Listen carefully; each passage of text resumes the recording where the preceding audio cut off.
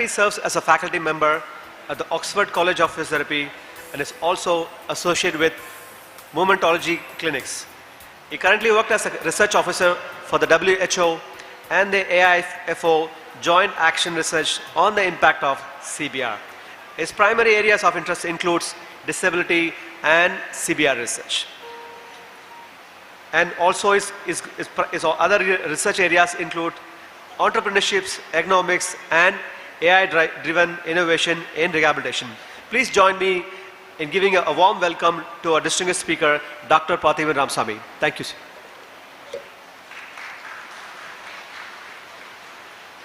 Good morning to all. Good morning to all. Thank you. Please proceed.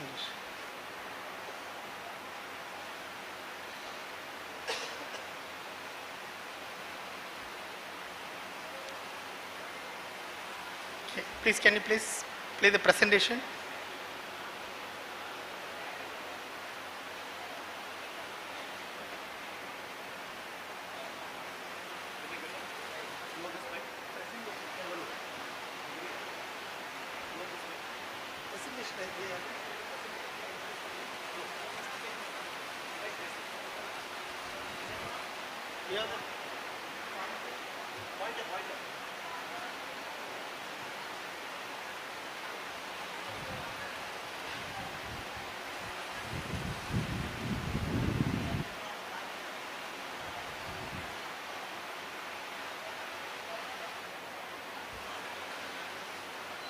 Good morning to all. My topic will be technology in physiotherapy and rehabilitation, intervention in a community-based rehabilitation. Before going, let me understand what is community-based rehabilitation. Every time people feel like doing physiotherapy at the community as a community-based rehabilitation, which is not actually true. Community physiotherapy is different. Community-based physiotherapy is different and community-based rehabilitation is different. These are all the three distinct areas which I wanted to introduce in the beginning. Community physiotherapy is where the treatment takes place. If you provide a physiotherapy services at a community, it is called community physiotherapy. Just a home care. So community physiotherapy is where the physiotherapy takes place. When it is coming for a community-based physiotherapy, how the physiotherapy takes place? If you are addressing the physical, psychological, social, emotional component, then it becomes a community-based physiotherapy. When it is coming for a community-based rehabilitation, it is beyond a physical rehabilitation. As per the WHO, as per the International Labour Organization, UNICEF and International Disability Developmental Consortium, the community-based rehabilitation defined as a strategy within a general community, So whatever you wanted to do in the community, you have to do in a general, not only for a person with a disability. For the rehabilitation, equalization of opportunities. So whenever we are discussing about a community-based rehabilitation, we have to look the community-based rehabilitation in a human rights framework, not from the medical aspect. For the equalization of opportunity and social inclusion. So whenever we are doing a community-based rehabilitation, we have to consider the social inclusion and mainstreaming the person with a disability. So it is not the person with the disability as a participant, we have to include the person with the disability as a decision taker in the entire program. For all people with the disability, the word of all people with the disability is, you should not plan the community-based rehabilitation only for cerebral palsy or only for spinal cord injury. You have to consider all disability. Again, all disability in India is defined by Right of Person with the Disability Act, which is a 21 kind of disabilities. So whenever you wanted to do the community-based rehabilitation, you have to plan the program for all the 21 kind of disabilities, including their parents and all the decision taker in the community as a general community project for the development and equalization of opportunity in a human rights framework. That is much more important. It is not just doing the physiotherapy at the community. So whenever we feel physiotherapy at the community, that is a community physiotherapy. If you use physical, psychological, social element, that becomes community-based physiotherapy. Until and unless if you are looking the problem in the human rights framework, until and unless you are including all kind of people with disability, until and unless you are including the stakeholders of the community, it is not a community-based rehabilitation project. That is the first and foremost information. Artificial intelligence. From yesterday morning we are hearing so much about an artificial intelligence. Again, coming to whatever sir's quote again. Artificial intelligence is new? No, it is very, very old. It is a technology of 1951. The first artificial intelligence program has been written in 1951. So 75 years old. So whenever we think artificial intelligence is new, it is definitely not a new. And 1970, 1956, the word of artificial intelligence has been coined by John McCarthy. Today he is considered as a father of artificial intelligence. The rule-based program, whatever we call it as an algorithm-based program, was the initial rule-based program considered as an artificial intelligence. In 1980s to 1990s, the actual machine learning process started. In 2000, the artificial intelligence has gone for natural language processing method, where the voice recognition and text recognition and image recognition and computer vision has started in 2000. Today, where we are? Today, artificial intelligence is not just ChatGPT. ChatGPT, whatever we are using today, is a technology of 1950s. So, in ChatGPT, artificial intelligence has gone for generative AI. Generative AI in artificial intelligence, in OpenAI, there is a ChatGPT program called Sora. In Sora, if you give it prompt, that create an image. Creating an image for your prompt is considered as a generative artificial intelligence. From generative artificial intelligence, we have gone for supercomputer. From supercomputer, the artificial general intelligence has come. AGI has much more complex problem to be solved in a very shortened time. Whatever we are supposed to do for 2000 years, a calculation using quantum computers, we can do it in 6 to 7 minutes. So new invention will come, new drug delivery will come, new climate changes will come. So many changes, whatever the mathematical algorithm supposed to run with the help of supercomputer for 2000 years can be done in 6 to 7 minutes using quantum computer. From quantum computer, we have gone for autonomous AI agent. From autonomous agent, the synthetic intelligence comes. Synthetic intelligence is where the human's kind of emotional intelligence has been already incorporated in the artificial intelligence. So humanoid robots are already started to come. So now the future, what is happening right now today is called as an organic intelligence. Organic intelligence is if you take a patient with a cancer, you no need to give a random drug for a cancer. If the cancer survivor, you take a small part of the cancer and grown in a stem cell method in a lab. And whatever the drug we are supposed to test in the cancer patient, we can test the same cancer related drugs on the type of the cell what has been grown in the lab. So what is more effective, that particular drug can be given.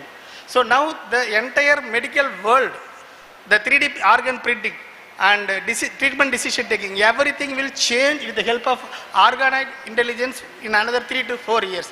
And already organized intelligence is giving a much more promising result that in another 10 years, patient will come and tell you that I have gone for organoid intelligence or I have a 3D printed kidney, can you do the rehabilitation program, which you have to be prepared for it.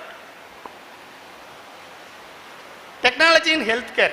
So basically to understand the technology for a physiotherapy or rehabilitation, we have to understand the machine learning program.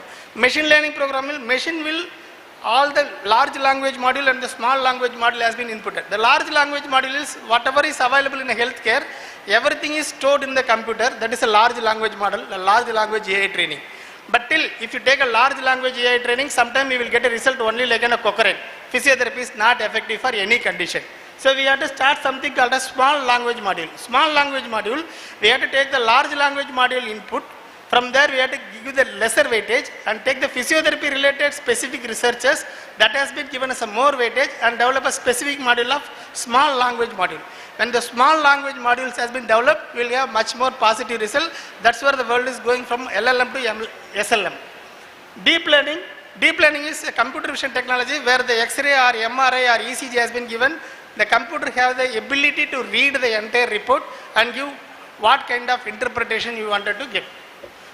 Natural language processing. Natural language processing is a voice has been processed as a text, writing has been processed as a text. So now the computer have a ability to recognize a human voice and convert that into the computer type ratings.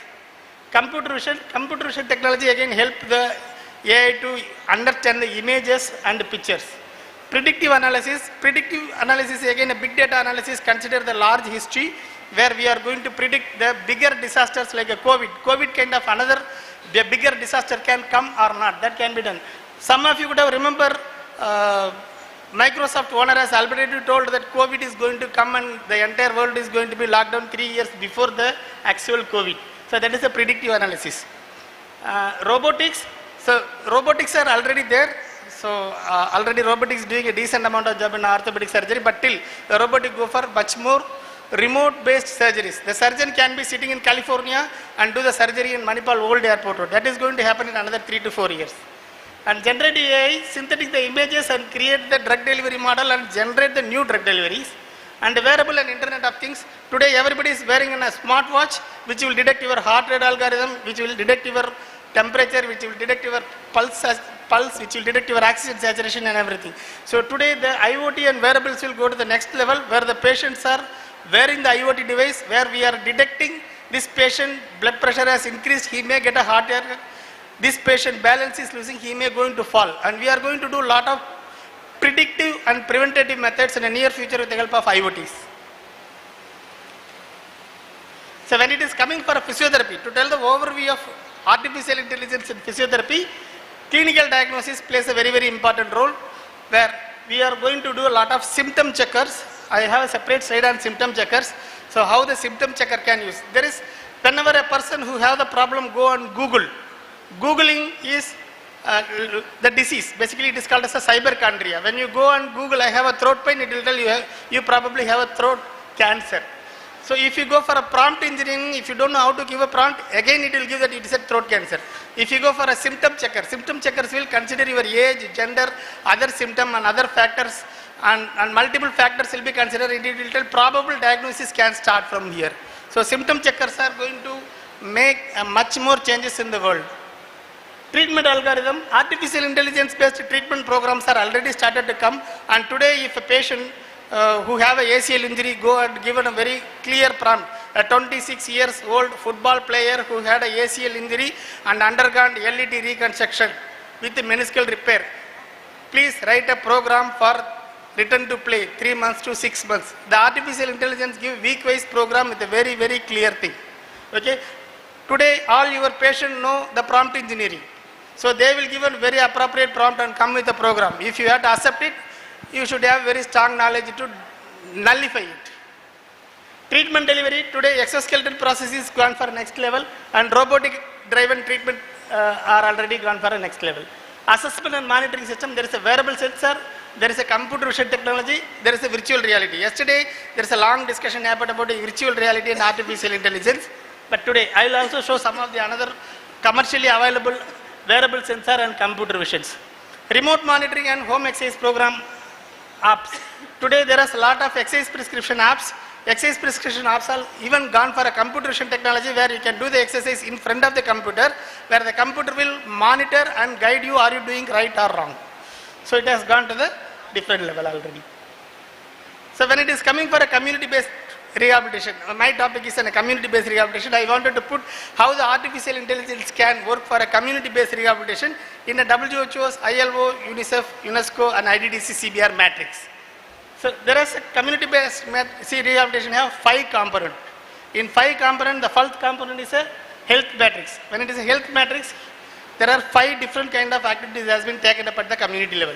One is health promotion, disease prevention, medical care, rehabilitation and assisted devices. So whatever we discuss as a rehabilitation, physiotherapy is a part of the rehabilitation, but we are also supposed to think about health promotion, disease prevention, medical care, rehabilitation and assisted technology. When it is coming for health promotion, wearables and fitness apps are going to impact very large. Today everybody will have a smartphone. Everybody's smartphone, there is an app called Google Fit. In a Google Fit, you just activate a Google Fit, it will count the number of steps you walk.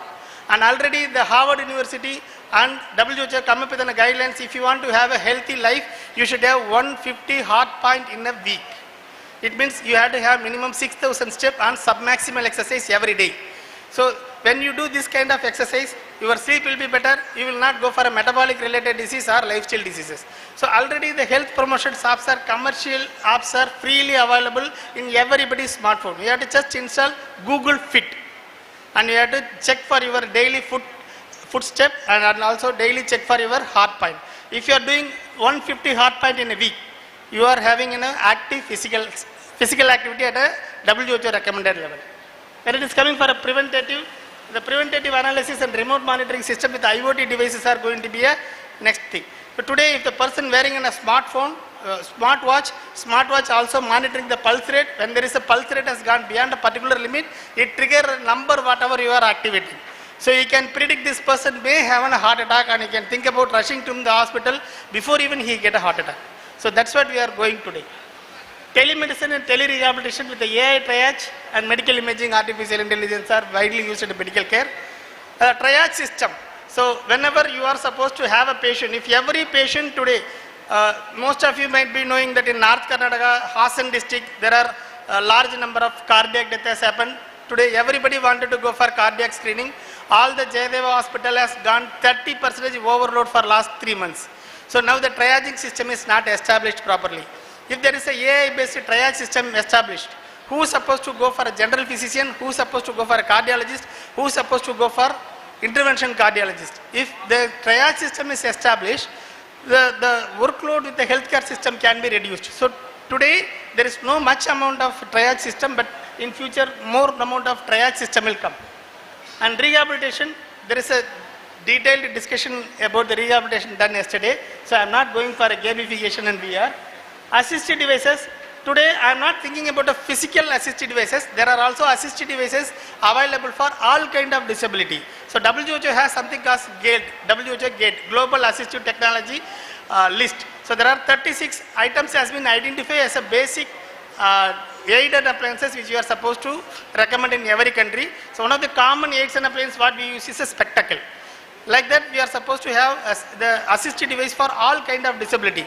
If it is a person with visual impairment, there is a screen reading softwares are available. Today every smartphone available with a screen reading option. If you have a difficulty, you can activate your screen reading system, where your screen reading system will tell about what is happening in your mobile phone without even looking into it. So when it is coming for an education component, again in the education component, childhood education and newborn education, primary education, secondary education, non-formal education, lifelong learning. Childhood education is birth to 6 years. Primary education 7 to 15 years. Then 15 years plus is higher education, and non-formal education is an adult who don't have a formal education, but till considering the age, they can apply for a university qualification. That's a lifelong learning. Non-formal education is an open education system. The lifelong learning is, even today I have to learn to upgrade myself. Whether I am a graduated or educated or uneducated, I should learn something to keep myself always on the top of the field. So that's a lifelong learning. So there is an applications available in every area, and there are a lot of things that are already in developmental mode. Parent guidance app. Today there are a lot of parent support groups are available. There are parent specific clinical applications apps are coming up. Today, for example, if the child having a oromotor problem, usually they don't know whom to approach or how to go for it. If there are applications are available, there is a Beckman Oromotor Institution, materials are available, the people started to share it, then people are getting more idea about how we are supposed to address the oromotor problem of child with cerebral palsy. There are a lot of IoT things are happening. When it is coming for a primary education is more about text to speech. Today, screen reading softwares are playing in a crucial role of education of visual impaired. I am associated with a school called Sri Ramana Maharishi Academy for the Blind. We have given around 85 computers for all the students from 6th standard to 10th standard, and all the students write an examination in computer, on their own computer, without anybody's support. So that's what happening today. The 6th student, 7th standard student apply for a common examination with their laptop. So text to speech softwares are really doing a drastic changes in the industry. When it is coming for a higher education, there is a AI curriculums are coming up, the case-based learnings are coming up, and virtual labs and simulation labs are coming up in a drastic level. Non-formal education, micro-learning become very, very popular. Most of the people may not be knowing, there is a website called Swayam. The Indian Institute of Technology offer a wide range of courses for everybody, where the courses are free, or sometimes you have to pay 1,000 rupees and write an examination, you can get a degree. Today, if you want to become an ergonomics, Madras University and West Bengal University given a diploma in certificate course in ergonomics, the Swayam portal, where we are supposed to get in 1,000 rupees, you can get an IIT qualification on ergonomics. So micro learning became a very popular concept today.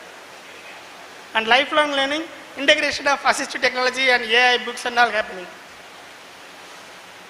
When it is coming for livelihood, livelihood is about formal job and non-formal job. So workplace accessibility has become very, very crucial in this area. So every workplace supposed to have accessible for all kind of people with a disability. If it is not, it become a legal mandatory now.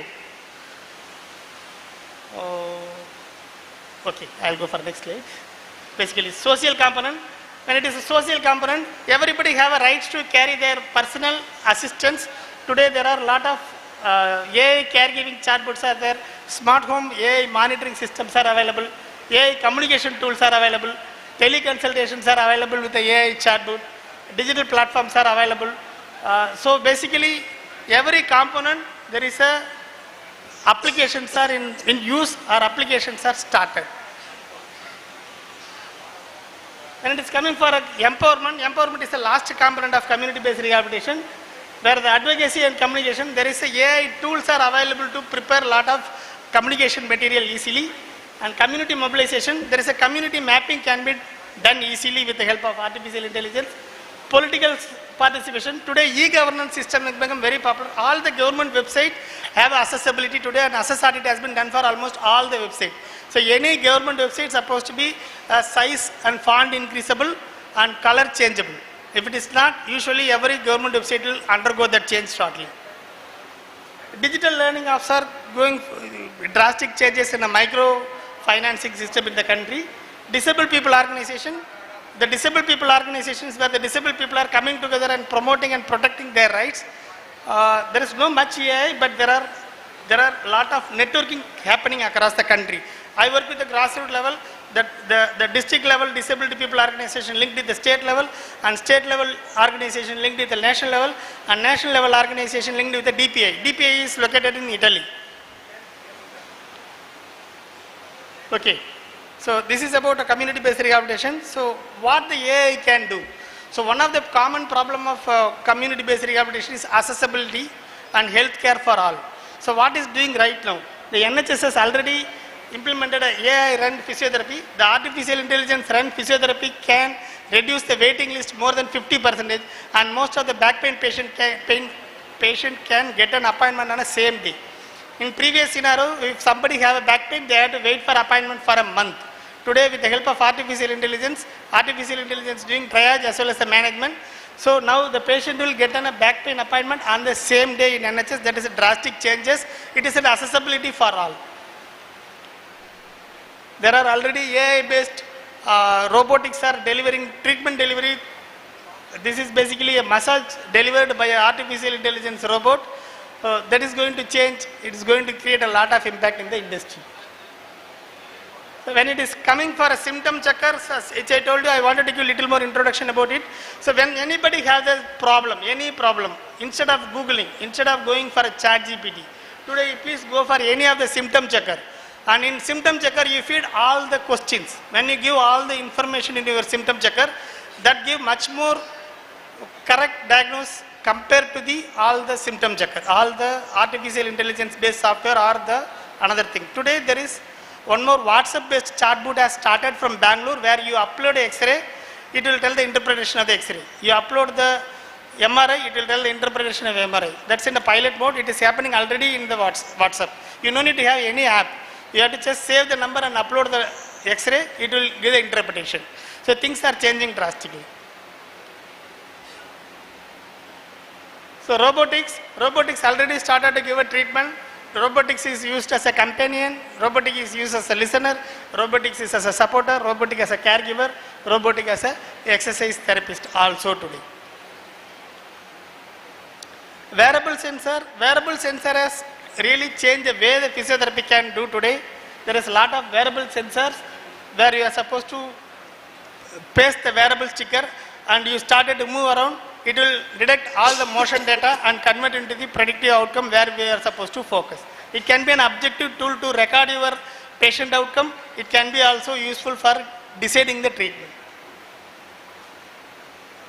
Computer vision. So computer vision again going to act as an alternative therapist where we are supposed to do the remote monitoring. Whenever we are considering about the telehealth, whenever we are thinking about remote monitoring system, we are supposed to understand about the computer vision. The computer vision will detect the human body and it will start to map the joints. The face it will detect around 54 sensor, in the spine it detect only 6 sensor, but till it can give a decent outcome about how your body moves, whether it is moving inline or outline. So in this, okay, there are 3% differences in the knee where we are supposed to go for a deep knee flexion, which is not going. So like that there are multiple applications are available. The extra AI vision is much better, Kimati is better, Get Active is working on, AI Physio also doing great. There are multiple applications already available commercially. So when it is coming for fitness industry, artificial intelligence is drastically changing the fitness industry. Today, Cult and Gold gyms are adapting the AI trainer like this, and this is a startup from Bangalore where the life-size cameras are put in front of you. If you are supposed to do in front of the computer, and computer will detect your motion, and it will tell how many degree of deviation you are doing from actual workout. So today, you no need to go for anywhere. So many softwares are already available for that. So computer vision gamification is already discussed a lot yesterday. Home-based exercise prescription app. Today exercise prescription app started to count your repetition. It will tell 1, 2, 3. After completing the exercise program, it also monitor how is your symptom. It take the feedback. So when I am telling about an advocacy, I wanted to show 2 more slides. This is about advocacy. This is a project called X to Assess. So Google, you all giving a Google review. Like a Google review, how this place is accessible. Now you can give a review and rating about accessibility. I have put an impact of Mangalore Town Hall, have 24% of score, basically 1-star review in terms of accessibility. So you have to just go to the S to accessibility. In future, if any of the patient asking about, I have a plan to go to Ahmedabad, I have a plan to go to Mumbai, where I can stay. You can suggest this website, you install this app and check for the hotel, which hotel have a 100% accessibility. You go there, that place will be accessible for a wheelchair user or visual impairment. Today, this is going much better than the Google rating. So the future is going towards an advocacy using AI and technology. So this is one kind of advocacy which is promoted from Bangalore. Okay, last but not least, any technology try to replace the humans will fail. So any technology try to optimize the physiotherapist or healthcare professional will be successful. To tell the IBM company have a legal firm in the industry where it have 97% of predictability, which is doing very good. At the same time, $4 billion has been invested in IBM Watson. IBM Healthcare has failed. Okay, IBM Healthcare has failed in terms of cancer rehab. It has expected to change the industry of cancer, but unfortunately the IBM has, as an artificial intelligence tool, it has failed. Again, Google started a healthcare vertical which is supposed to be shut down in a very short duration. So any technology which is going to replace the physiotherapist will not really sustainable. Any technology which will optimize your efficacy will go for a next level. So you don't need to think too much about artificial intelligence will replace the physiotherapist. It is last slide. Thank you. Before thank you, this is a message from the president of Australian Physiotherapy Association. The last sentence tell about by 2050, the physiotherapist will be working inside the patient body as well as outside the patient body. So be prepared for unexpected things in the near future. That is the impact what you are supposed to learn about an artificial intelligence in healthcare. Thank you for opportunity. Thank you for the organizers and patient audience. Thank you.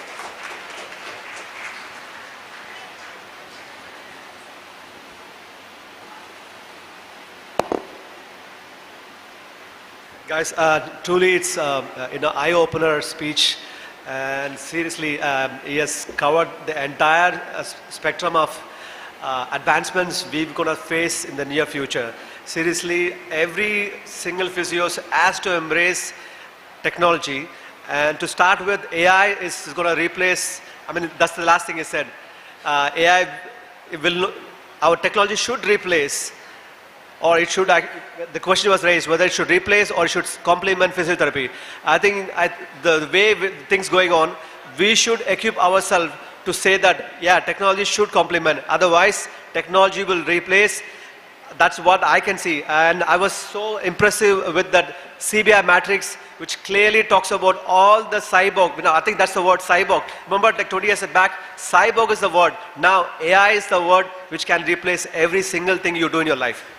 I think the CBI matrix was clearly a spectrum of things available to do a comprehensive CBR rehabilitation just on your mobile apps. So I think I would advise our students to, if you guys be an entrepreneur in future, you got to adapt AI, and our speaker is truly resourceful on that aspect. He covered every aspect of CBR matrix, and with a clear examples of how this will be utilized in. And the last thing but not least, I think talking about the accessibility review, that was truly amazing. I think that will help you to, that will help you to, whenever you opening a clinic, ensure that our accessibility will be also reviewed sooner or later. So ensure if you're building a private clinic, ensure that accessibility is to the standards of or the norms. But thank you, sir. Thank you for the wonderful talk, and I truly, it was impressive. And ask my moderator to have some few words.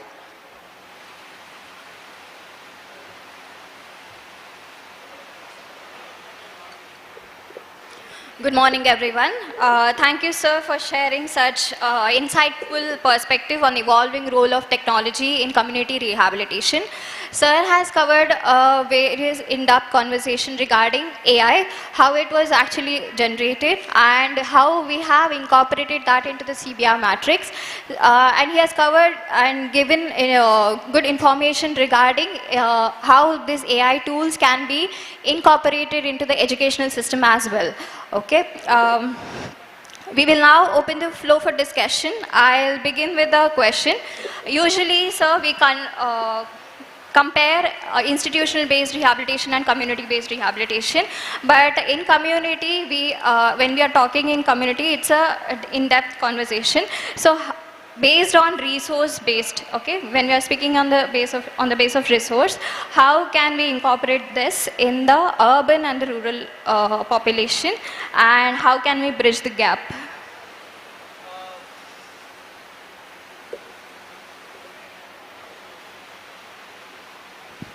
Hello. Good. Thank you for the question, madam. First and foremost important discussion is about institutional-based rehabilitation is a healthcare model. Community-based rehabilitation is human rights framework. So I should not be discriminated because I am a person with a disability. That's a community-based rehabilitation concept. So whenever we wanted to incorporate the technology in a community, the costing, availability, accessibility, affordability is a major concept. Whenever it is coming for affordability, today there is a possibility called corporate social responsibility. Every corporate is supposed to spend 2% of their profit for a social responsibility. I wanted to give you a very small example of Neo Motion wheelchair. Most of you would have seen the Neo Motion wheelchair. Most of the people in Bangalore are all using the Neo Motion wheelchair for Swiggy and Zomato delivery. So it has reached for a larger audience only because of a corporate social responsibility. The actual cost of the wheelchair was 1,08,000 rupees. Today in Association of People with Disability, it is available for 5,000 rupees. It is possible because of the corporate social responsibility partner. Any technology can be taken down to the industry. There is only a language barrier. We have to overcome the language barrier. It is a technology based, and acceptance is fairly enough. If you are underestimating the technology acceptance, we will become a Nokia. Nokia is a pioneer in the industry, failed because they are not predicted the industry go for massive revolution in a smartphone. So they failed it. The another competitors could think, predict, they could react. So today the community is willing to adopt and accept. There is affordability is a problem. The policy makers as well as the funders and mentors are supposed to change their mentality and promote the appropriate ecosystem. Today if you go to any HDFC ATM, you can see the right side or left side, inconvenience, regretted, this place is not suitable to build a ramp. I am not worried about they are not building a ramp. At least they are understanding that it is their responsibility to build a ramp. So the change is already begun. We are supposed to be the catalyst to bring the change. We are supposed to advocate for the voiceless people. I continue to do. I request everyone to continue to raise the voice for the people with the disability, because anything you do for person with disability is not only for a person with disability. It is for kids. It is for old age. It is for us in the future. Thank you, sir. Now I would like to invite questions and thoughts from our audience. Please feel free to share your perspectives.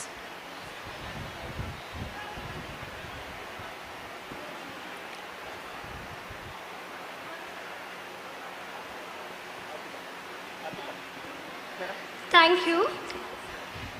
So you have a question? John, so you have a question? Okay. Thank you. Students, anyone has any questions? Okay, so we will wind up. Thank you, sir, for your insightful and thought-provoking session. May I now request our chairperson, Dr. Vijay Kumar, to kindly present a token of appreciation to the speaker.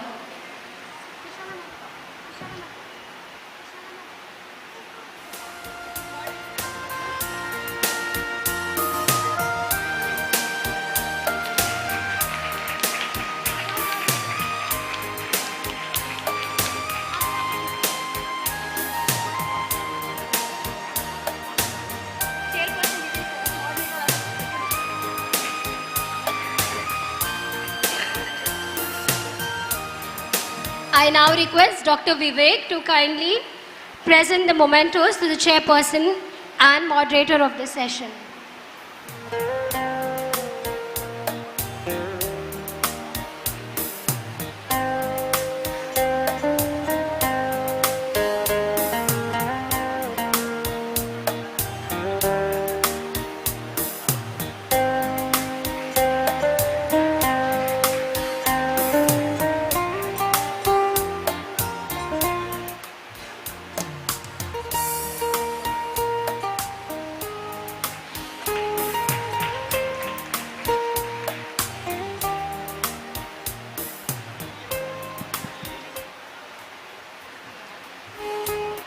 Thank you all. We will now move to our next distinguished speaker. It is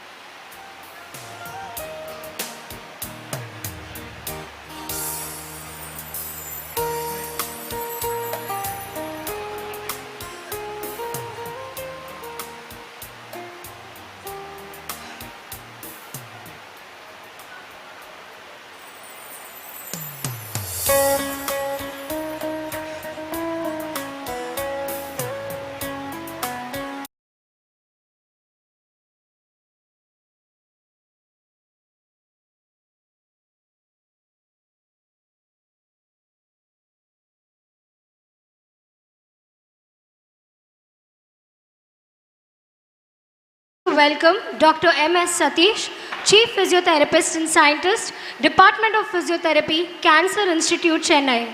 Sir is a clinician, researcher and educator committed to bridging the gap and advancing evidence-based physiotherapy. It is our privilege to welcome the chairperson for today's session, Dr. Gladson, Principal and Professor, Dr. M.V. Shetty College of Physiotherapy, Mangalore. And this session will be moderated by Dr. Shyam Sundar, Principal, Thiraviyum College of Physiotherapy, Theni, Tamil Nadu.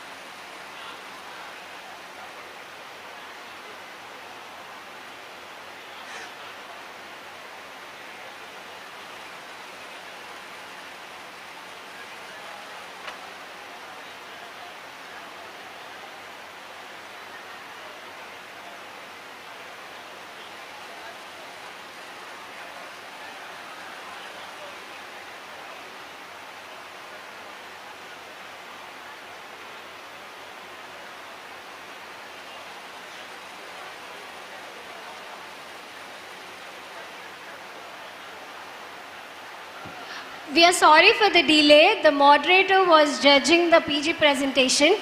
We will start your session, sir. We are so sorry about that. Sir will join in the meantime. I now request Dr. Vijay Kumar, Professor, to kindly welcome Sir with the bouquet.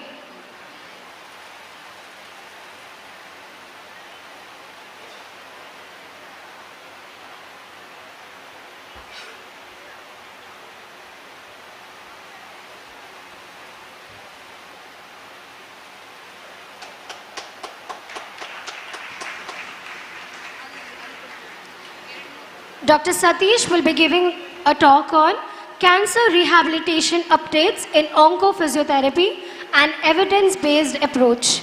Over to Dr. Gladson.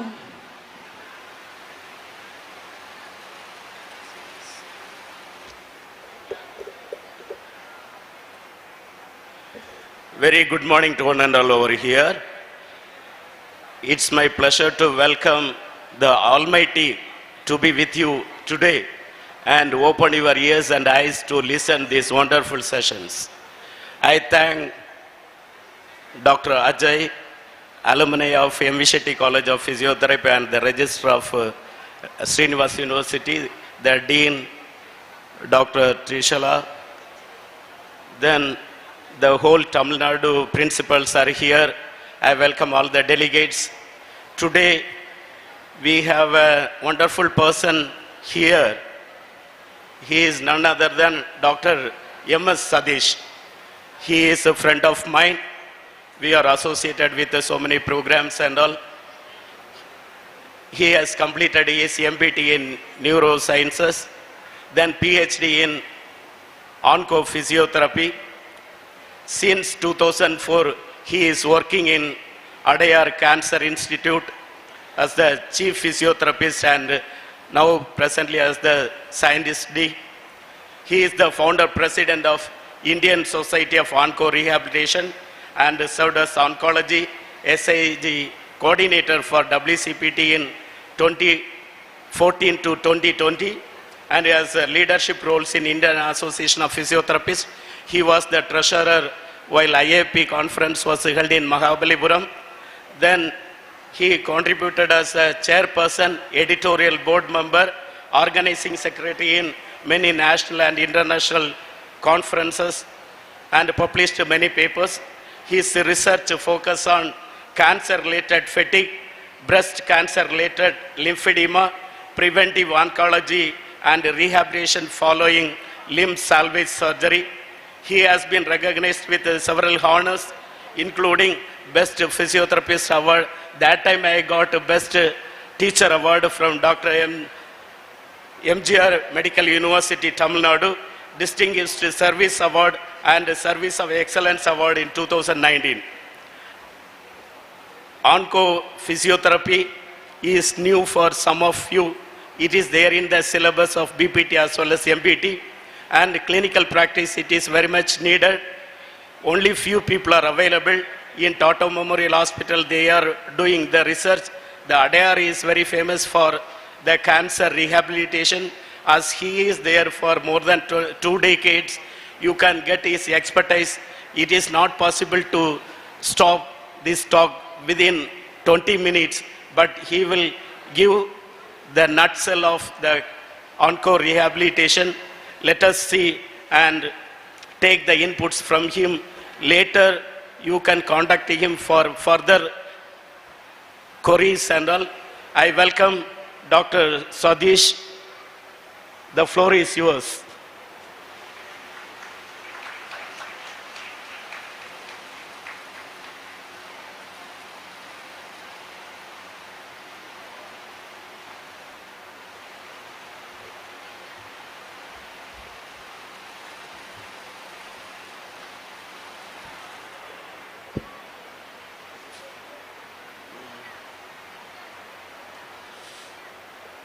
Good morning. At the outset, I would like to thank the organizers for the opportunity given. The topic that I will be covering today is cancer rehabilitation, updates, evidence-based approach.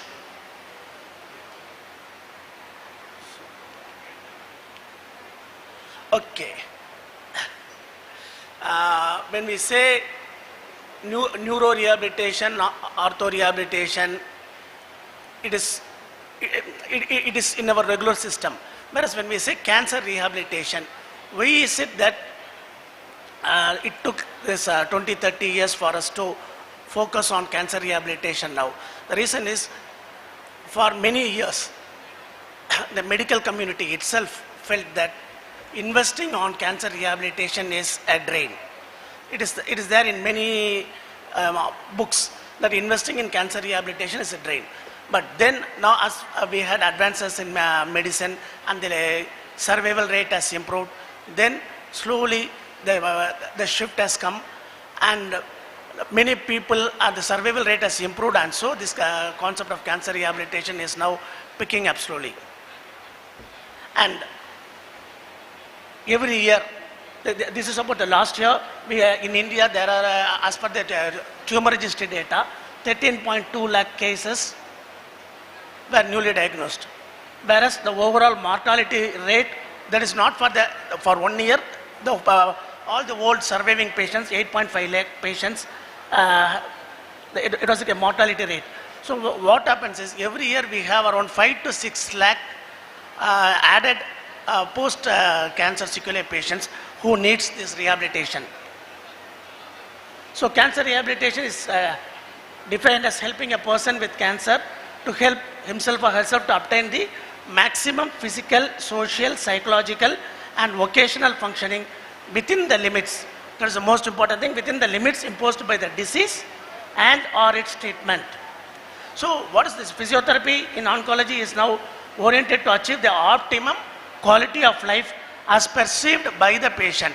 That is the most important thing. This quality of life is something that has to be pursued by the patient, and whatever the patient feels that they are the relatives as a family they see, that is where we plan their rehabilitation. So what are the normal challenges that has been faced by the patients during treatment? Normally, as we all know that chemotherapy and radiation therapy, the side effects are anemia, hair loss or thinning, then bleeding, that's because of the thrombocytopenia, or skin rashes. And these are all the commonest side effects during chemotherapy. And the management of cancer, when we say cancer, it can be solid tumors or non-solid tumors, which is hematological cancers. For solid tumors, the first primary option will be surgical. The next will be a combination of medical and radiation therapy. And whereas for hematological cancers, it is only primarily medical and to some extent radiation therapy is there. So as of all the side effects of cancer treatment, nausea, diarrhea, fertility issue, fatigue, mucositis, muscle and nerve problem, incoordination, and lung problems, pulmonary problems, those things that has been marked in the green, fatigue, mucositis, muscle and nerve problem, incoordination and pulmonary problems can be addressed by physiotherapy. That is more because of the 7 or 8 main complications, 5 can be addressed by physiotherapy.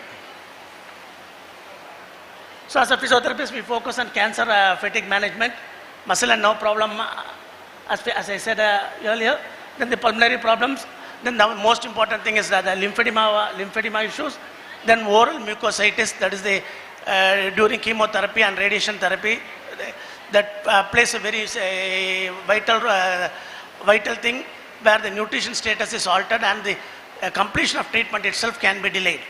So in that case, handling this oral mucositis as a physiotherapist, we will be able to help them out. So this particular study in 2006 by McNally, that was the that gave the shift in paradigm, that exercise training improves the quality of life and exercise capacity and physical functioning and reduces the fatigue in patients with exercise intolerance due to cancer.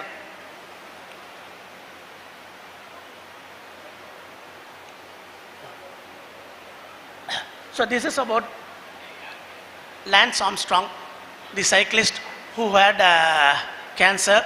He survived cancer.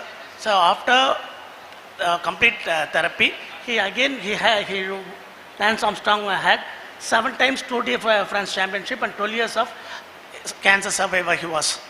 And then later, due to secondary new primary, he succumbed to the disease. So the main question or the main resistance comes from the patient and their attenders. So these are all the things, because when I started at Cancer Institute 20 years back, first 3 to 5 years, this is the main difficulty that I encountered when I went to the ward to see the patient. The patient attenders and the patients will say, I already have a cancer, I am already fatigued, so why should I do these exercises?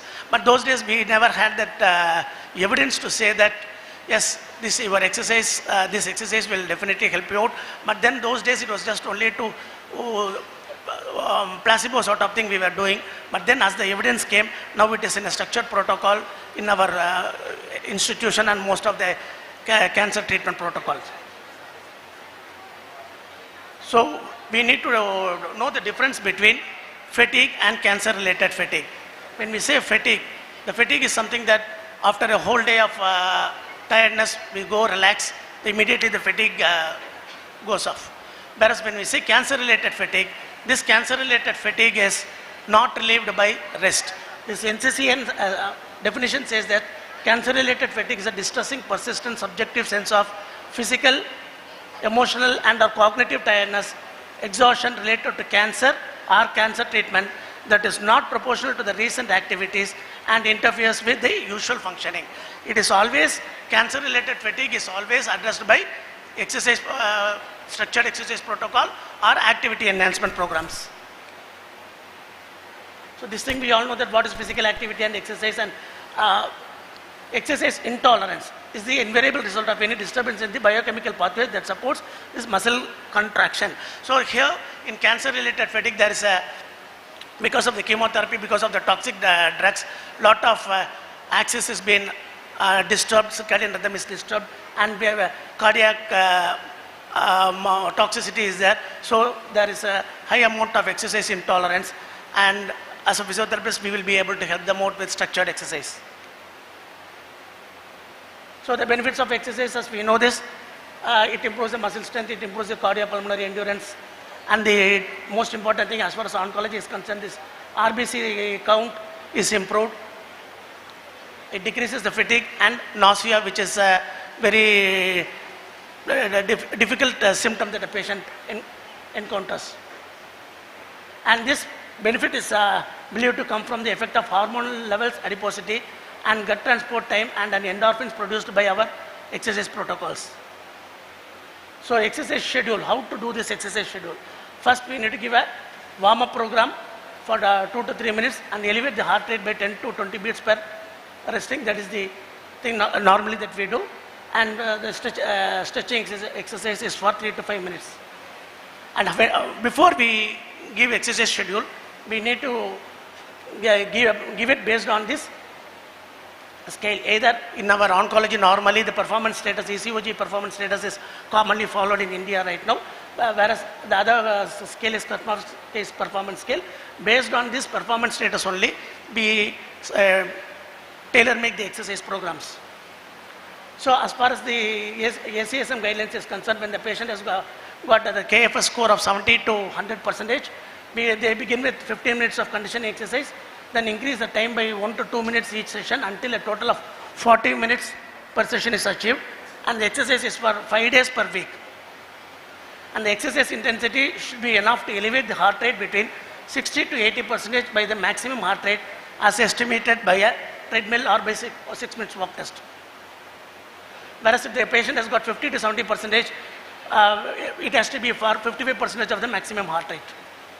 And the exercise, when the KFS score is only 50 to 70%, the exercise program is only for 3 days and will go up only to 5 days per week. So this aerobic training exercise, as we said, it improves the cardiac morphology, it improves the blood volume, and it improves the skeletal muscle morphology. And this exercise has a significant role in the angiogenesis. And this is coming to breast cancer rehabilitation. So post breast cancer, post mastectomy, the problem that has been encountered by our patients will be shoulder abduction will be limited. So when the shoulder abduction is limited, within 3 weeks after surgery, the patient needs to go to radiation therapy. So for radiation therapy, the position that the patient needs to be on the table is this position. This will be the position for the patient to be on the table for radiation therapy. So to reach that position within the 2 weeks or 3 weeks, by the 10th day or 13th day, the clips will be removed or the sutures will be removed. Then to attain that range is challenging. We need to have that. Here we have a computer CT thing where if you say this side of right side, a patient A with shoulder abduction more than 90 degree, so less than 90 degree, and the other side patient B has got a shoulder abduction more than 90 degree. So when the patient has got a shoulder abduction less than 90 degree, see, when they irradiate, the lungs are not irradiated. Whereas when the shoulder abduction is less than 90 degree, the lungs are also irradiated. So what happens is there will be lung fibrosis, and that causes significant problem to the patient after 3 to 5 years. Same thing. AP thing. See here what happens is when the shoulder is abducted, the lung goes down and it escapes the radiation. Whereas when the shoulder is not abducted above 120 degree, the lung is irradiated. So the most common cancer among, this is the 7th topmost cancer as far as male is concerned in India. So the problems that the patients in head and neck cancer they encounter are mouth opening or trismus, shoulder range of motion dysfunction, pain, chest expansion difficulty, and because of this, in head and neck cancer, most of the surgeries are commando surgeries. The overall pectoralis major muscle will be taken off, and so what happens is there will be a tightness of chest, but the chest expansion is compromised. We need to work with the patient on that. So as I said earlier, this for oral mucositis, laser, photobiomodulation, that helps the patient a lot. Some 15 years back in BMT, bone marrow transplanted patients, they used to be in the BMT room for 15 to 18 days because the main problem that they will be encountering will be oral mucositis by the 3rd day or 4th day. So once they get the oral mucositis, the nutrition level goes down, so all the other plethora of problems comes in, and so the patient will have to be in BMT, which so once the patient is in the hospital for more than 8 days, other co-infections come, and that was a problem. Whereas once when this photobiomodulation thing, some 15 years back, we had a discussion with Arunmaya sir, and we started working on this thing. Then with photobiomodulation, from 15 to 18 days hospitalization or the BMT hospital room stay, it came to 8 days. And 15 years back, 13 to 15 lakh that patient used to spend. Now it is only 7 to 8 lakhs. Because the number of stay in the hospitalization, BMT room has come down, and that is primarily because this oral mucositis is addressed. Then the other one is trismus. So we know the treatment for trismus as far as this thing is kind of the jaw stretchers, vorobite, therabite, and other things.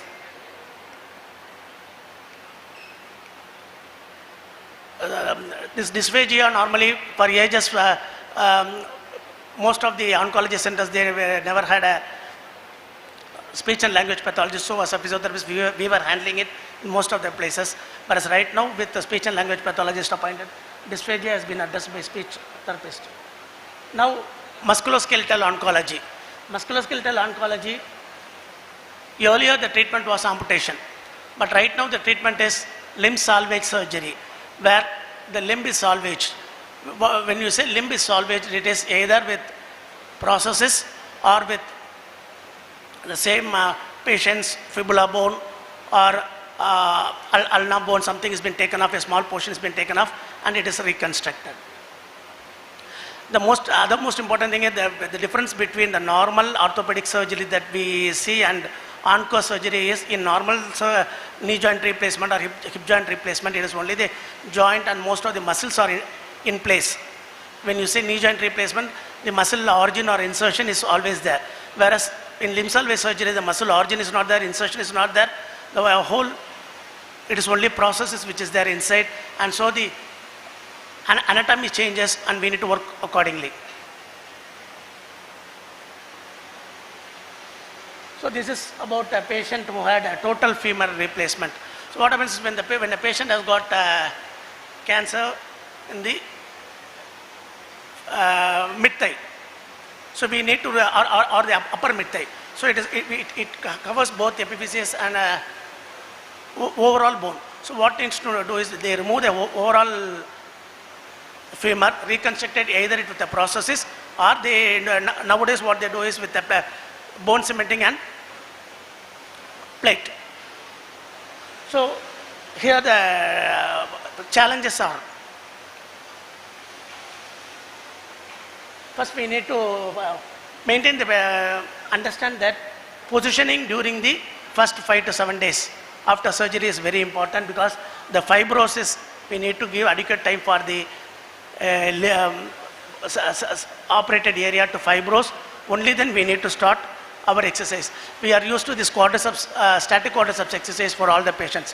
Whereas in oncology, for tibial resections, we will not be able to do a static quadriceps for the first 2 weeks.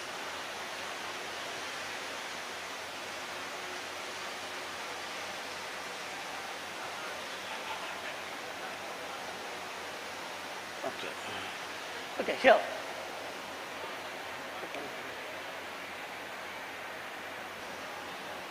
Yeah, the last thing, the local transfer of muscle in order to cover the implant of, that is the most important thing, because in post surgery, because it is processes, the processes is exposed. So what they do is, we need to cover it with muscle. So some muscle will be taken up to cover the processes, and then that same muscle will be inserted, and so there will be a change in biomechanics.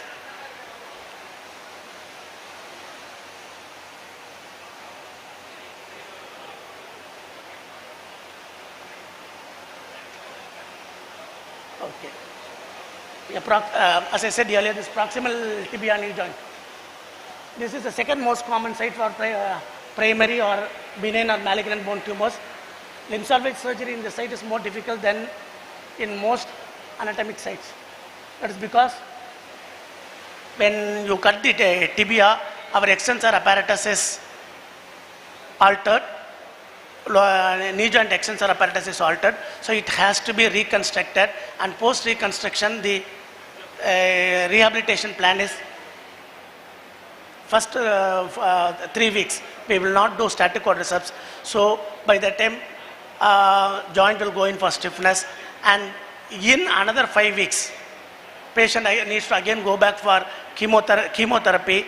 So what happens is within that 5 weeks, for 3 weeks patient is immobilized with no knee ROM or no quadriceps exercises. The next 2 weeks we need to enhance and fasten our rehabilitation program and achieve the full ROM, because after 5 weeks patient again goes back to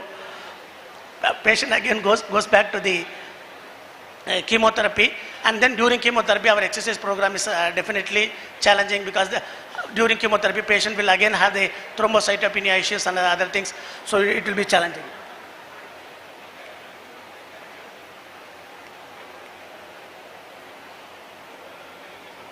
Okay, as I said earlier, the main problem that as a physiotherapist we encounter will be abductor attachment of the greater trochanter is altered.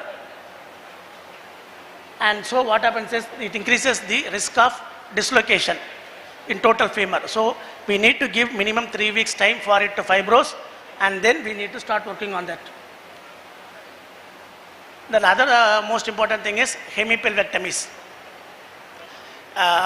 Internal hemipelvectomy. Earlier it was amputation. Now with internal hemipelvectomy, the rehabilitation is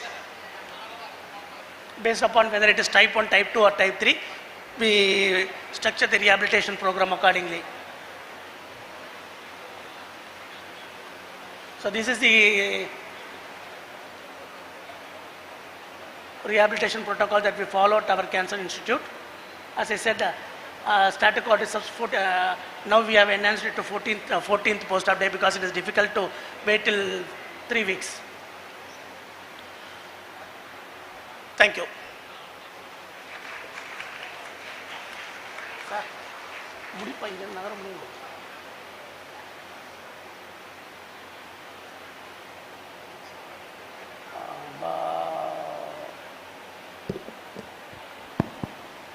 Is there any questions from the audience? You can raise your hands.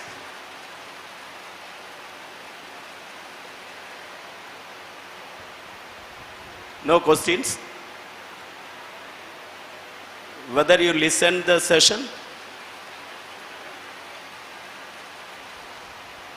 Anyhow, you are not much involved in the ongoing rehabilitation. You may not be having much more questions now, but I have few questions. How the RBC will increase if you do the exercise?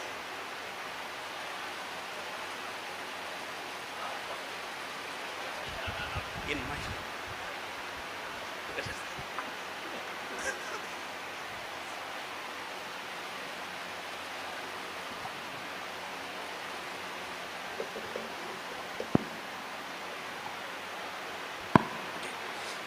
So thank you for the question, sir. So it is, there are ample studies that says that as with exercise, the demand on the what is this thing, spleen, okay, is increased. So what happens is the reduction, auto cutting of the RBCs is brought down. So, so what happens is, and more than that, when the patient is completely bedridden, not mobile, the demand on the system is less. So when we do exercise as a structured exercise, the demand increases, and so what happens, the overall blood volume, everything improves. So RBC is also improved. Okay, next question. Most of us are thinking about our hair. So hair loss is the main problem over there. How you tackle the hair loss through physiotherapy? So it is not, as of now, it is only. Okay. Sir, I never said for hair loss it is managed by physiotherapy. Among the thing, minus those top 3, other 5, cancer-related fatigue, nausea, vomiting, then lung condition, all those things will be combated by. Yeah, few people may say that because of the massage therapy on the head. Is it possible? So that's not my domain, sir. Then cancer. Yes. There you are getting fatigue. Yes. So how to reduce the fatigue and what are the energy conservation technique we can teach to the patient? Yes. As I said earlier, cancer-related fatigue is addressed either only by structured exercise or by activity enhancement. So it is based upon that KFS score or ECOG status. If the patient, second day after chemotherapy, if the ECOG status is 3 or KFS score is 50, around 50 KFS score, then we do only activity enhancement as a technique. Activity enhancement as a technique. Okay, thank you. Whereas if they have a better KFS score, then we give them structured exercise protocol, the normal exercise protocol, 3 minutes walk and other things, and with resistance band exercises that can be combated. Thank you, thank you. So you got the idea how you have to debate with the experienced person and get the knowledge from them. If you are simply sitting, you won't get the knowledge. So you have to come forward to ask the questions. On behalf of you, I ask the questions. Thank you very much for the wonderful session we know that you cannot cover all the topics. It's a vast, huge ocean like. And anyhow, you managed to give the nutshell of it. Thank you very much. May God bless. Thank you, sir.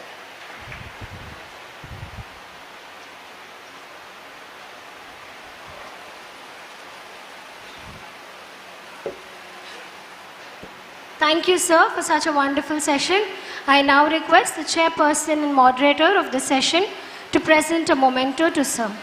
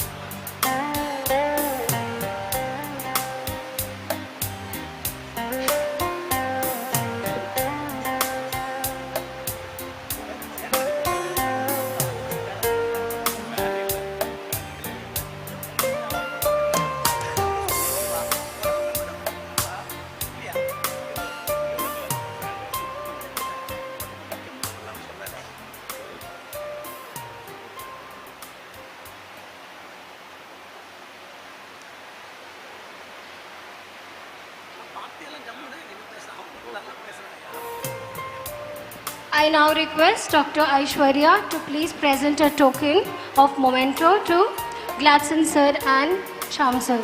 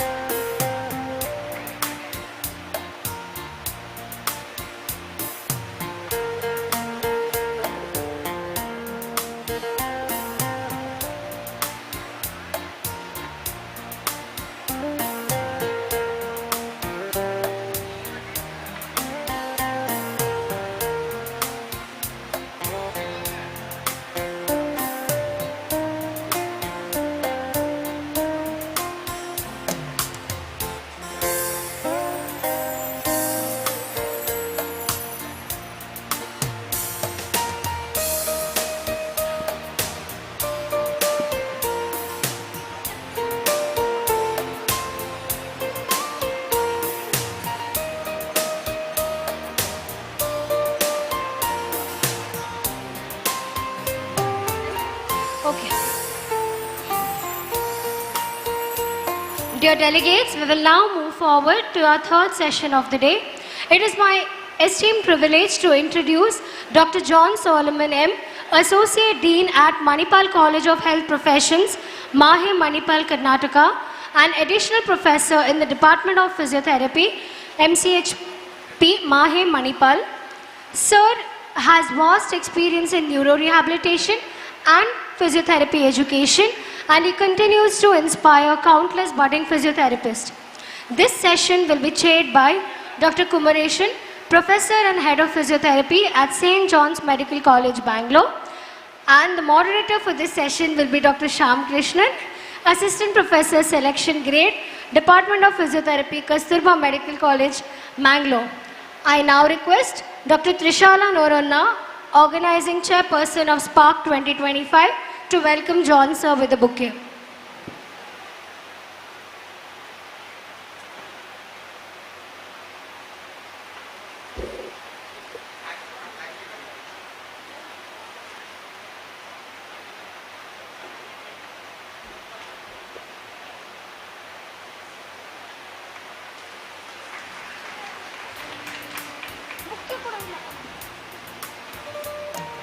Dr. John, sir, will speak on the topic Best Practices in Vestibular Rehabilitation, Do's and Don'ts for Physiotherapists.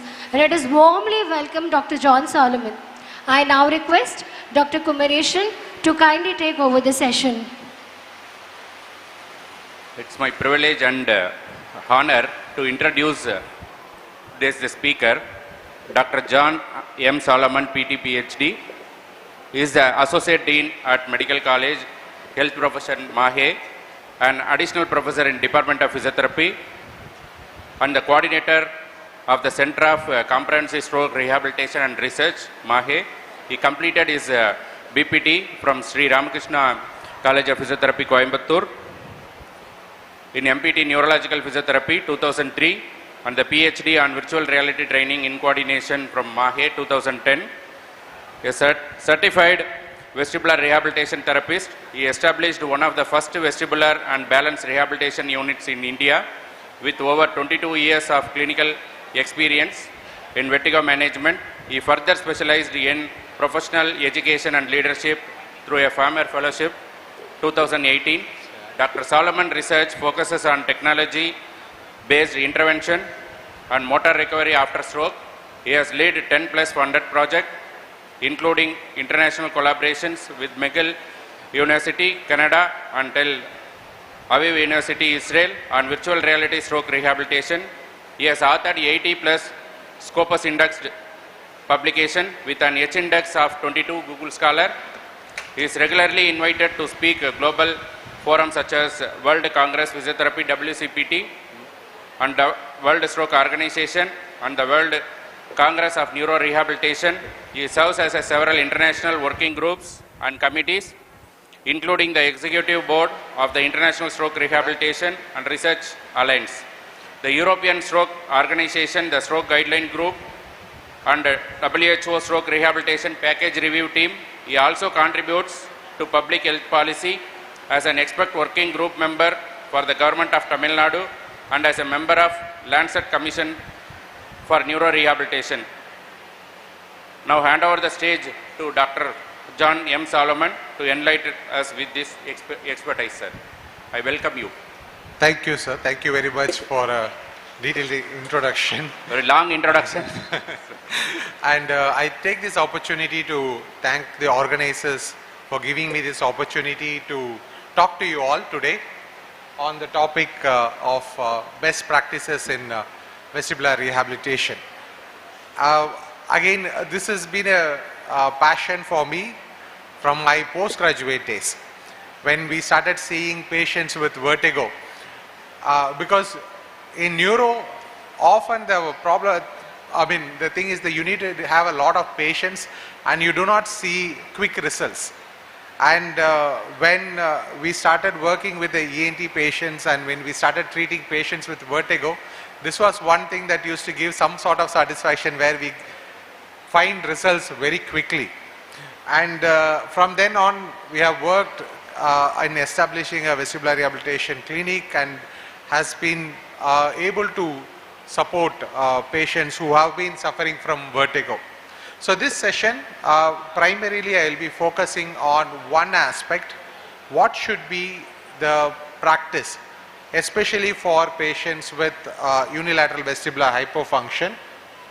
So I will cover a little bit of basic understanding about the vestibular system just to connect it to the problems, to understand what is the problem, why is it happening, and subsequently know what should be the treatment based on evidence-based guidelines that has been drafted and has been recommended for practice. So as we know, we have, all of us have a peripheral vestibular apparatus which is present in our inner ear. So this system basically consists of semicircular canals and the utricle and saccule, which are otolith organs that basically gives information about the patient's position of head in relation to movement or in relation to gravity. So when we see, primarily these are the main functions of this apparatus. Semicircular canals will tell about angular movement of head, while otoliths tell about the relationship, position of head in relation to gravity, and also how we move, linear acceleration and decelerations. And this apparatus is connected to the brain through a vestibular nerve, which basically carries the signals from this apparatus to the brainstem, where there is a vestibular nuclei. There are nearly 11 small nuclei in this, but primarily if you look at it, there are 4 major nuclei and 7 minor nuclei, and it's easy to remember: superior, inferior, medial, lateral, 4 nuclei. What does this nuclei do is that receive all the information from the vestibular apparatus, process it, and then send the signals to different parts of the brain. That includes cerebellum, cortex. Other than that, it has 2 major output systems, which is very important for us. That is, one is related to the ocular system, that is the vestibulo-ocular reflex. Vestibulo-ocular reflex is nothing but the ability of us to stabilize the gaze when head is on the movement. For example, if you record in camera and if you hold it and walk, entire movements will be jerky. But when we walk, we see the image very clearly. The ability for that adjustment of eye position comes from the vestibulo-ocular reflex mediated by the vestibular system. And the second part is the vestibulospinal reflex. Now this is very important for your balance, and primarily these are nothing but your equilibrium reactions. When you are standing on an unstable surface or you are sitting with feet not supported, when there is a perturbation, the ability to maintain upright positions come from this. So I just spoke about vestibulo-ocular reflex. It's the compensatory eye movement in relation to the head movement. And what should normally happen is that when you move the head at the same speed, the eye should move in the opposite direction. Only then what you see will be visible and clear. This ratio between the velocity of head to the velocity of eye is called as vestibular gain. Now normally this ratio has to be 1:1, the speed in which you move your head and the speed in which you move your eye. But this thing could be affected if there is any disorders. So in patients with impaired vestibular system, vestibulo-ocular reflex as well as vestibulospinal reflex can be affected. Now vestibulospinal reflex, as I told you, is mediated through the vestibulospinal tract to maintain stability. Now there are a lot of vestibular disorders, but we usually classify it as peripheral vestibular disorders and central vestibular disorders. Anything that affects the vestibular apparatus and the nerve comes under peripheral vestibular system disorders, and anything that affects the nucleus and its connection is called central vestibular disorder. So, but if you look at peripheral vestibular system, that is the major part that we deal with. It could or the central vestibular disorder, it could get affected majorly by different reasons. Now, nearly 7.4% of adulthood prevalence is common. That means in anybody's lifetime, almost in 107 people can have any symptom of vertigo due to vestibular system, and it has a very high prevalence and incidence, and it is more likely, 3 times more likely in elderly and more likely in women compared to men. So for this talk we will be focusing primarily on some aspect related to peripheral vestibular disorder, and that too, there are 3 main things in peripheral vestibular disorder. One is BPPV, which is benign paroxysmal positional vertigo. This disorder is basically because of the affection of semicircular canal, where some otolith particles, the otoconia, which are there in the utricle, enters inside the semicircular canal. So depending upon which semicircular canal is affected, and depending upon whether it is stuck to cupula or whether it is free floating in the canal, there are different maneuvers by which it can be cured, and often it is just a single time treatment. And this is a very skill based training. You have to be trained for different maneuvers. Whereas the unilateral vestibular dysfunction, the second one, which is the next common cause for vertigo, is treated through exercises, by prescribing exercises, and there are guidelines specific to that. So again, our focus is going to be in these patients who develop unilateral vestibular hypofunction for this particular talk, because our time is limited to a few minutes or so. So what you should know, the patients with acute unilateral vestibular hypofunction during the acute stage will present with severe vertigo and will have a lot of nausea, vomiting, everything, whereas an imbalance also. And as they move to subacute phase, the symptoms of vertigo starts coming down, but they have vertigo or imbalance during when they start moving, and so affecting mainly balance issues. And in chronic cases, it appears only when you do movements very quickly. So these are some of the things that would happen in acute, subacute and chronic phases. So while assessing these patients in the entire vestibular evaluation, there are two aspects you have to be evaluating carefully. So which were the two mechanisms that we looked at is, one is vestibulo-ocular reflex, another one is vestibulospinal reflex.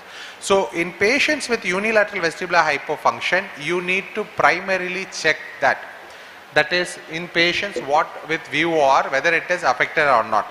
So you are going to ask them to look at fix the gaze and then move the head and check for it. And there is also a test called head thrust test that is used to check the vestibular gain. A more objective method is to use a videographic head impulse test, VHIT, that is called as, but it is require a specialized equipment. Whereas in a clinical setup, you can just do using a simple observation method. And the second one is to look at the contribution of vestibular system on balance using a modified clinical test for interaction for balance, where you first make the patient stand with eyes open, then eyes closed, basically cutting down vision, cutting down proprioception by making them stand on a soggy foam, and see where they are dependent on, especially the last condition, they have to be dependent more on the vestibular system. And patients with vestibular dysfunction will sway a lot in this.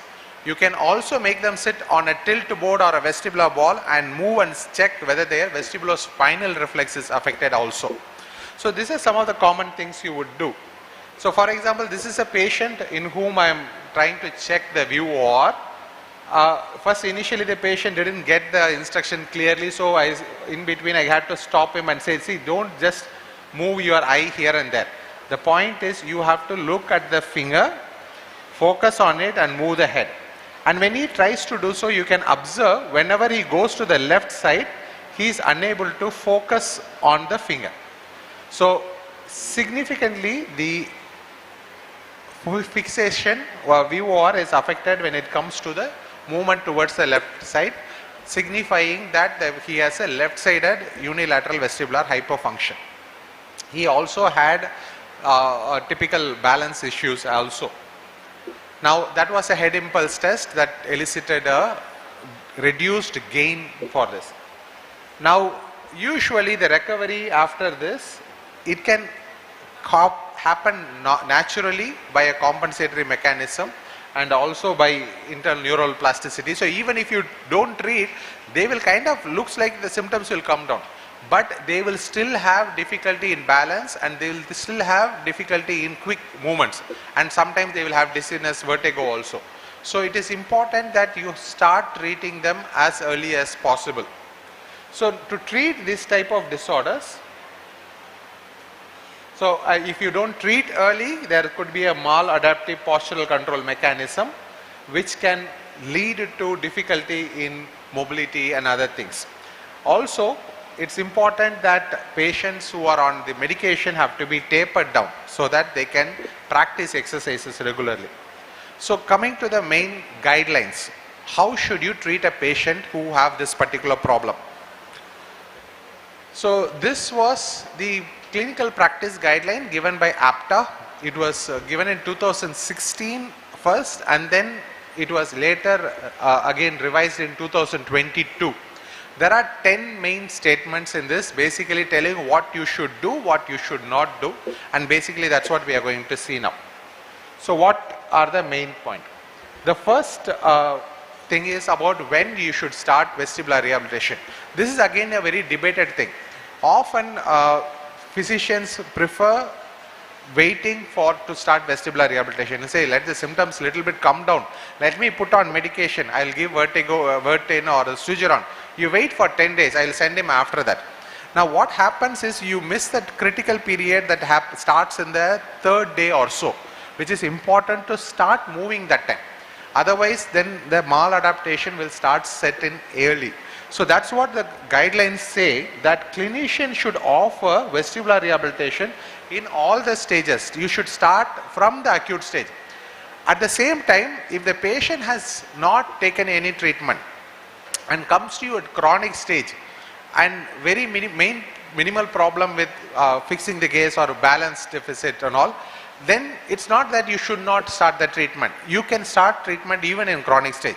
So you can start giving vestibular rehabilitation at any stage, but preferably as early as possible, and there is a strong clinical evidence for that, and the recommendation is also strong. So this is what I said, early initiation of movements are important, and if you delay in initiating, high velocity adaptations are going to get affected. Next question is, what type of exercises? See, if you have noticed in many ENT clinics, they will keep one pamphlet. Most of the Vertin and Struger and company people only will give, sir, you can, along with the tablet, you can give this exercise pamphlet to your patient. They can do it, it will be all right. That is enough for them. This is another problem. Now this, if you look at the pamphlet, it is actually a set of exercises called Cawthron-Cooksey exercises. Now this was the first set of exercises that were developed way back in 1950s-60s. At that time there was not enough understanding about how the vestibular system works. So it will have many things, eye tracking will be there, shoulder shrugging will be there, so many things all together. It doesn't have a proper progression or focus on vestibular apparatus. So you should know what exercises should be given exactly in these patients. So clinicians must give targeted exercises that accomplish specific goals, which I will be explaining which are those. And there is level 2 evidence, not meta-analysis, but level 2 evidence, but again a moderately strong recommendation. What are these targeted exercises? It's primarily you are focusing on improving the vestibulo-ocular reflex and the vestibulospinal reflex. So you are going to start the patient on gaze stabilization exercises and balance exercises that challenge the vestibulospinal reflex, not functional training. It includes much more than that. So what does happen in adaptation? Basically what you are trying to do, you ask the patient to focus on a point and then move, and then when the patient is unable to fix the gaze, there is an error, there is a shift in the retinal image, and that triggers the cerebellum to moderate the firing from the vestibular nucleus, and that helps them to do a better fix. So the stimulus always is something where the patient can focus on. It can be as simple as a letter written on a card or a thumbnail of also. If we don't have the card is the best thing, because you have to write a letter small enough, very visible, and when they move you have to ensure that what you see in the letter is not blurry. That is the speed and width you should work. Or you can even use any object on the monitor, or as simple as anything on the natural environment. It can be a small switch or anything is there. Now these exercises should always incorporate both eye and head movement. Often earlier, long back even, we used to start with only eye tracking, no head movement. But that has changed over time and has said that you can't do only eye tracking.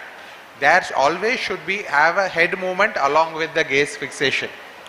Now this has to be done not just one similar speed, but in different velocities and different speed. So you have to do at once in a small normal speed, sometimes a little faster, and then sometimes slower. So different frequencies in which speed you have to do.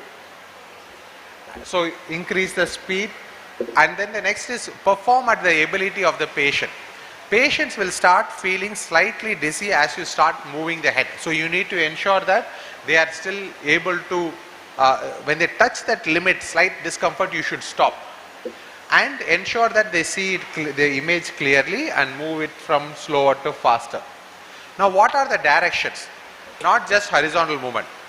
For head there are 3 planar movements: pitch, yaw and roll. All 3. Basically we see flexion, extension, lateral flexion and rotation, but not in terms of neck, but in terms of head. So all 3 directions you should give. You can also use diagonal neck patterns for doing the movement but fixing on a gaze, particular point. Next question is, what is the dosage? Now again there are recommended dosages.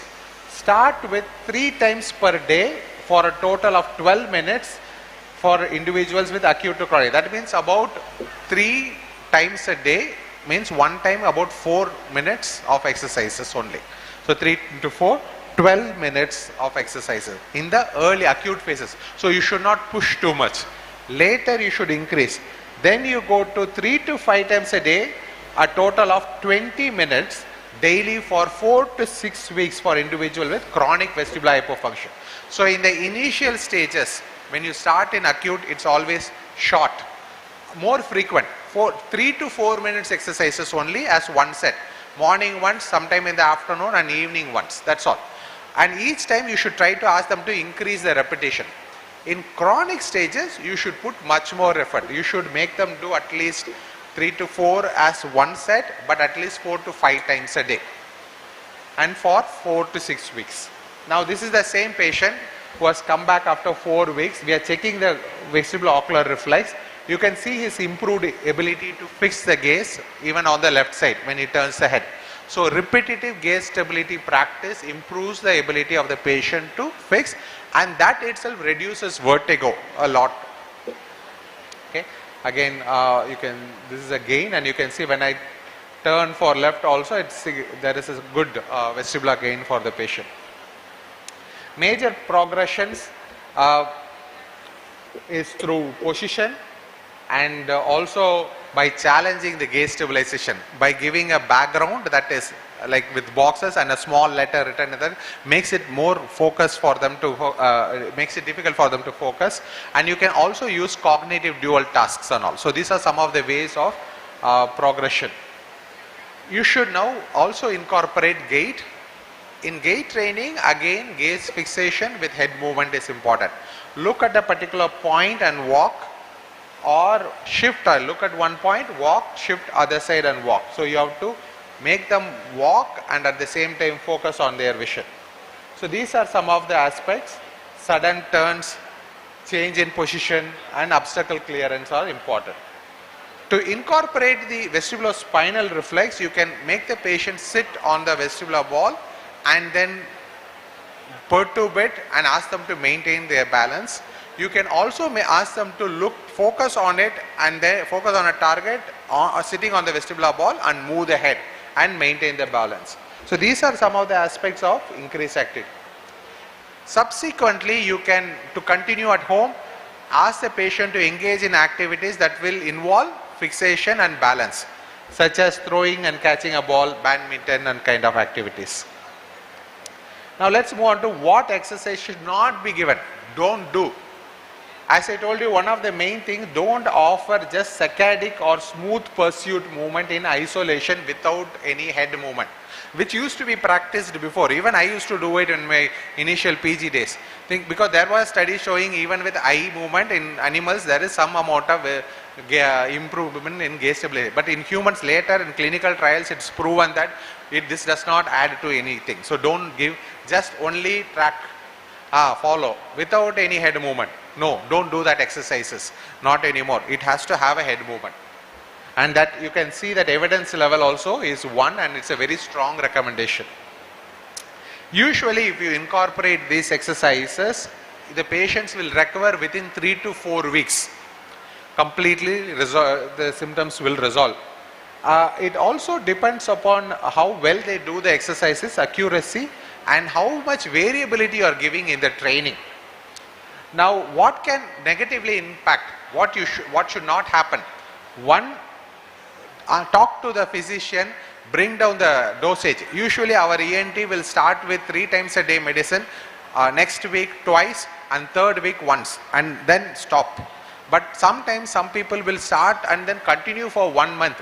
Now, vestibular suppressant drugs will not only suppress the symptoms but also suppress the rehabilitation process. No adaptation will happen that easily because the vestibular system is suppressed. So it's important. It's important that other aspects are also considered, such as, sorry, not okay. Okay, so should the exercise be supervised? Now, or it should be done at home. Now, clinicians should be offer supervised vestibular therapy in unilateral and bilateral when it involves balance exercises especially. So, when you put the patient on vestibular ball, walking and moving, the chances of fall is there. So, usually first 1 week to 2 weeks, it is good to bring the patient to clinic and ask them to perform there in a supervised environment. Again, there is a high quality evidence and recommendation. Later, you can just give it at a home-based thing. Okay, this ensures promotion of adherence, lower risk of falls, and better outcomes compared to generic home programs so far. This is what the present evidence says. So, 2 to 6 weeks and improve exercise adherence. Later, you can move to even tele exercises after the first 2 weeks. When should the vestibular program stop? You should not keep on continuing also. Once the symptoms are resolved and normalized balance function, then you can stop the therapy, and it is a level 2 of evidence. So, usually around 3 weeks or so. Other reasons, if the patient status deteriorates, prolonged increase in symptoms, or patient's choice of non-adherence, then you might have to stop. If patient deteriorates, refer back to the physician. Now, the final recommendation is that all these exercises should include in a way that improves the quality of life of the patient. Involve functional training so that their quality of life improves. Such as eventually they may be restricted in driving, they may be restricted in going in certain transport. All those things has to be incorporated so that their quality of life improves. To summarize, now you should do a proper evaluation and identify the problem in VOR and VSR, and based on that you have to develop an individualized exercise program. And what we know, early initiation, patient specific progression and adherence are the key factors for optimal outcome. So with that, I hope you get a basic idea and main guidelines that you should follow while treating a patient with unilateral vestibular hyperfunction. With that, I end my talk and open for questions. Thank you.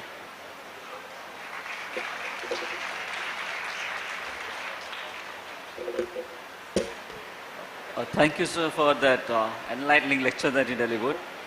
I open the floor for questions. If anybody has any questions, kindly raise your hands. We'll pass on the mic. Anyone has any questions? Since I'm not seeing any hands, sir, can I ask you a few questions? Yeah. So, is there any reason to localize which side the otolith displacement is? And does it matter in terms of what we do? Or doesn't matter? Localize, for example, what side? Which side, if there's a peripheral vestibular dysfunction, which side is the dysfunction? Is it meaningful to localize it, or does it really not matter? Yeah, it is very important to localize it. How do we do that? One of the main things is that's what one is basically physical examination in VOR itself. The side to which you rotate, there is going to be a reduced vestibular gain. So that way you can identify that. Other than that, there are other tests. That is, as I told you, head impulse test, the V-HIT or video head impulse test will tell that. And also you can do a video histography or something to identify the side of lesion. The reason for identifying the side of lesion is that you should know what are the movements that where you should focus on, because what happens is when this side is affected, the compensation is that the opposite side will depend upon an inhibitory mechanism. So there is something called inhibitory cutoff. So after a particular velocity, the unaffected side cannot compensate for the movement.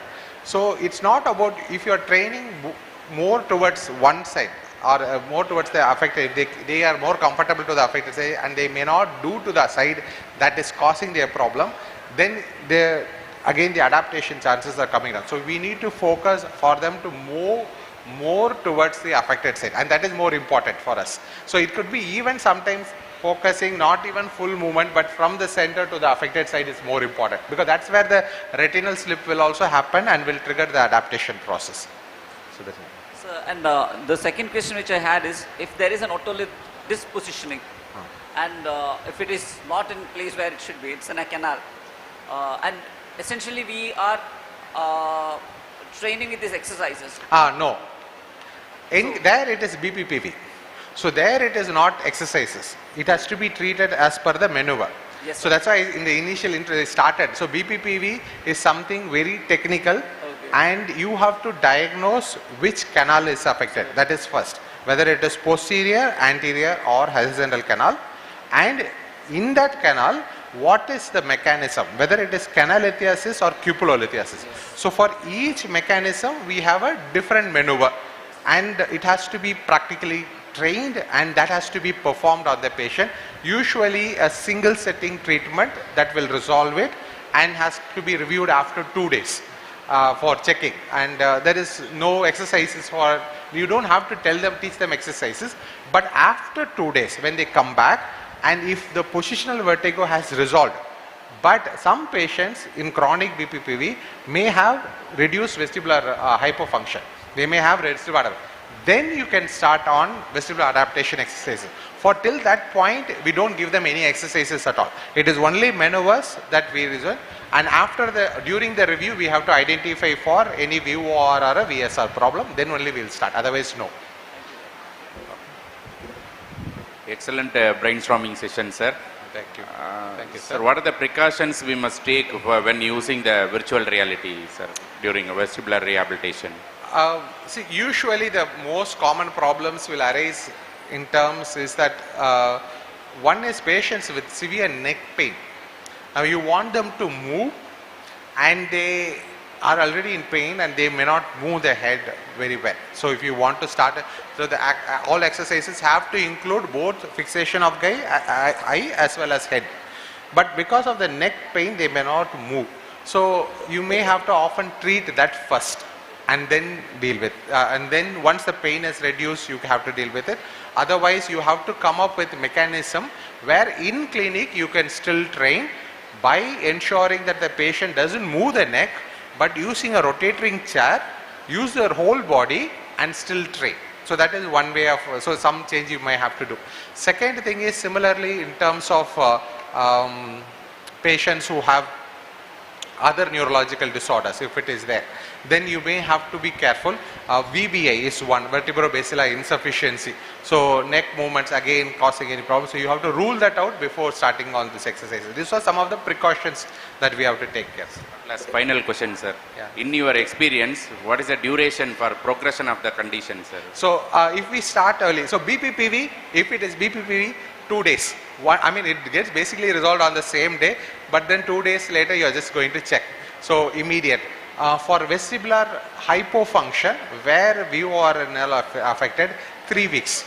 3 weeks is a standard average period, so it varies between 2 weeks to 6 weeks, but 3 weeks good resolution will be there if we follow a proper protocol.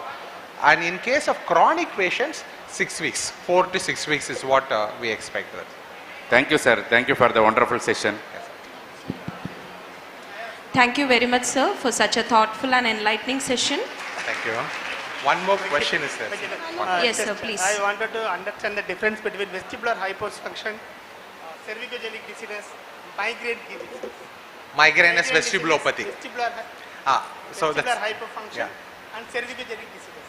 With the? Cervicogenic dizziness. With the cervicogenic disease. So usually what we do is we have to rule out both. So Cervical vertigo, often the mechanisms are usually due to impaired proprioception from the neck and impaired motor control. So usually what we do is we start treating the patients by working on the neck, stretching the suboccipitalis, increasing the control, and start with proprioceptive training. So we start with eyes closed, closed eye, they have to look at the target, close, and then move and come back to the same position and open and see whether it's in the same target. In a clinical setup, we can use certain target placements so that they know how much of error is there. You can use Chrome device also. So usually we start with neck proprioceptive training, at the same time ensuring the musculoskeletal system are taken care. Then subsequently increase the exercises where both vestibular components can be treated. But we usually start with addressing the neck first. Thank you, sir. I kindly request our chairperson and moderator to present a token of appreciation to Dr. John Solomon M.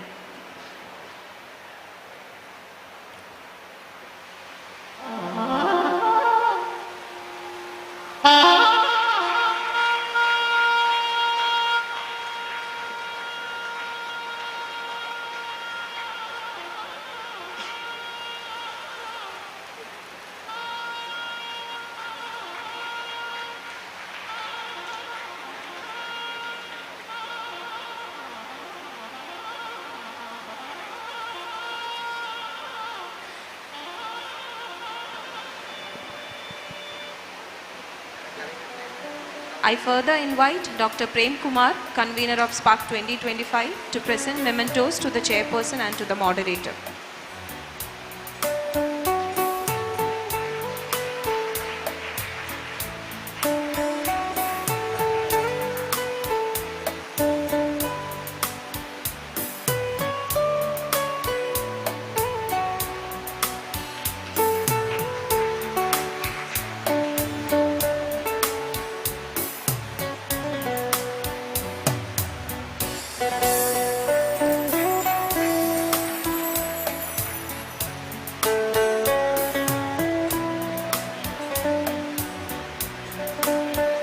Thank you all. Dear participants, it gives me great pleasure to introduce the fourth speaker for today. We are honored to have with us Dr. Samana Syed, Director and Co-founder of U360 Healthcare, Honorary Professor at the National University of Medical Sciences and Senior Consultant at EG Polyclinic, Dubai, UAE. Her dedication to advancing patient care and empowering fellow professionals has been remarkable. This session will be chaired by Dr. Abraham Joshua, Additional Professor in the Department of Physiotherapy, Kasturba Medical College, Mangalore, and will be moderated by Dr. Rachana, Assistant Professor at Srinivas University Institute of Physiotherapy. I now request Dr. Radhika Gopal, Associate Professor, to welcome Samana ma'am with a bouquet.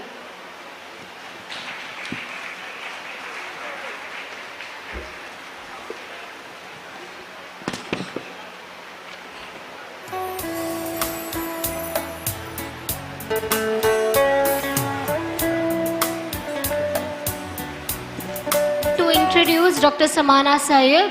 She is based in Mumbai and Dubai, is a distinguished physiotherapist with Masters in Cardiopulmonary Physiotherapy and certification as a cardiovascular and metabolic disease exercise therapist from Singapore.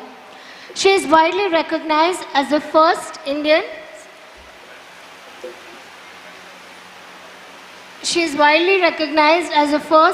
international COVID Rehab Global Educator and the first international advanced cardiopulmonary educator from India, having conducted over 300 workshops across more than 16 countries and trained over 30,000 students worldwide. She is the director and co-founder of U360 Healthcare and Academy and serves as a professor at National University of Medical Science, Spain and USA. As the founder of the international CPRS and CDRS courses, she has contributed to global healthcare through her expertise in pulmonary and diabetes rehabilitation. Alongside her clinical practice, she is certified in manual therapy for spine and periphery, dry needling, antenatal and postnatal physiotherapy, neurodynamics and kinesiotaping with membership in the Indian Association of Physiotherapists. Dr. Syed's previous professional journey includes serving as head of the Department of General Physiotherapy and Pulmonary Rehabilitation at Krishnai Hospital, Chief Physiotherapy Consultant and ICU in charge of Sunshine Hospital, Senior Consulting Physiotherapist, Apollo Clinic, Mumbai, Physiotherapist at Saifri Hospital, and Chief Physiotherapist for the Under-19 Women's Cricket Team. She has also contributed internationally as a head physio at the clinic Multi-Speciality International Center, Mumbai, and Bujil Hospital of Advanced Sports Surgeries, Dubai, apart from serving as General Secretary of the Sports and Fitness Training Federation of India. A passionate educator and speaker, she has delivered international lectures, workshops, and camps across the Middle East, East Africa, Philippines, Bangladesh, and other countries, focusing on cardiopulmonary physiotherapy, pulmonary rehab, women's health, geriatric physiotherapy, spine health, sports injuries. She's also conducted health talks in Tanzania and Africa, addressing crucial topics. Her contributions extend to media through multiple health shows and interviews in Indian television, as well as international publications and articles, including Times of India. For her outstanding contribution, she's been honored with over 65 healthcare awards, including the Dr. Abdul Kalam Best Doctor Award, Inspiring Doctor of the Year, National Pandemic Warrior, Best Senior PT Clinician, Youth Icon in Physiotherapy, Eminent Women Physio, Outstanding Alumni, and Women Empowerment Award, among many others. With a global vision, academic leadership, and clinical expertise, Dr. Samana Syed continues to be an inspiring figure in advancing physiotherapy, women's health, and cardiopulmonary rehab. We are privileged to have her with us today. Over to you, Dr. Samana Syed. Thank you. Am I audible? Yeah. Hello everyone, and before going ahead, before starting anything, I would like to thank all the dignitaries of Srinivas College for inviting me, especially Dr. Prem sir, Trishala ma'am, Ajay sir, and a wonderful team who is sitting over here, and amazing students who, even after dancing and singing so much yesterday, giving wonderful performances, actually came here and sat over here. So first, let's start with a huge applause for this conference, team, students, organizers. I can't hear it. Yes, because that's for your effort of sitting here and for the effort of all of these who have actually put their hard work into this. So thank you for inviting me, and without taking any further time, I would like to go ahead. So I think I'll use this. Can I use this?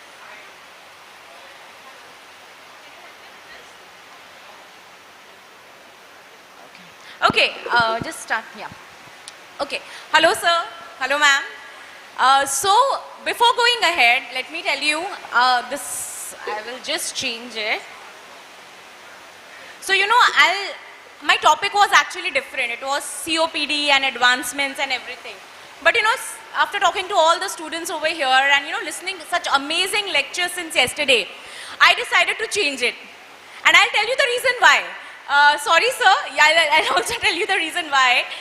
Can you all tell me how many of you are students over here? Okay. How many of you want to go into MSK and sports? Wonderful. Neuro?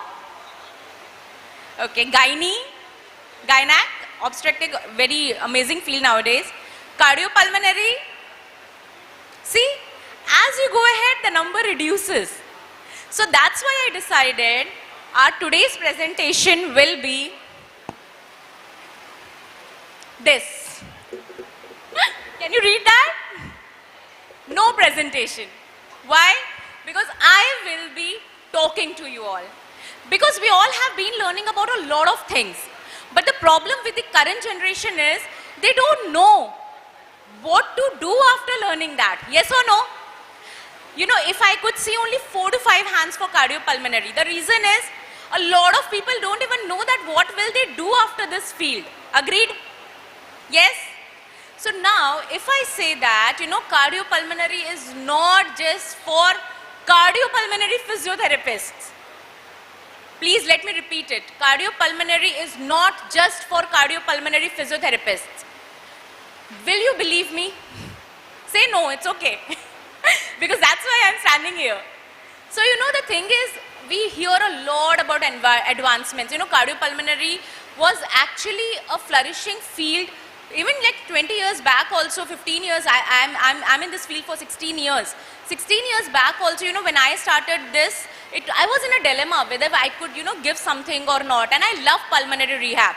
And then COVID happened. I'm not saying it's a good thing, but then COVID changed the perception of pulmonary rehab. And now, have you heard about the incidences of heart attacks happening everywhere? Have you heard it or not? Everywhere there are cardiac conditions, everywhere there are youngsters, they are dying because of cardiac arrest. So now I'll ask you, I saw a lot of people, raising hand for MSK. If you get a patient who got a heart attack 1 year before and now coming to you for a knee treatment or a back patient, tell me, without knowing the cardiac rehab post MI phase or on which phase that patient is when he comes to you, how to know the heart rate, how to decide the intensity of that back pain who is coming into your MSK clinic, do you think will you justify your treatment? Tell me, am I right or wrong? Yes? So that is the reason it is important, and I won't say anything without any proofs. So can I have the attention of all the students over here, and even the professors, if they want to do it, they are welcome, but no hard rules for them. Can you all stand up? Come on, it's okay. After this, you have a great lunchtime. You can eat as much as you want. So let's do something, let's buck up for something. Yes, very good. Now, can you see this? You all know postural deformities? Yes? Okay? So let's do a quick activity. Fine? Let's go into each and every postural deformity and you will be answering my question. So whatever I'll ask you to do, you will be doing that. Agreed? Do I have everyone? I can't hear? Perfect. So first let's go with a simple one. Rounded shoulder. You all are there in that already. It's the commonest thing. We all are always with our cell phones. So let's start with first one, what I'm saying. Let's go into rounded shoulder. Come on, all of you. I want all kyphoses over here. Go like this. Yes, I want everyone. Everyone. Okay. Little bit more forward head. Now, be in that position and breathe in and breathe out. Come on. Breathe in, breathe out. Breathe in, breathe out. Do you find it difficult? Yes? Come on, next. Let's go into scoliosis. Common. Yes or no? Very common. Functional scoliosis. Half of the people are talking on phones like this nowadays. Yes or no? So come on, let's go into scoliosis. And now breathe in. Breathe in and breathe out. Is it easy or difficult? Come on, Bangalore! Right? Chalo, next. Let's go into tilt. Pelvic tilt, go into anterior pelvic tilt. All of you.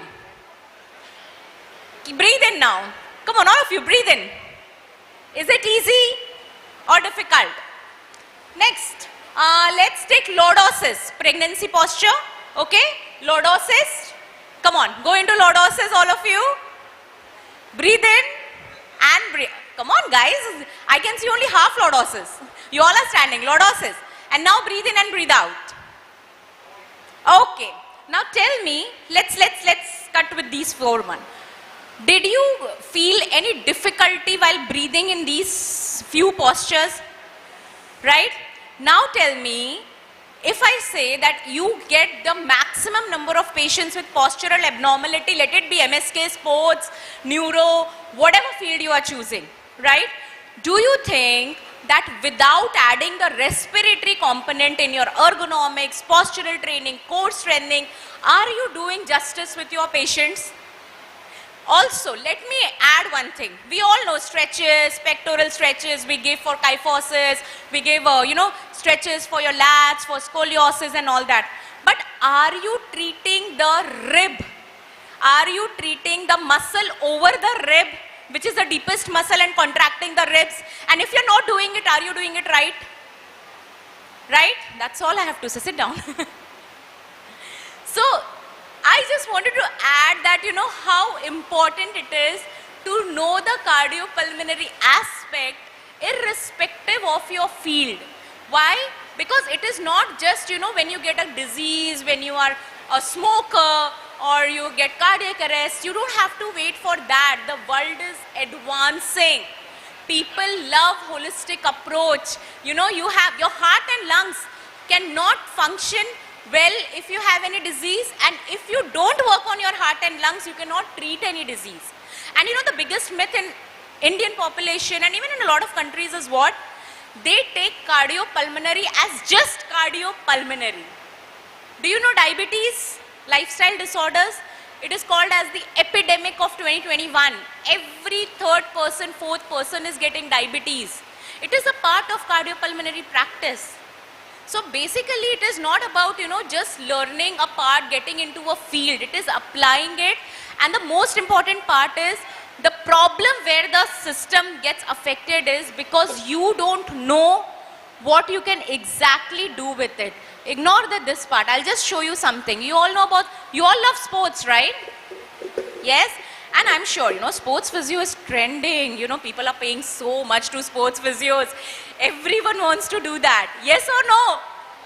But the problem is everyone wants to do that. Yes or no, sir? Everyone wants to do. So by the time you will be coming out of your final years, there will be more 10,000s of physios opting for the same field. And the saturation happens there. If you hit the target when the field is not exposed well, or you know, it is not, you know, you have not really, it's not very common. That is the time you make your name. And I am not showing this picture to you to show what is sports and what is this. I am showing this picture to show how important is respiratory muscle training in sports. Do you know if a person is running, they lose by just 0.1 second sometimes, or just even 1 second matters. That is how we train the athletes. Now imagine if your person is actually, if your athlete is losing a match and he tells you that I couldn't go further.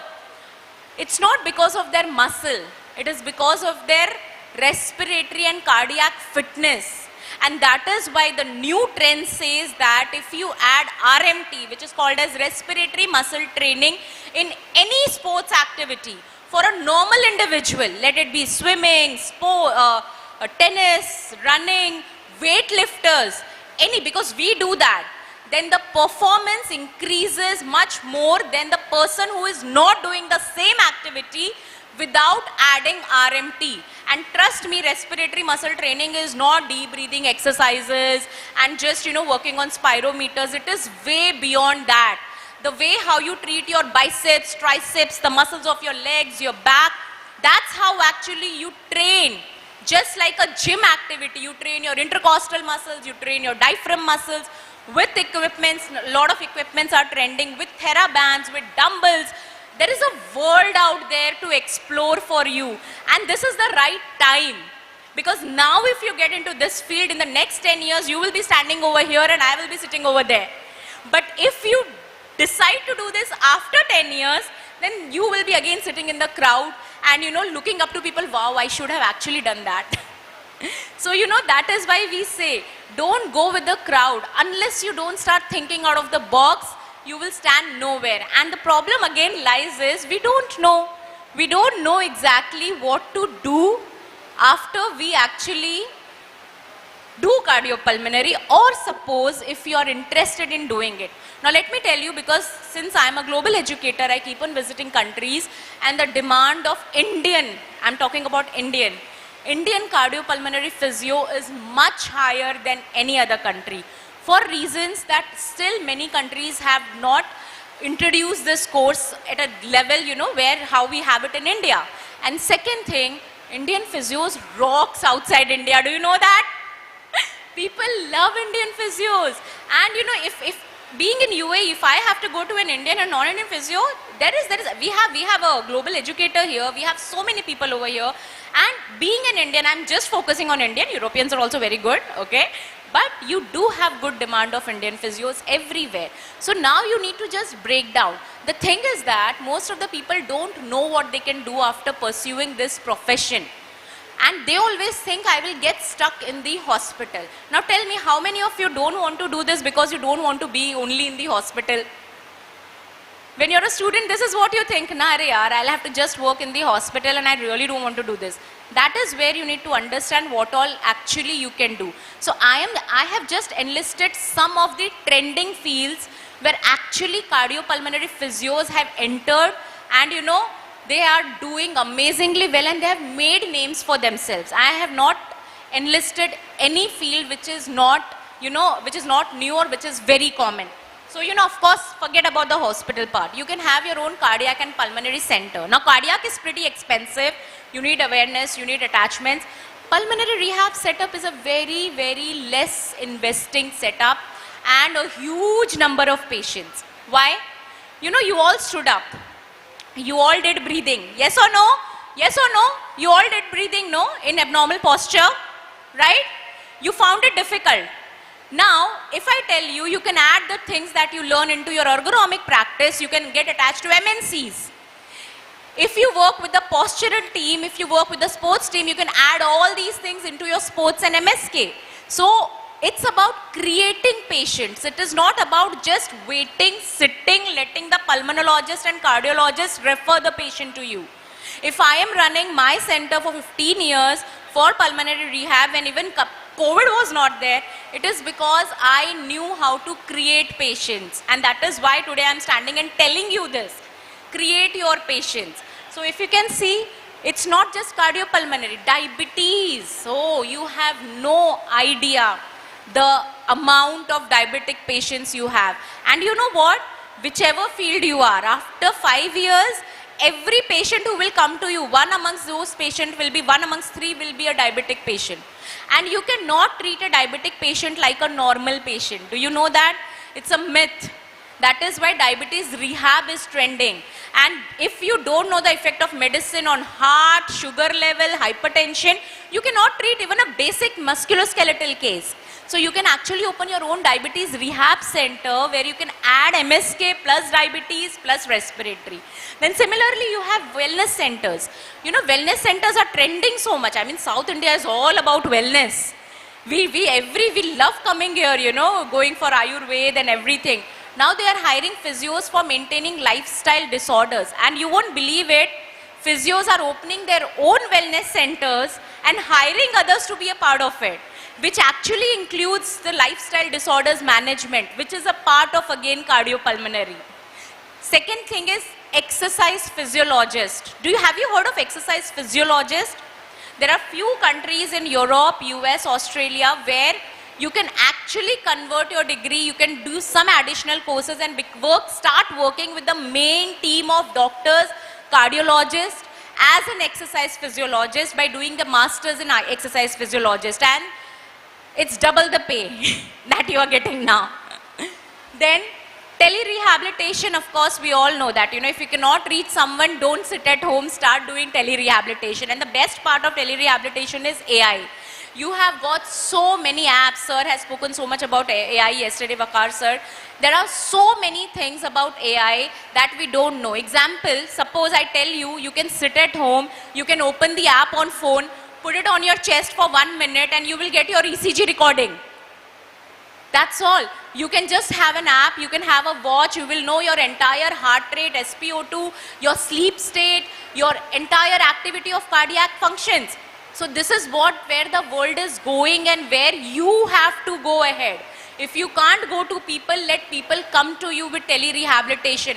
And trust me, physios, all of you, you cannot survive with just one source of income. The world is not like that, and don't wait to get married for other source of income. Right? You have to create your own two sources of income. Not just if you're an educator, get into clinical or tele-rehabilitation. If you're a clinician, get into other multiple fields. So this is how you create an opportunity and platform, not just for others, for your own self. Because you all must have heard, na, physio mein paisa nahi hai. Every time when we are students, we always, yes sir or not, we always hear this, Arey yaar, there is no salary, there is no job. But still there are so many physios who are doing so well. How? Because they started thinking out of the box, and that is what is important. Then other than that, of course, I don't need to even tell the next one, content creation. A lot of you are doing that. But let me tell you, don't just be on Instagram. YouTube pays you better. And now TikTok is coming back to India. So, create educational contents. You actually get paid well. You get collaborations. And many brands do get, they approach you. And it is a source of parallel income for a lot of physios around. You can also write blogs. If you are students of 3rd year, 4th year, start writing blogs. You get paid for every word for international blogs. Do you know that? I started it when I was like 10 years back. I used to write blogs for my pocket money. So, wellness blogs actually pay you per word, and you can earn up to like 10,000, 20,000, per month just writing certain blogs. And now you have Chat GPT. So, blog writing is also not even difficult. Gemini, Chat GPT, world is in your plate now. You have to just use it. We used to sit in the library and do it.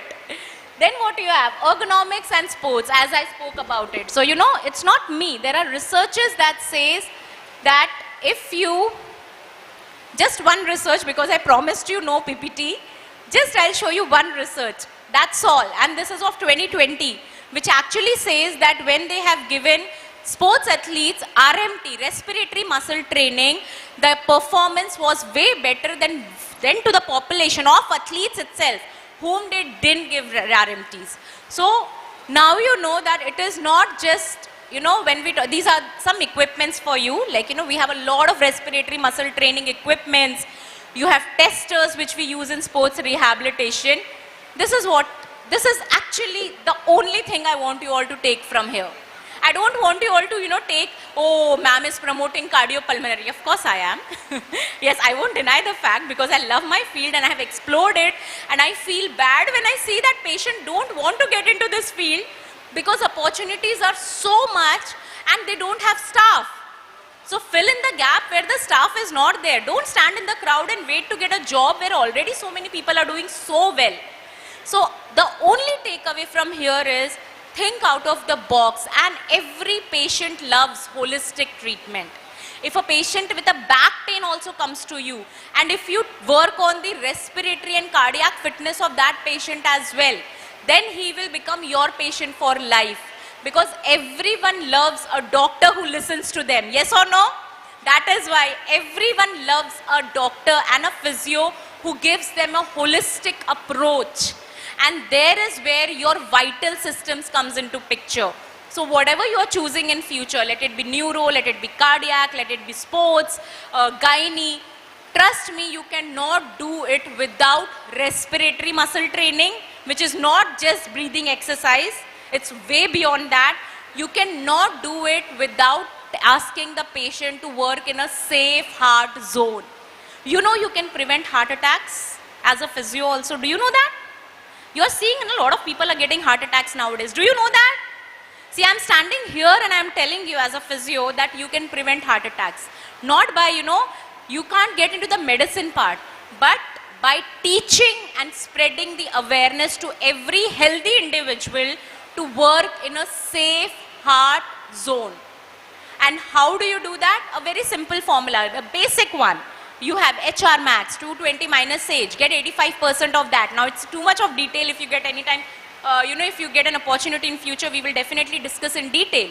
But yes, if you are well versed with your cardiac and pulmonary part, you can spread the awareness to all the individuals to how to work in their safe heart zone as per their age and as per their underlying condition.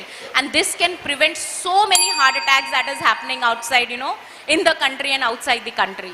So that's all. I won't go much in detail. As I promised, it's not a lecture. It was just a discussion.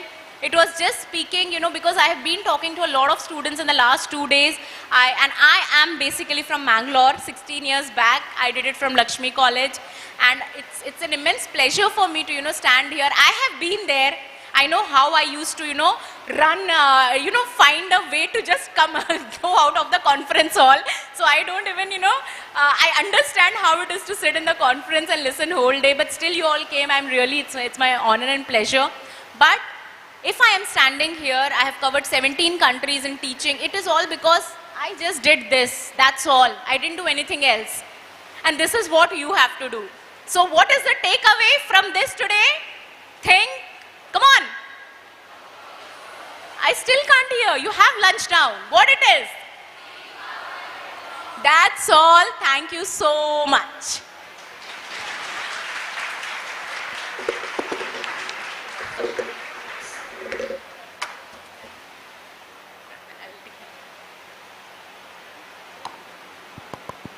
Hello. Thank you, ma'am, for this interactive session. I'm sure all the students participated and enjoyed and learned that you have to think out of the box. Yes? So, thank you, ma'am. It was a very amazing session. Thank you. Now I open the floor to the audience, sir, if you want to talk. I think any questions from the audience section, if it is there, that will be great. I'm sorry that this is not my area of interest. I was just accidentally here. Can you please, if any questions are there, and then we'll sum it up with the process.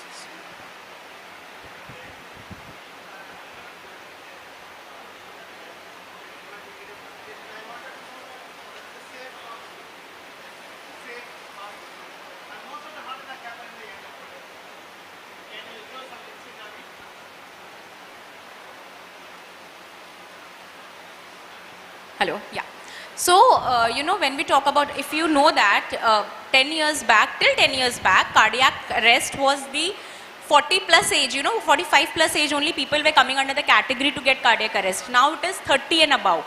Of course, because of the sedentary lifestyle and everything. So when we talk about safe heart zone, there is a lot of calculations that we do. But for a normal person, so as per our age, we have a limit to go beyond a certain heart rate. Okay, so to start with it, we have a huge calculation of target heart rate as per ACSM guidelines, that is American College Society of Medical Sciences. Now, if you don't know any of that, just follow this small formula, 220 minus age. So if someone's age is suppose 30 years, okay, because it's very much common now in young people. So your heart rate will be, HR max will be 190. Okay, as per the guidelines, you should not go beyond 85% of 190 heart rate. Calculate 85% of 190, it will be around 167 or something. So now, if a person of 30 years of treadmill is standing on a 30 years of age is standing on a treadmill, what he has to do is he should not just go beyond 160 degree of 160 heart rate of his. So that is why you calculate in a normal healthy individual. But if it is a patient, we have a stress test. We have cardiopulmonary exercise testing, which also tells you heart rate max. That from that we then calculate the Carnovan's formula, that is safe heart zone. So it is all a part of cardiac rehab that we have to do. Yes. Nice. Ultra marathon runners are not dying. 50% of death happening in the early morning. That was early morning. This is a very good question. So do you all know that we all have a we have all a cycle of organs in our body. If you will go to Chinese therapy, acupuncture, acupressure, if any one of you have done that. So in our body, we have like 2 to 3 hours of active and inactive period for all the organs. So if you know, sir, all the heart attacks usually happens between 3 a.m. to 4:30 around that. Do you know that? Early morning, that's what you asked, right? So most of the cases, this is what the question is? Yes, sir? Right? Yes. Okay. So even when I travel midnight, I have given CPR in flights as well around 3:15 a.m. So that is the thing, because that is the period when your body goes into deep sleep. If you know, that is the period of more REM. So now when your body is into that period, your heart rate and your heart function entirely reduces. That is a cardinal cycle of your body. So you are talking about the Chinese... that is what is applicable in the cardinal cycle is what applicable in our heart, when we manage the heart. Organ clock theory. Yes. So I'll tell you something. When I went to, when we treat Chinese patients and all, they actually tell us that we take only pulmonary rehabilitation between 5 to 7 a.m. in the morning. Because 5 to 7 a.m. is the time when your lung functions are maximum active. And this gives the reason of all the religious practice in India. We all want, everyone tells us to pray in morning. Pray, Surya Namaskar, Namaz, everything is in morning.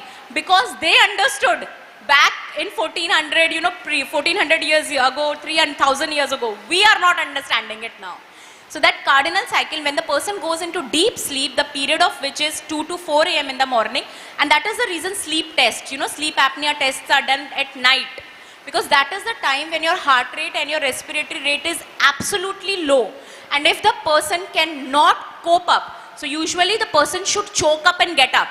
If they can't, they die. That is the reason a lot of people are not dying because of cardiac arrest. Sleep apnea is a very big condition nowadays. It's a long COVID complication. And a lot of people are not even aware of sleep apnea. They die in cardiac arrest and then postmortem says they had sleep apnea. So, I'll just tell you this. If any one of you is snoring a lot, have a habit of getting up, waking up with a choke at night, or have suddenly felt that, they are talking a lot at night, moving their arms a lot, please go for sleep test. It is rising in number and the cardiac arrests are rising because of that. So I hope, of course there is a lot ahead of this. Great insight. Out of box questions, basically out of box question. How to? Out of box, Achha, thinking out of box question basically. There is a lot of discussion happening about something called heart age. Like a bone age, today there is something called as a heart age. Yes. Can you give some insight Heart on age, it? right? Heart age. So actually I'll tell you something, there is nothing. Yeah, okay.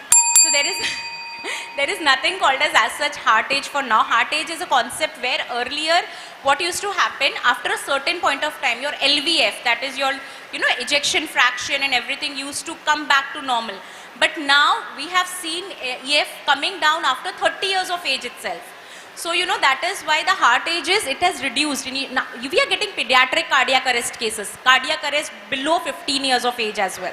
So basically, yeah, of course I can go a lot into pathology as well. It all depends on the underlying condition, your lifestyle, your comorbidity.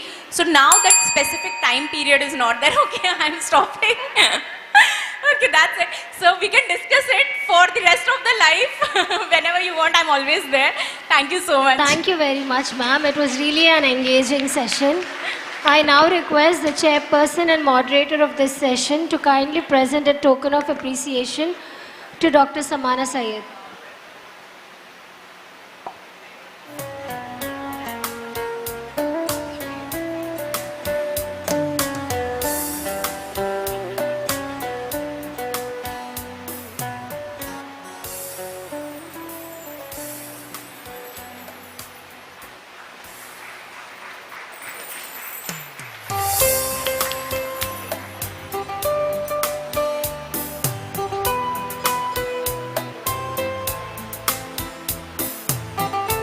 I now request Dr. Madhuripu, Associate Professor at Institute of Physiotherapy, Srinivas University, to present mementos to the chairperson and moderator.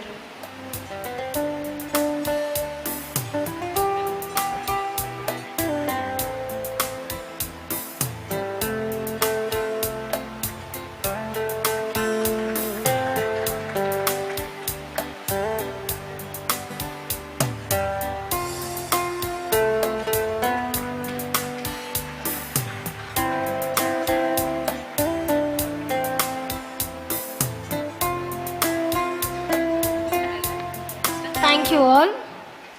Moving ahead, it is now my privilege to welcome our fifth speaker for today. We have with us Dr. Jibu George Varghese, Principal and Professor at the Sri Ramachandra Faculty of Sports and Exercise Sciences, Chennai, Tamil Nadu. He delivers physiotherapy with both heart and clinical precision, especially renowned for his intuitive teaching of manual therapy techniques. This session will be chaired by Dr. M.S. Satish, Chief Physiotherapist and Scientist, Cancer Institute, Chennai, and moderated by Dr. Muthupande Kumar, Lecturer, PT, NIE, PMD, CRC, Madurai. Dr. Jibu George Varghese will be now welcomed by Dr. Aishwarya Sonwane with a flower bouquet.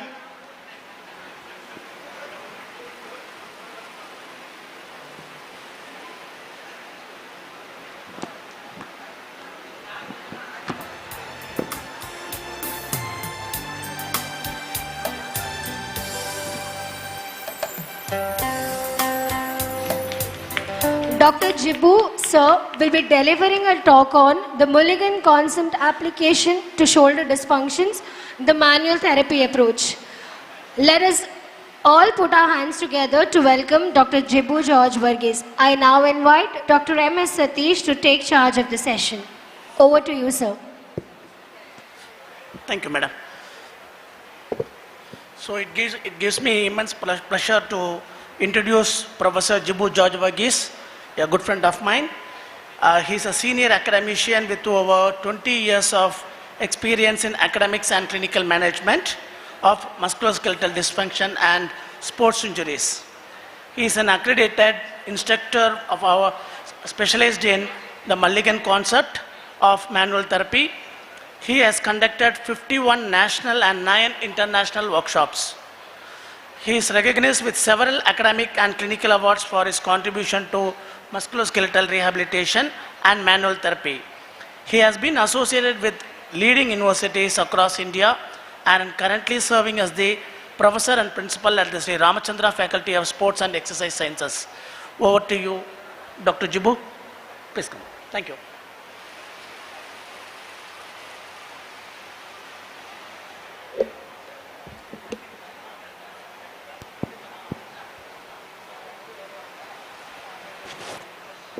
Good afternoon, everyone. It's a pre-lunch session, so I request you to bear with me for 20 to 25 minutes. Yeah? Thank you. So anyway, thank you, sir, for introducing me. Before I start, I would like to offer all my gratitude to the Almighty, who has been my strong support, and as a creator of the universe, He has been my guiding light throughout the last so many years of my career, and of course to various teachers over the period of years, and the number of patients that I have seen over the period of years, from whom I have learned a lot. Because most of the time to my students, I always tell them, every patient is a chapter in a book, because you don't get to learn the same thing from a textbook. Yep. So what I have learned, what I am going to present here, is more of my experience from the various clinical insights that I have gained over the year from treating different clients. So the topic for today's presentation is application of the Mulligan concept of manual therapy in shoulder dysfunctions. So I wouldn't be limiting to Mulligan concept, but I would also be touching upon the other adjuncts, what we do basically. And this is basically where I hail from. I work at Sri Ramachandra Center for Sports Science, which is an integral part of the Sri Ramachandra Institute of Higher Education and Research at Chennai. And ours is a very unique center in the whole of the country, and in fact in Asia, where we have an integrated center for sports science along with sports medicine. So we have we are headed by our director, who is an arthroscopic surgeon, and we have a wonderful team of sports medicine specialists. Along with that, we also have the sports science team, and the sports science, we have the sports rehabilitation, of which the physiotherapists are a part, the sports physiotherapists. And then we also have a very well equipped gymnasium of international standards, and then we also have a cool down pool in our center, and state-of-the-art facility at the biomechanics lab, which is again updated recently, and we are also tied up with ICC for suspect bowling action, and we do various researches there, starting from cricket, not just limited to cricket. We go with football, we go with hockey, and we also go with biomechanical analysis of rowing action. And then we also have an in-house rowing lake, and we have the Sri Ramachandra Water Sports Center, where we have water sports such as rowing, canoeing and kayaking. And then we also have the shooting range, and the recent gold medalist 11 from the Asian Shooting Championships, she has been training at our center, and she has many times given her testimonials how sports science helps in her performance, especially a lot of gratitude to the sports physiotherapists. And that's our campus that you see on the third line. And towards the last, again, you also see the internationally accredited hockey turf. And that's our exercise physiology lab, again, state-of-the-art exercise physiology labs, We also have the treadmill lab as well as the cycle ergometer lab and a very wonderful sports psychology lab. And various courses we have there. We have the BSc Horns in Sports and Exercise Science. We also have the MSc in Sports and Exercise Psychology, which is a much sought after field today. And we also have our MPT in sports. And to the youngsters out there, I would just like to brief on what the profession is. Like, it's not that you don't know, but I would like to just emphasize on a few points. Like, basically, a physiotherapist is known to be a movement scientist, where you look at the movements. We had a wonderful presentation on during the PG paper presentations yesterday, where there was a talk on research on gait analysis and all. So that's a very interesting field. And we look at the movement science, the way a person moves. And like my professor used to tell me, when you watch a dance sequence in a movie, always try to look at the biomechanics of the dancers. Don't get interested into, don't get deviated into the other aspects. And then our physiotherapy as a profession is always interesting and exciting. You can always find something new there. It's like a treasure hunt. You are looking for the culprit.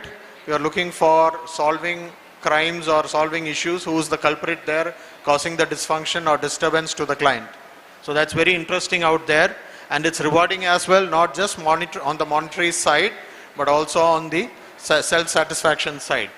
And it's most humane. We spend a lot of time with the patients. The patients interact a lot with us, and they try to explain themselves to us, and we lend them hearing ear. We lend them our ears, and they start listening to us, and not just listening, and finally we see that, somewhere they start developing a trust in us. And that's the most wonderful experience that I have been having, especially after treatment. The patient says later, when they develop other systemic issues, it might be even a gastritis, it might be abdominal pain, they call us and ask, what should I do? What do you think it could be? And I would say it is a really gifted insight for me, because if I feel that is something that needs to be seen by some other speciality, I would definitely say, why don't you go and meet this doctor? And we see a lot of courtesies being exchanged there. The specialists talk to us and we talk back to them. But at the same time, for those of you who are not experienced or exposed to the field of visceral manipulation, I'm sure Weiss would definitely agree on that, on the field of visceral manipulation, where you have musculoskeletal manifestations of organ dysfunction. And treating the organs can help a lot in that respect. And I myself have had the privilege to treat a few of them and see the beautiful results coming out of those as well. But unfortunately, our public or the population is not very much knowledgeable about such an intervention that a therapist can do. But in different ways, by giving different exercises, the yoga asanas that some of us do apply on the patients, or some of the stretching exercises that we do, indirectly we are also stretching the visceral fascia, and that gives out good results. Yep. So, and attending to clients is always a learning experience, that as I said in the starting, and it's an ever-growing profession, and it covers every age and functional aspect of the human lifetime, like pediatrics, geriatrics, industrial health, sports injuries, etc. And my take on my interest in the field, or if a budding physio comes to me and asks me, sir, which field should I take? Which field has more scope? My answer is always, what is your field of interest? Which did fascinate you the most? Was it the musculoskeletal part? Was it the neurological part? Do you like to read a lot about the brain and the spinal cord? Or was it the gynecological part, which is, according to me, a gold mine? The gynecological part, isn't it? Now, for musculoskeletal patients, somebody should develop back pain, isn't it? Or somebody should meet with trauma, then they can be referred to a musculoskeletal physiotherapist after the orthopedic surgery management. But gynecology, it's a way of life, isn't it? It's a part and parcel of life, obstetrics and gynecology. So patients are guaranteed, isn't it? So that's a definite guarantee for the gynec physios there, whereas how many of our musculoskeletal physios come out there, it's not sufficient. We don't know. But we don't know what is the type of number of patients that we might come across. Yeah.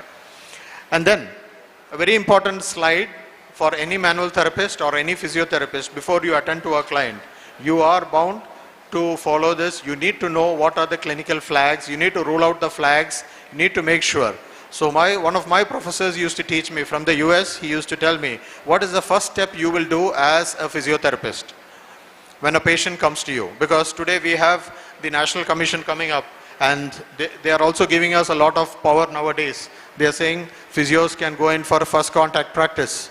But then, like what those of you who have seen Batman, what is the dialogue in that? With a lot of power comes a lot of responsibilities. Excellent. So there's a lot of responsibility also along with power. So in order to fulfill the responsibility, you need to have sufficient knowledge. So when a patient comes directly to you, you know, so far when we were not in first contact practice, when a doctor is referring a patient to me, the doctor writes the prescription, give IFT or give exercises or give low back pain exercises or this so and so stretching. So the good thing in that is whatever is the outcome of the treatment, good or even if it is a negative outcome, I don't have to be held responsible because it's the doctor who referred it to me. I gave what the doctor said. But when it comes to a first contact practice, when the patient comes to you directly, if the patient is coming with back pain, it's your responsibility to identify what is the source of pain. The source of pain can be a fatigue muscle. It can be an strained muscle. It can be a stiff intervertebral joint, facet joint, or it can be a kinetic chain which is disrupted. At the same time, it can also be an infective spondylitis. The patient has been having on and off fevers for which he has been just suppressing the fever with medications. He can also be having an infective spondylitis with a damage, infective damage or erosion to the posterior or the central restraint systems of the spine. And if you end up doing manual therapy for any such clients, it can prove detrimental or it can be causing a lot of damage there. So that's why first contact practice, it's mandatory that the council will definitely have to have some guidelines or sort of an examination where the physios will have to clear the basic knowledge to go in for first contact practice. The red flags, it's there, you can read it by yourself. The red flags, orange flags, yellow flags and the blue flags. And then coming to the area of the topic today, the shoulder. So third most common musculoskeletal complaints are presented to the physiotherapist from the shoulder region. And we do have some favorite diagnoses also, and such as adhesive capsulitis or frozen shoulder, sternoclavicular pain, rotator cuff injuries, bicipital tendinitis, acromioclavicular pain, supraspinatus tendinitis and various other diagnoses. But before that, we need to look into the basics. Where is the building area of knowledge? Where do you have to acquire knowledge from? That's why we have a beautiful curriculum being designed, and we have a hierarchy in the curriculum as well, isn't it? We study anatomy and then physiology. We understand what is the base of the human body, and then from there we go into the biomechanics, the functional or the kinesiology. How does the body work? What are the components? What are the influence of the movements on these basic systems? How does movement? Now, you know what is mobility? We talk about mobility of joints. I'm sure Vice will be more interested about the motility of the organs. There's a lot of movement for every organ, and that's what visceral manipulation is all about. And when those motility of the organs are being affected, that can manifest as musculoskeletal dysfunction. Yes, if you look at the shoulder, we have, of course, we have the glenohumeral joint, sternoclavicular joint, the acromioclavicular joint, and we also have the functional joint, which is the scapula. Now, what other structure do you think is connected? We did speak about the scapula and we did speak about the clavicle. But next, if you look at the spine, now do you see a connection between C6, C7 and the shoulder? There is no direct connection between C6, C7 and the shoulder. One of the common postural changes that we see today, what is that? Common postural changes. The forward head posture. So where does the forwarded posture start? How does a patient, have you seen any patient sitting like this? Are you sure? Watch me now. The biggest asset of a physiotherapist is his observational skills. Do you see any patient sitting like this, or is it like this? First one or second one? Second one. So what is the combination there? So nobody sits like this. Nobody wants to sit like this. What is the first thing you do? A person who is going in for a forward neck posture, you can see that he goes in for exaggerated thoracic kyphosis. And if you go in for exaggerated thoracic kyphosis, the orientation of the head over the spine has to change. Because if you go down there, you get to watch there. So what business do we have there? Nothing. So our business is there. That's the horizontal visual field. And then he corrects it up to there. So when he corrects it up to there, you have a forwarded posture. In a forwarded posture, what is the primary muscle which is responsible or which is put under strain or which leads to fatigue in a forwarded posture? Name the muscle. Forwarded posture. Sorry? It's okay. You can give a wrong answer. Maybe you can just close your face. You don't have to show yourself out. Just shout out the answer. Okay, which muscle is most active in a forwarded posture? Trapezius? Anything else? Anything else? Okay, in a forwarded posture, do we have flexion or extension of the cervical spine? Flexion or extension? Please check it properly. In a forwarded posture, we got extension of the upper cervical and flexion of the lower cervical. Forward translation of the segments of the middle and lower cervical. Clear? Now, which muscle is responsible for this? Bilateral contraction of the sternocleidomastoid. Bilateral contraction of the sternocleidomastoid. We have the attachments of the sternocleidomastoid. One attachment is anterior, the other attachment is posterior. Got it? So when it contracts, it pulls it down there. Bilateral. But if I ask you the unilateral action, I'm sure all of you will say that. Because that is one of the favorite answers which all our physiotherapists have. Isn't it? And you learned it. When did you learn it? In your exercise therapy when you were practicing stretching for torticollis. Isn't it? So what's the action? Same side, flexion and opposite side rotation. But try to think of the bilateral action also when they contract together.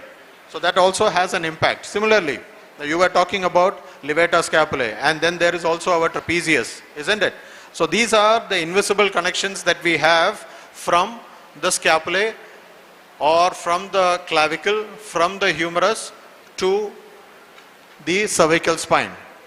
Does shoulder have a connection with the low back? Is there a connection between the shoulder and the low back? What's the not the front row, from back.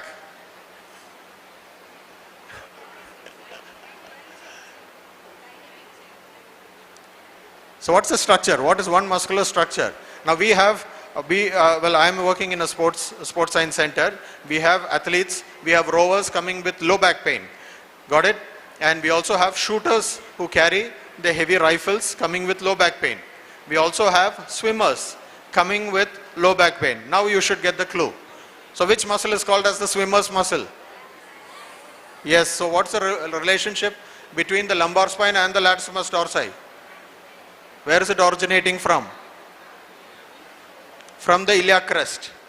Iliac crest, and it has attachments along the spinous process and transverse process of lumbar spine and the C7 to T7, I'm sorry, T7 to T12, isn't it? And all the way from there it connects to the inferior angle of the scapula, and then finally it goes up, yeah? So these are the different layers that you see here, and there you go. Can you see the latissimus dorsi here? So this is the latissimus dorsi we are looking at. Clear? So if an athlete who is a swimmer who uses a lot of upper extremity is coming to you, and then he says, I got pain in the low back. So what are the connections that we can look into? Or let's go to our favorite sport, national sport. Even national sport is hockey, but national sport of interest, cricket. So a fast bowler who does deceleration, we attribute it a lot to the, where do we attribute it a lot to? A fast bowler or a spin bowler getting injured. We are always after the rotator cuff, isn't it? So whether we like it or not, we want the rotator cuff to be injured in a shoulder case, especially in a bowler. So when you look into the depth, you can also see that when you start rotating it, so what is the action of latissimus dorsi? What is the action of latissimus dorsi? Depression of the shoulder, extension of the shoulder and medial rotation, isn't it? Shoulder girdle depression, isn't it? So in a bowling action, when you go all the way there, when they do it this repeatedly, they are repeatedly fatiguing also the latissimus dorsi. So what is one of the commonest lumbar injuries in fast bowlers? Stress fractures of the lumbar spine. Stress fractures of the lumbar spine. So are they addressing that during their strength and conditioning sessions? Are they addressing it during their physio sessions? That needs to be checked into. Clear? Now what is this muscle here? What is this muscle here? 1, 2, 3, 4, 5, 8. You have 8. The number 8 gives away the answer, isn't it? 8 fleshy digitations. So you can see that coming out from here, from the ribs, isn't it? Got it?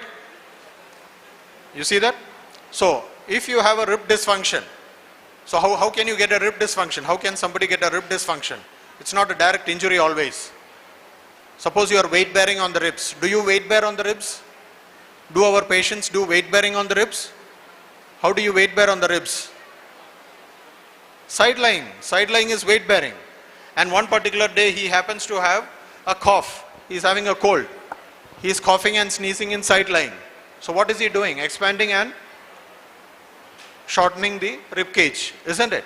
On one side he is weight bearing, on the other side he is completely free to move.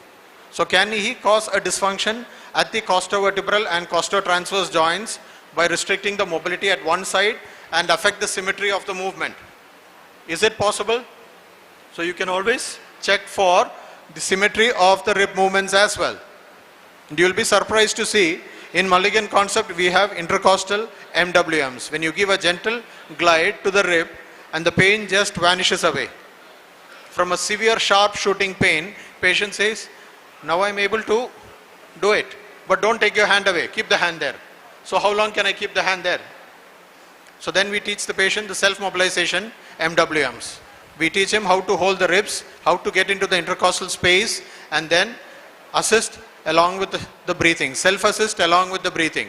And then he feels much better later. Okay? And then the muscular rehabilitation part, we do it much later again. So that's the cardiopulmonary part that a sports physiotherapist can also do in this way.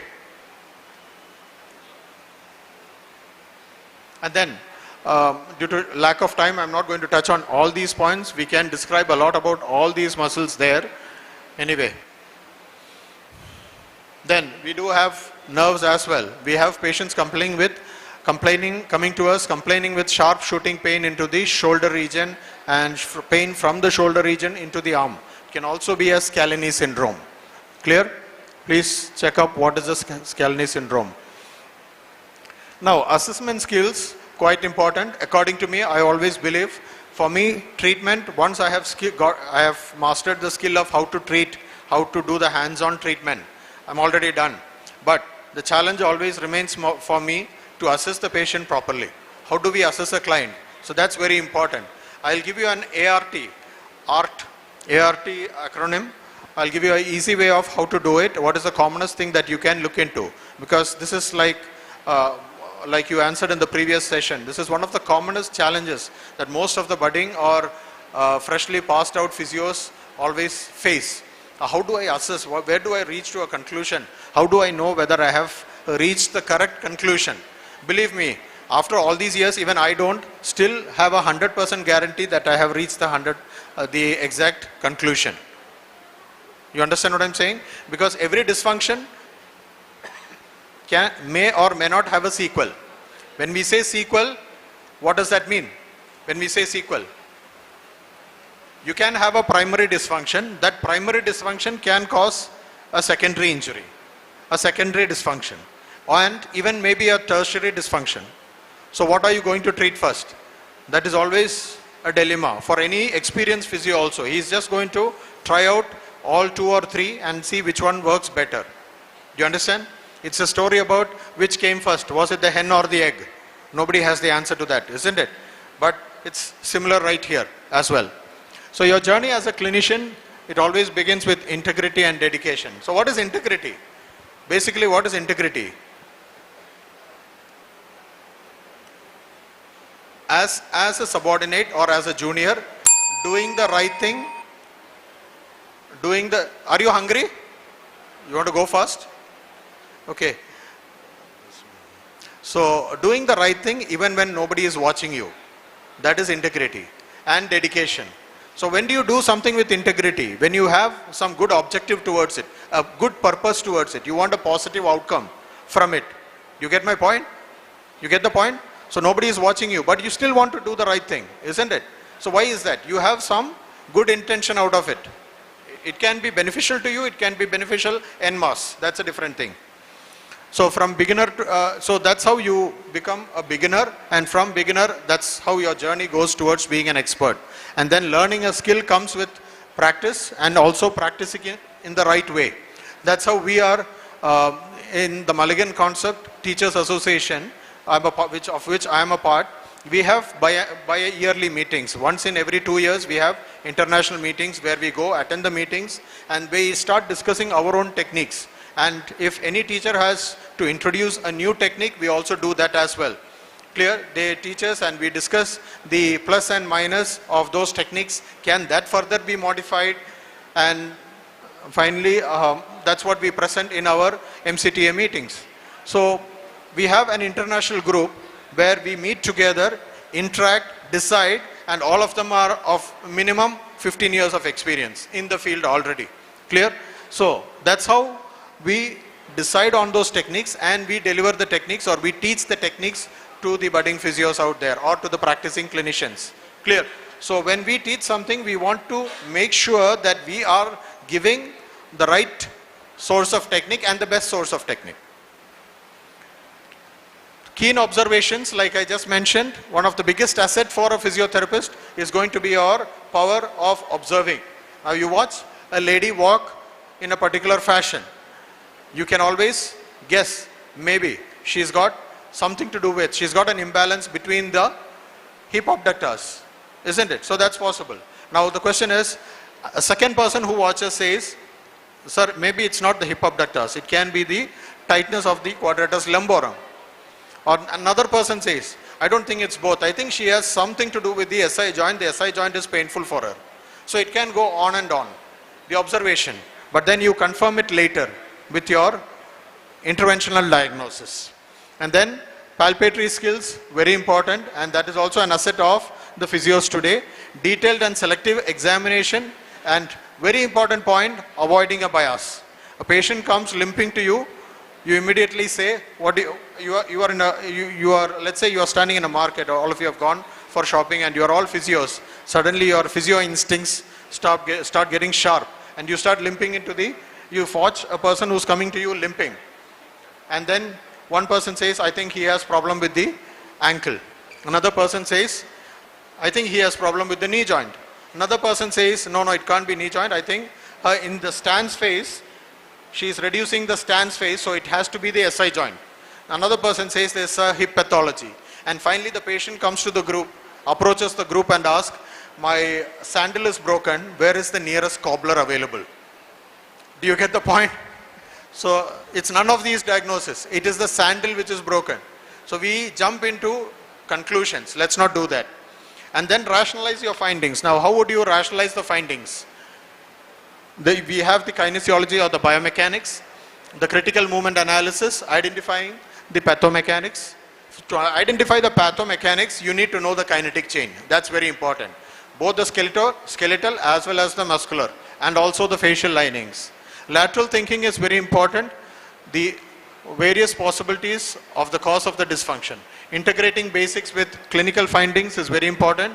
More exposure to similar case scenarios helps to recognize and realize the signs and symptoms and the findings of the assessment. This is one thing I would like to also request my senior colleagues here who are seated here. Many a times we give importance in research towards systemic review and to RCTs. But I feel in physiotherapy there is a lot of importance towards a case series or individual case findings, because no two patients are the same. That is what I always feel. And somehow we are following the larger, maybe it is some larger force which is pushing us towards doing only RCTs and systematic reviews and meta-analysis. But then case series and case studies have its own importance in physiotherapy. And coming to the shorter acronym that I was talking about is ART. Asymmetry, restriction of mobility and tissue texture abnormality. Asymmetry, most of the areas we see there are changes. There are, if you look at the patients, you look for asymmetrical changes. Most of the side, we have the right side and the left side, including the spine. You can see the spine bent towards the right side. Am I right? You can see the spine bent towards the right side or the left side, isn't it? So when you see that, what do you understand? What can you hypothesize? There is, when you palpate, use your palpatory skill, there is restriction of mobility. And when there is restriction of mobility, what is causing the restriction of mobility? Is it joint or is it the soft tissue? That comes with your tissue texture abnormality, which you learn through palpation. Sir, just 2 minutes. Just 2 minutes. I know you will agree. So, goal settings, I'm just running through fast. Goal settings, client education, symptom modification or symptom elimination. I don't say symptom elimination always, because sometimes, like chronic cases of adhesive capsulitis, you may have to work longer and you may have residual deficits. That is inevitable. Functional re-education, maintenance of functional progression. All these are important. Next. So that's Brian Mulligan there. And this is the group of worldwide instructors that we are across the world. And okay, let me skip this slide. And that's our international website, bmulligan.com, for anyone who wants to refer and refer to our courses, which will be enlisted right there. International courses will be enlisted there. And those of you who are doing projects or research including Mulligan topics, you can always take the reference list from there. We have the list of references being done on Mulligan concept in the website itself. So that's the basic principle. We'll skip all this. Various treatment techniques available for the shoulder. Okay, due to shortage of time, I'm just running through these. And the treatment strategies, scapular and cervical balance, including dynamic instability, should be addressed. Restore mobility, active and passive. Regain muscle activation and strength. Thoracic alignment, mobility and muscle status, rib dysfunction, functional training goals. Conclusion, integration of subject knowledge from your first year to the last year is very important. You can't deal it in parts. Further fine-tuning or refining the acquired knowledge through extensive clinical practice. Inquisitiveness, the desire to know more or the eagerness to learn more about the client is very essential. About the client's clinical condition, not the size of his purse or the car in which he is traveling or the lifestyle that he is living. It's about his clinical condition that I am talking about. The core values of professionalism is to be upheld. Those are the core values, and professional and career upliftment is guaranteed if you follow through these principles. I would like to thank the organizers for giving me this opportunity, and I apologize for exceeding the time, but I'm a person who is used to taking 6 days continuous workshop, and you can't limit me to 30 minutes. I'm sorry. Thank you.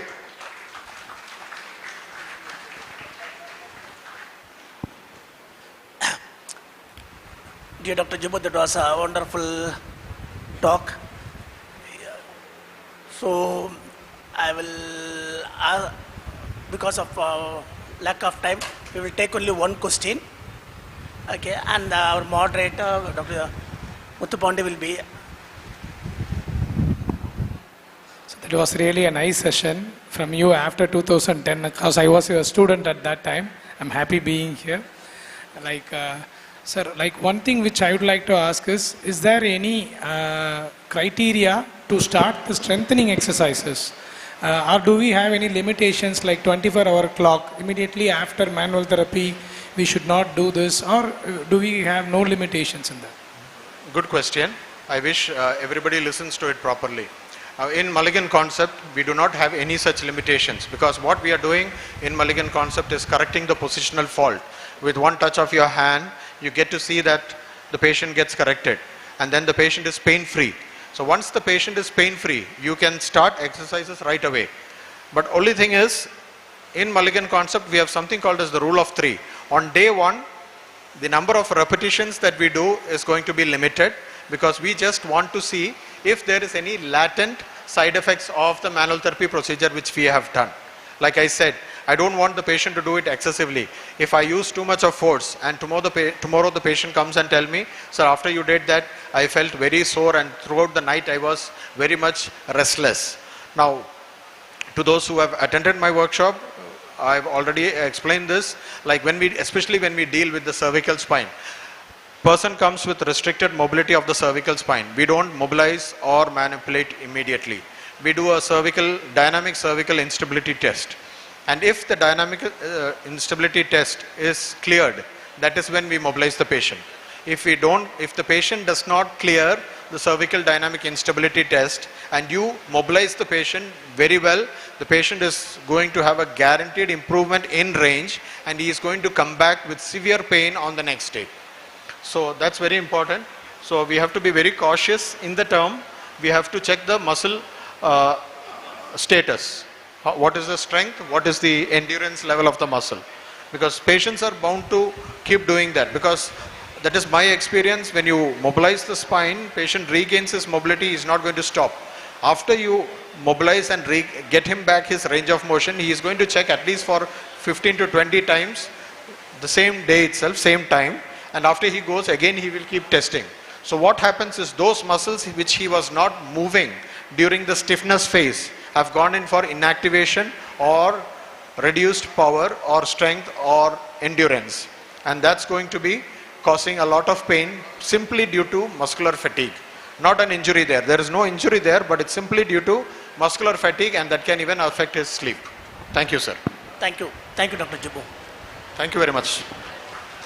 Thank you, sir. It was really a wonderful session.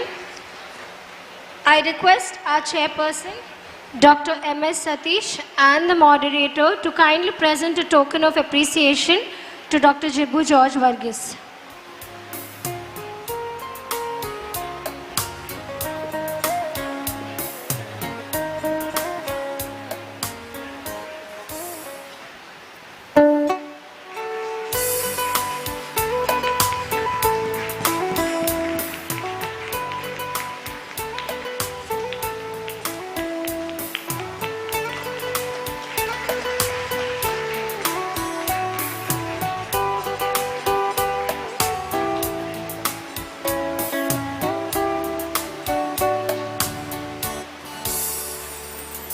I now request Dr. Prem Kumar, convener of Spark 25, to present mementos to the chairperson and moderator.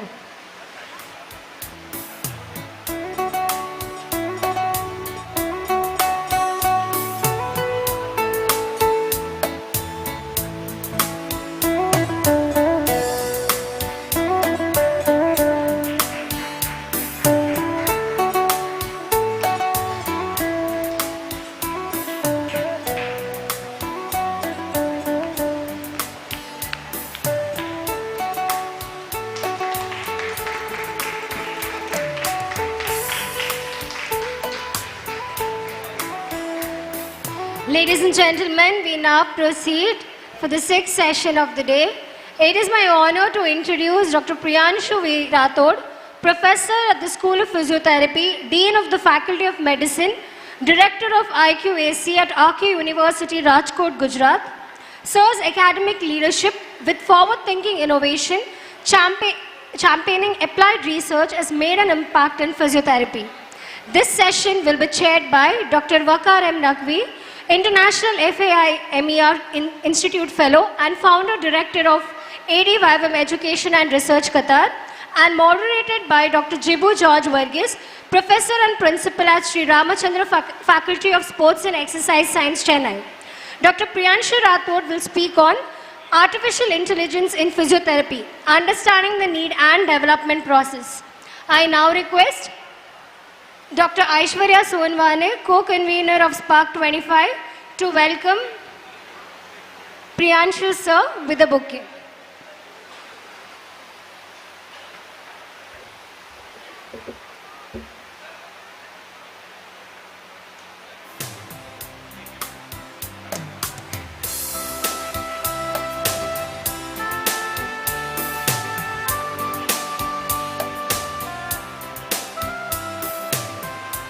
Over to Dr. Wakar.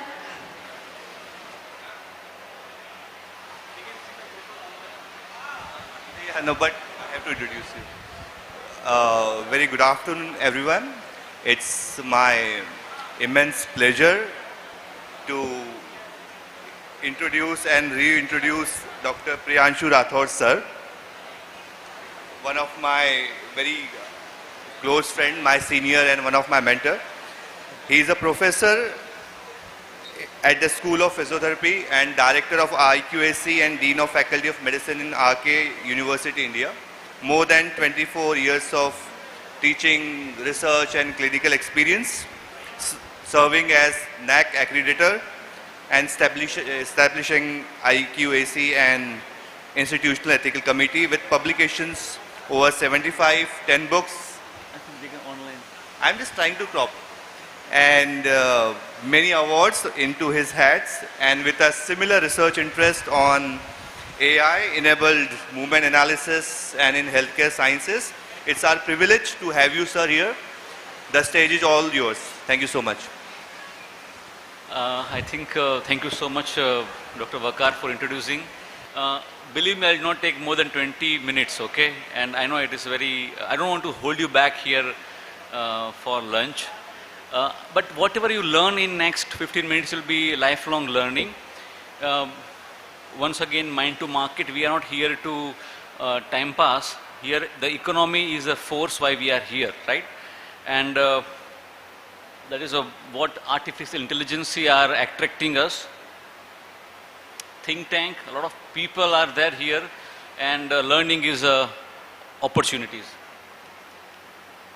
You can see the Srinivas College 30 years before I joined, August 1995, I was joined this institute, and almost now 30 years, and joined with so many other contributors. And what am I today? I am from west part of Gujarat, and I believe that more than you become a doctor or engineer, try to become a good human being. And happiness is one of the area I always preach in my talk, that if you're happy now, you can understand what I'm talking here. But if you're not happy now, then it will be difficult forever. So, and be responsible citizen, these three things where our university work on it. This is another mother nature, these three seasons we observe in our campus. And I always see that I am very much close with nature. A lot of things we learn, if you really find interest.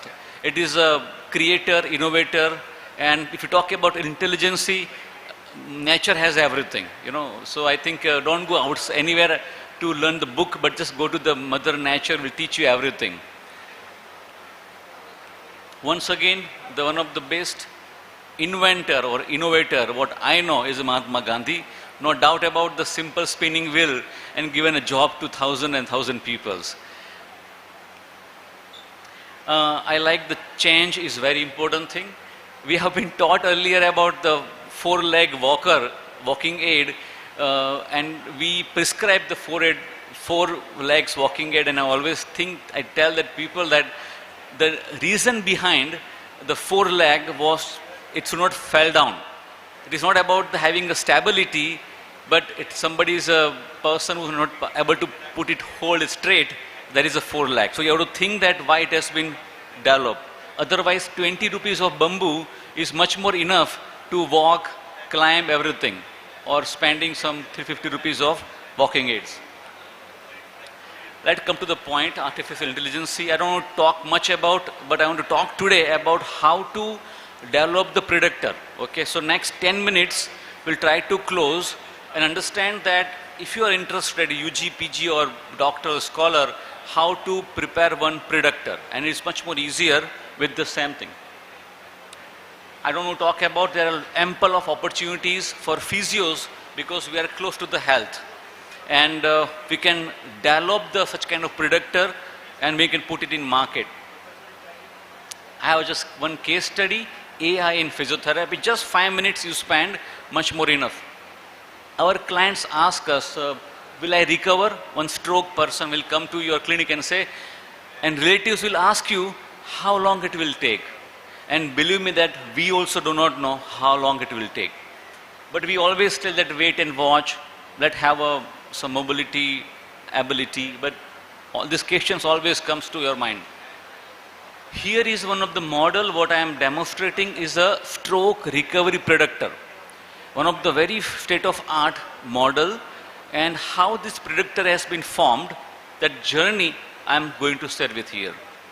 So developing the model and testing model as well as validating the model. The 3 steps I am going to discuss here. Stroke participants were assessed for predictive factors. So before developing any model like weather model or any survival model or health predictive models, you need to identify the attributes which is responsible to impact that disease, disorder or situation. Here we have a stroke recovery. So we have a factor which is responsible to delay the recovery or make impact on the recovery of the person. This is a 21 factor with a deep dive research, review of literature, systematic review, we identified this 21 factor is responsible for influence the stroke recovery. And what you can see here, most of are commonly attributed here, 21 factors. What we did here, we use simple regression analysis, okay? And if you think about algorithm and machine learning and data science, nothing more than some simple mathematics and statistics. That is why the computer engineers goes well with it. I'll put it in a simple form, okay? Here there is a simple formula, y is equal to 7x plus 8. Simple formula.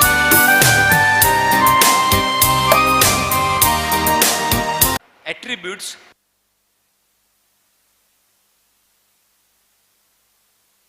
on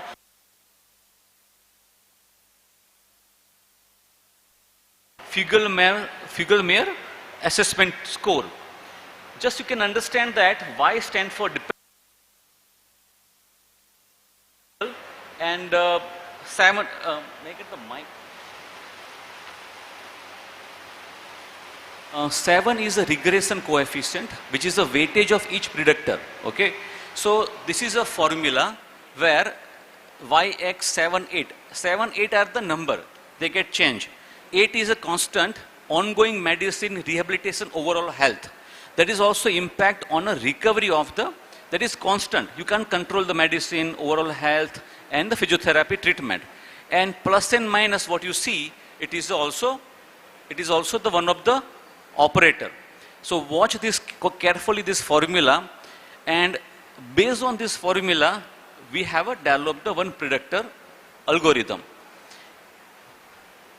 So when we analyze the large number of people, now it is matter about when brain do not calculate those information in a second or minutes or month, machine can make a calculation. Number of data or 21 attributes been regressionally analyzed for the Fugel-Meyer score. The score and those factors observe the constant, where we found the constant 62.561. Statistically, you get those number. Then type of stroke. Now, out of 21, one of the highest predictor we observe the type of stroke, which is a ischemic or infarct, which is a 14.740 at the level of significance 0.04. Second strongest predictor we identified, length of stay in hospital. The longer the stay in a hospital, poor the recovery. And that was a minus 2.721. So stay in hospital means days in hospital. And that was a highly significant. So out of 21, the strongest predictor we identified is a length of stay in hospital. After the stroke, 4 days, 5 days, 6 days, higher the days, lower the prognosis. And one of the post-stroke duration, longer the duration, poor the prognosis. So we have observed the very strong correlation where increase the days of and then lower the, but even it also 0.73. So what we did with this thing, we have used simple formula. Same formula, Y is a Fugel-Meyer motor assessment score that we are going to find out. We want to predict that after 3 months, 6 months, 1 year, patient comes to you with a stroke and he will ask that when I will recover or how long will it take to recover. You can give the answer based on a Fugel-Meyer motor assessment scale. And that is where this formula has been developed. So what you can see here on a 7x, the 7 is a number where 14.741, which has come from here, 14.714, which is a type of stroke. So if ischemic stroke, we keep the 1, infarct stroke, we can keep the 2. So hemorrhagic stroke and ischemic. Okay. Second thing about another predictor, which is a length of hospitalization in a days. So that is a minus, plus. So if you have a one ischemic stroke, which is having a more impact, you get lower the Fugel-Meyer score. So here that is why it is a plus. And when you go to the length of hospitalization, it is a minus. So you have an example, 5 days of hospitalization after the stroke, 5 into 2, 10, 10 minus in a Fugel-Meyer score, total score of Fugel-Meyer motor score. And third one, we have a post-stroke duration in hospitals. So more days somebody stay in hospital, which is also multiple into 0.111. So there is a distribution or there is a weightage of 3 attributes. And that attributes we place in this formula and constant 62 point, which is remain constant in context to we have a hospital, we have a post-stroke rehabilitation, medicine and health condition. That is a constant we observe. So what exactly comes out here? Once again, Y is a Fugel-Meyer motor assessment score, 7x, 14, either 1 or 2. 1 is the infarct and 2 is ischemic. Then minus 2.728 hospital stays in a day. So 1 day into 2, 3 days, 5 days, 10 days. Higher the days, you reduce the score. And last one is a post-stroke duration, is a 0.11. So again, after somebody comes up at 180 days, 300 days, increase the days, impact the stroke recovery. And last is a constant plus 62.561. Now, I just want young mind to understand that this is all about algorithm.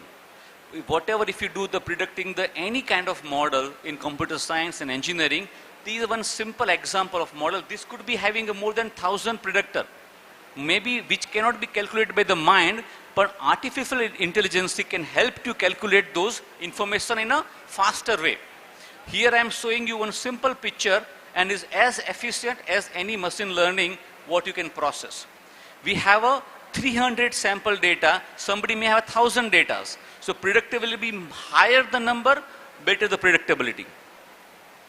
Then what we did, we kept this formula in Google application. You can also Google about stroke recovery predictor, available in Google Play Store. When somebody put the details about name, gender, age, type of stroke, and Fugel-Meyer score, as well as the post-recovery days, as well as staying in hospital days, they get the Fugel-Meyer score. So by using this application, you can predict that this person or this patient supposed to have a score of example 80 or 70. So seeing the score, you can identify that if your client having a higher the score or lower the score, you can understand that how he has recovered. So once again, this mobile application are providing you the information about what's supposed to be the current score based on the attributes you add here. So I wish that whenever you get time, please access this application take one patient's data, put the 5 only attributes: name, age, gender, type of stroke, and days stayed in hospital, and last is a post-stroke duration. After putting the 6 values in a mobile application, you get the Fugel-Meyer score, and score you have to match with existing patient score and see that how patient has recovered. Even as per the post duration. Now, the second, we have a published the way specific people testing our protocol, testing our algorithm. So what we have done the sensitivity test. After announcing website, we have invited specific people to figure what is sensitivity of this algorithm. Are this formula or predictability, how accurate? How accuracy we have observed in a post-COVID and we had a vaccines. You know how somebody's vaccines like Covaxin was giving 73% of prevention from the COVID. Equally, any kind of algorithm will provide you how it is a sensitive accuracy of providing. So the formula what we have developed, we got the 69% of accuracy to predicting what is the probable score of Fugel-Meyer after XYZ days patients comes to you. Then after testing our algorithm is a 69% accurate, we have taken for the validation with the experts. So in a phase 3, we have asked certain expert to use this formula, as well as the patients to observe does this process of validation is accurate, and then where we found 70.42% of accuracy. What you can see here, the sensitivity, specificity, positive and negative predictability values are also one of the simple way any statistical fellow can provide you informations. And regression analysis, I don't think is so difficult. Anybody can with SPSS or some simple software, then you can even get into your data. So what finally we observe that assessed by the investigator and assessed by the external validator, we found we can achieve at least 71% that this formula algorithm can predict the stroke recovery. And that is all about my interest to explore you that predictability models are not so difficult to prove. Still, the data accuracy can be proven with better accuracy if we have a larger number of data sample. So this is the 3 areas are impact, and this is the way the number of areas when you are practicing physiotherapy, you can identify and you can formulate the algorithm. This is a stroke recovery. And this is a very simple model I prefer that you practice and understand as an artificial intelligence. Now, if you have a larger number, more number of predictor, then you can have a better opportunity to develop such kind of. This is a project was funded by the government of Gujarat, I create. Another last example about predicting this algorithm for prescribing walking aids. Like somebody not using the walker or walking sticks, you can identify that does that uncle or dada require to use the walking aids and which kind of walking aids based on the fall predictability. Now we have taken a large number of data, people's back like a gender, fear of fall, history of fall, and entire bug balance scale. We identified the 5 attributes are strongly impact on a fall predictability and prescribing appropriate walking aids. Age, fear of fall, and standing unsupported. So bug balance score 9, which is a standing unsupported, having the highest predictability that the person having a chance to fall and turning 360 degree. This is based on a simple analysis of regression. We have a formulated, you can put this formula in any kind of application and you can get to know that what is a fall predictability, and even you can identify which kind of walking aids should be prescribed. And just to end up with that, because of that we have a 4-5 years of work. Just last year we got 1 CR fund from the DST for these 3 projects. because of we have a track of record. When we got opportunity that 1 CR just fund has given to predict the early health solution for prediction, prevention, rehabilitation of respiratory health to enhance the industrial worker. This project where those workers in a ceramic industry will take their PFT, X-ray, then working practice, number of attributes we put together, and will provide that those skilled worker as they grow older, their efficiency of work goes down. Skill improves, efficiency goes down. So that is where this we got fund for 38 lakhs rupees, just one predictor. And this has been proposed by the Computer Science and Physiotherapy Department. Second was challenge about the prescribing walking aids. That is also one of the work we have proposed to Department of Science and Technology, and they have approved. And there's a last one which is very close to us about yoga was being taken as a sports to the Olympics, but they have not accepted the yoga as a sports considering the method of evaluating. So here we have proposed to DST about there is a technology based evaluation of yoga poses, and they have granted this fund more than 1 CR, and they said they are open to expand fund if you go with it. I'll tell you that they have provided the entire data lab with just to prove that if we have a very strong method, technology driven method to analyze the pose. And you'll surprised to know that the committee which represented the Olympics, they had given a 7 to 10 jury system. 7 juries are sitting on one place, and somebody is demonstrate the yoga, and they have to give a scoring. Olympic committee has rejected the proposal within a day, because that is a way the predictability or accuracy of yoga pose cannot be judged. Still yoga pose. And we believe that the technology which AI enable will help them to predict accurate pose. Like chakras and somebody is performing, we can go better with a picture and analysis.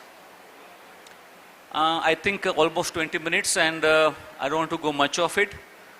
So there are a lot of partners are available. Don't worry about the fund. Fund is available with so many or government and non-government organizations. Just you need to apply. And as I correctly said, the AI is in the top, and Make in India, what you can see, the Trump uncle has done a tariff war. We can take mileage with our Indian product, Indian technology, which is highly in a need. This all the funding agency has a common interest in a technology derived innovation. We have a scientist D. I think Dr. Satish is here with us, and he's I know that what is a D, A, B, C, D, there is a level of efficiency of scientists, and those scientists approve the project, and I'm sure that Dr. Satish will be agree that the common focus are technology developed products for our Indian market. And in the last slide, when you talk about intellectual property rights, the novelty, application, and innovative steps, if you artificial intelligence algorithm is also considered as a innovative steps. So in case if you prepare, you can patent your algorithm also. Thank you so much.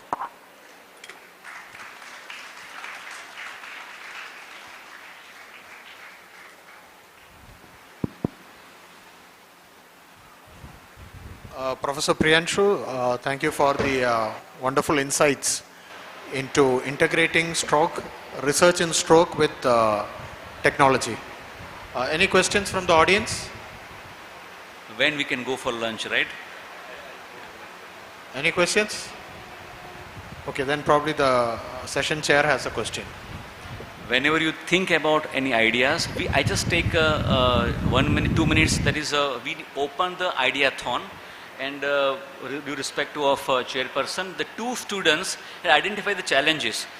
Ideathon, we have shared the email and Google form with all the participants, but 2 proposal, we'll just listen them, because identifying the problem in our practice is very important thing.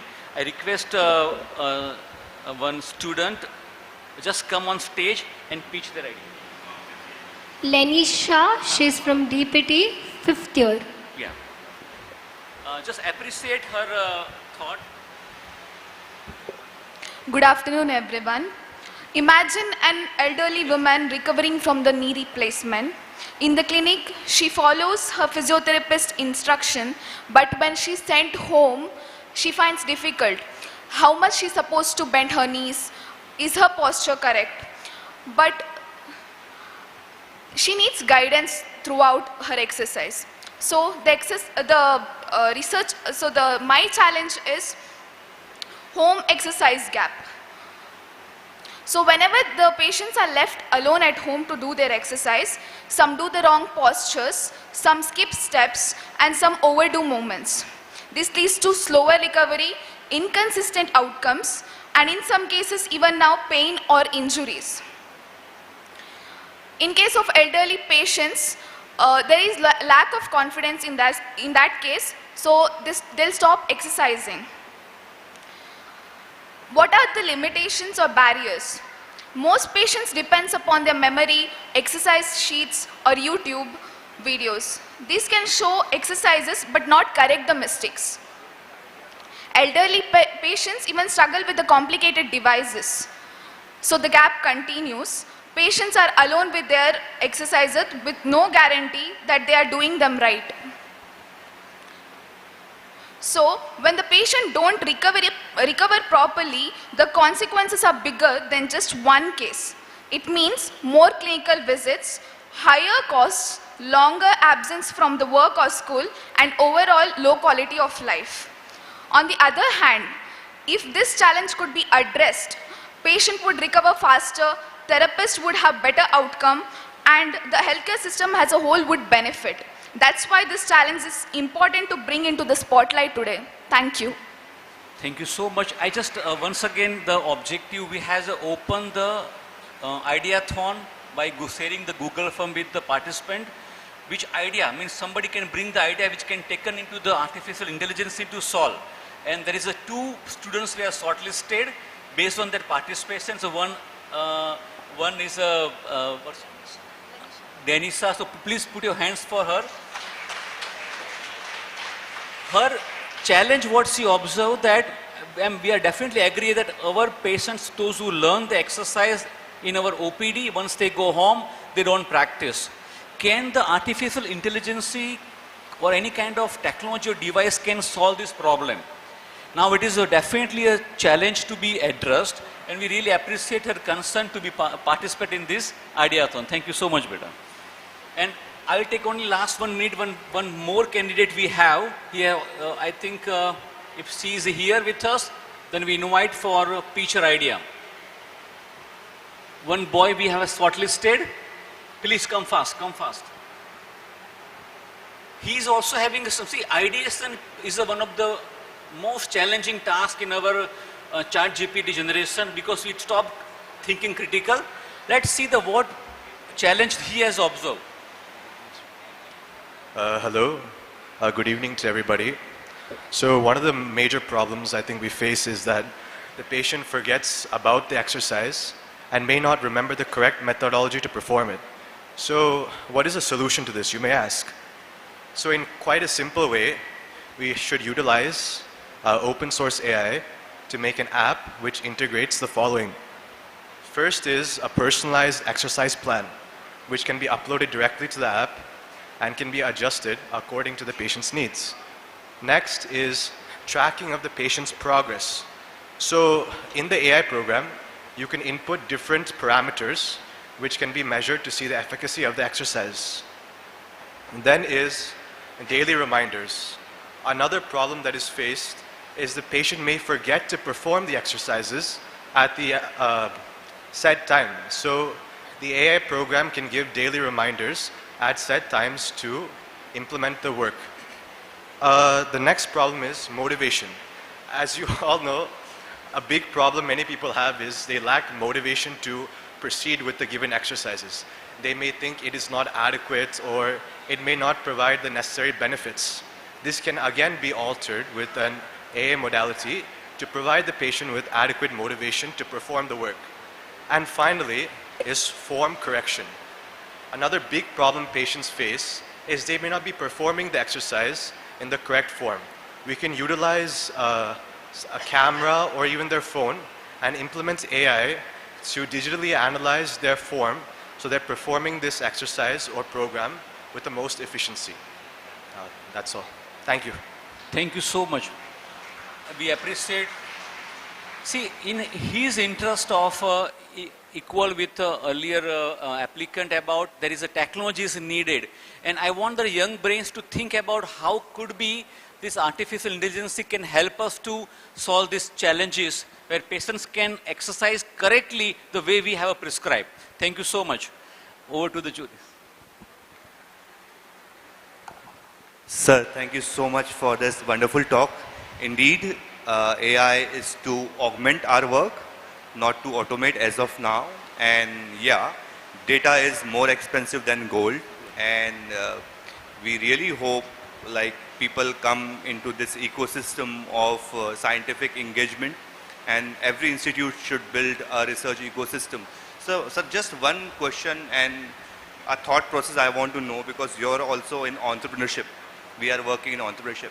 What do you think, what is the main challenge for major institutions and the students to understand the concept of this digital health entrepreneurship and how they can be the part of this revolution?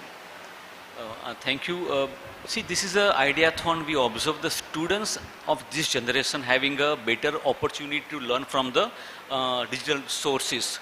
Only if they have a proper idea, they can take it, those ideas to the actual research. Most of research, I think yesterday one of the speaker has said about we compare our own weapons, MRT versus MFR, our practice we check and we don't get anything out.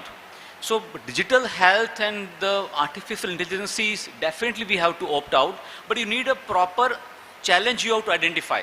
This is a challenge of the community and this is a solution could be get out of this. So probably we all need to little bit diversify from a routine research practice to the innovation, because there is a definitely a silver line between the research and innovation where we can map the artificial intelligence and digital health. I hope it is fine. Thank you so much to corroborate this summation into a wonderful play. Thank you so much. Thank you everybody for patience. Thank you all. I now request Dr. Vakar M. Nagvi and Dr. Jibu George to kindly present a token of appreciation to Dr. Priyanshu.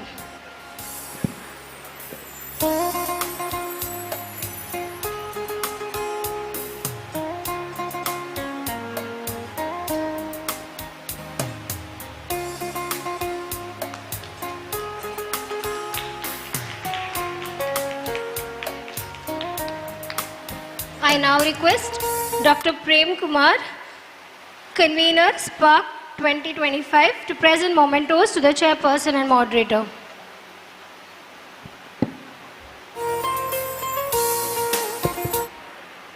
And everybody is leaving for lunch. Important information about the speaker.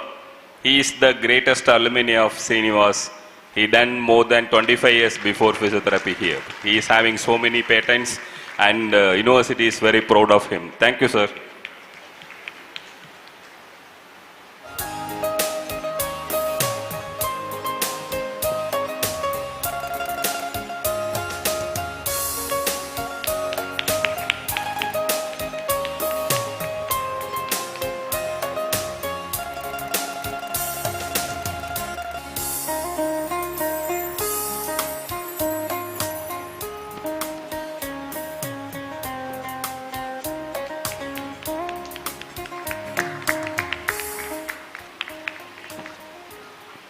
Thank you all. Ladies and gentlemen, we will now be breaking for lunch. For our speakers and faculties, lunch is arranged at the ground floor, and for our students, the lunch is arranged at the basement. We kindly request all the participants to reassemble by 2 o'clock as the sessions will resume, followed by which the much anticipated quiz and engaging panel discussion, which will be concluded by the valedictory ceremony, will take place. Thank you.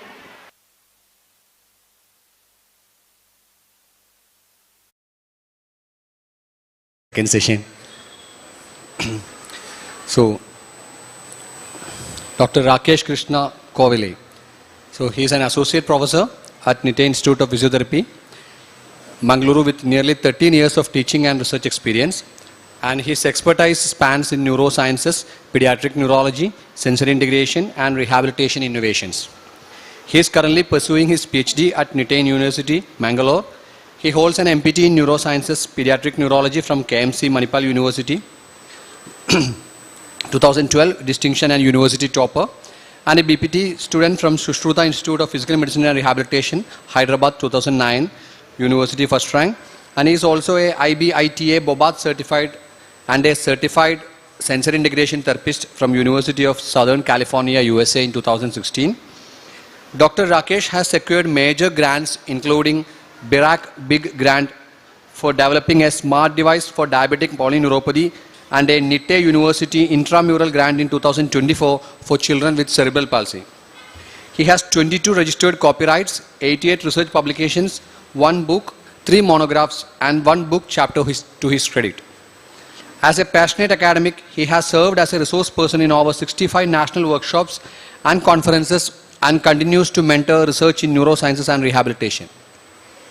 His contributions have been recognized with several accolades, including the Young Achiever Award at the First World Congress of Physiotherapy, Hyderabad 2022, and the Best Teacher Award 2021 and 2023. He has also received distinctions for his research presentations, securing second place faculty category at ICPT Mumbai 2023 and first place faculty and PhD scholar category at INCPT All India Institute of Medical Sciences 2023. With further ado, let's welcome Dr. Rakesh Krishna Kovile to share his insights with us. Thank you. First and foremost, I would like to thank Nandakumar sir for giving a brief introduction. If someone talks about you, you feel happy from inside, right? So thank you, sir. Thank you so much.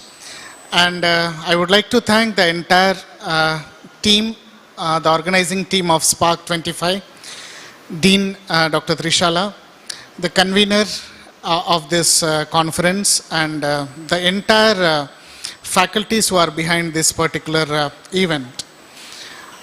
And also the participants who are there here to listen to me. So today I am going to speak to you about my experience, my personal experience in pediatrics, exclusively in terms of early intervention. It's not a new term. Early intervention is not a new term. Pediatric physiotherapy is not a new term. Am I right? So you all might have heard about pediatric physiotherapy dealing something with children, right? And we deal mainly in terms of developing their milestones and making them more functional, right? Then what is there to talk something more behind this particular topic, right? The problem over here is we have around hundreds of approaches in our hands. And when we go to the war room, you know, war room means our OPD or NICU or PICU. We take one weapon and throw it on the babies, okay? And we will keep on searching whether this particular technique is beneficial to the baby or not. So we are experimenting, am I right? So we are experimenting on the children. On adults, if we do, it is well and good. But children, can we experiment? They doesn't know anything what you are doing. They expect that. They don't have any even expectations. They don't know who are you. They don't know where they are. Okay, they don't know why they are there. Okay, so in such a manner, when we are dealing with such people, I felt that it's more of emotional connection rather than oral communication. Okay, so I always depend on the connection between myself and the child rather than communicating with the child. Okay. So without any delay, we will start with today's topic. So when ma'am asked me about what will be your title, I told that there is an opportunity for every physio to do an extraordinarily in the early period. When you talk early intervention, it is about birth to 5 years. So in that particular period, there is something called as window period. Okay, upon my keep on practicing, okay, I came to know that there is some period, if we concentrate on that particular aspect, the child can get a benefit in a double fold than what you are doing since birth. So what we require? Okay, do we require specializations to treat? No, it requires a golden heart, okay, to deal with the child. Okay, so with this note, we will start. First slide. This is the background which I kept. I don't know whether the last people can able to read what is there in the figure. Okay, but I'll tell you something. In early intervention, mainly in terms of early neonate, okay, the baby is just born, you went to NICU, okay? That time, do you think the baby is being diagnosed? The baby is kept. Baby doesn't even have the name. Baby of so and so will be there in front of you, lying down in incubator, okay, doesn't know why she is over there, and there is no formal diagnosis. There is a reference to you. Dear physiotherapist, kindly go through, okay, give your valuable opinion. There was no diagnosis given over there. So as a physio, what I should do over there? So that's the reason we should know some basic things when we enter into an ICU. So this starts before a formal diagnosis. Early intervention starts before a formal diagnosis. There is no diagnosis to the child, but you are supposed to give therapy to the child. Okay? I kept the second point. What we are focusing over there? There is no diagnosis. The child is lying in front of me. I am focusing on whether the child has movement-wise any abnormality. Okay? I am repeating. Movement-wise any abnormality. Whether the child has feeding-wise any abnormality, or whether the baby has breathing-wise any abnormality. These are the three things I am going to see when I enter into an ICU. I am repeating: movement, feeding, and then breathing. Right? Posture, part and parcel of movement. So therefore, we are supposed to see these three things. So doctor is expecting us, the pediatrician is expecting us to say in future whether the child will go for developmental delay. In future, whether this child will have any complications through lungs and heart. Hope you understood my point. So this is the main thing what a pediatrician is expecting from us, nothing else.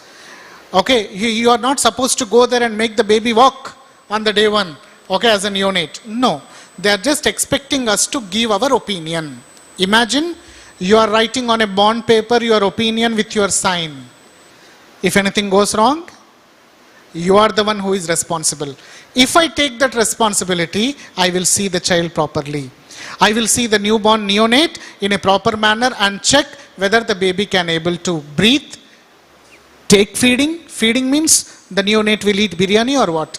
The neonate will have only fluid. Okay, whether the baby can able to take the fluid food inside properly or not. Okay, through formula feeding.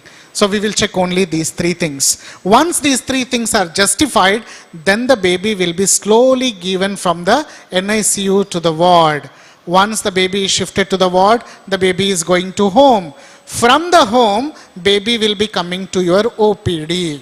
So your doctor is asking, from NICU, the path is till the home or the path is till the physiotherapy OPD. Okay, it is your duty to tell the pediatrician, dear ma'am or dear sir, once you discharge this baby, kindly ask them to meet us back after 3 months.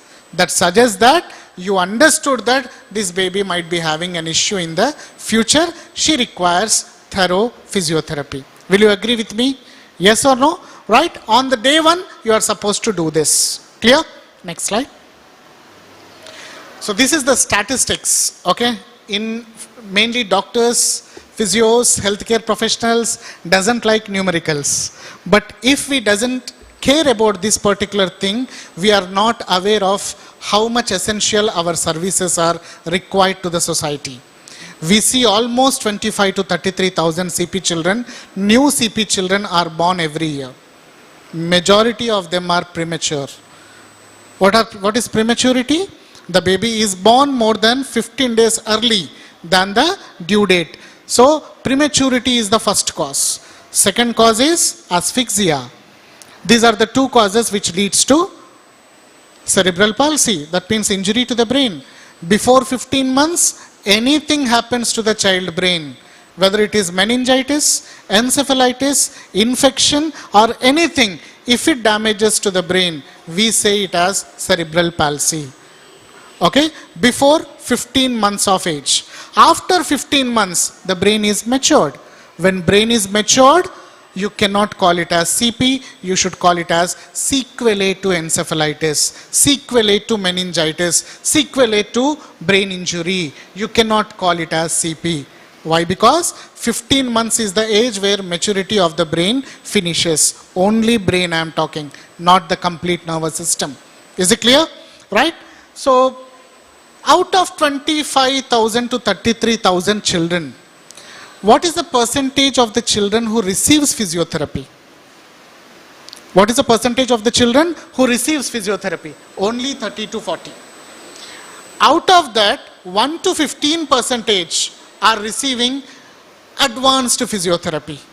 In that, 1 to 4 percentage of children receiving technologically advanced physiotherapy.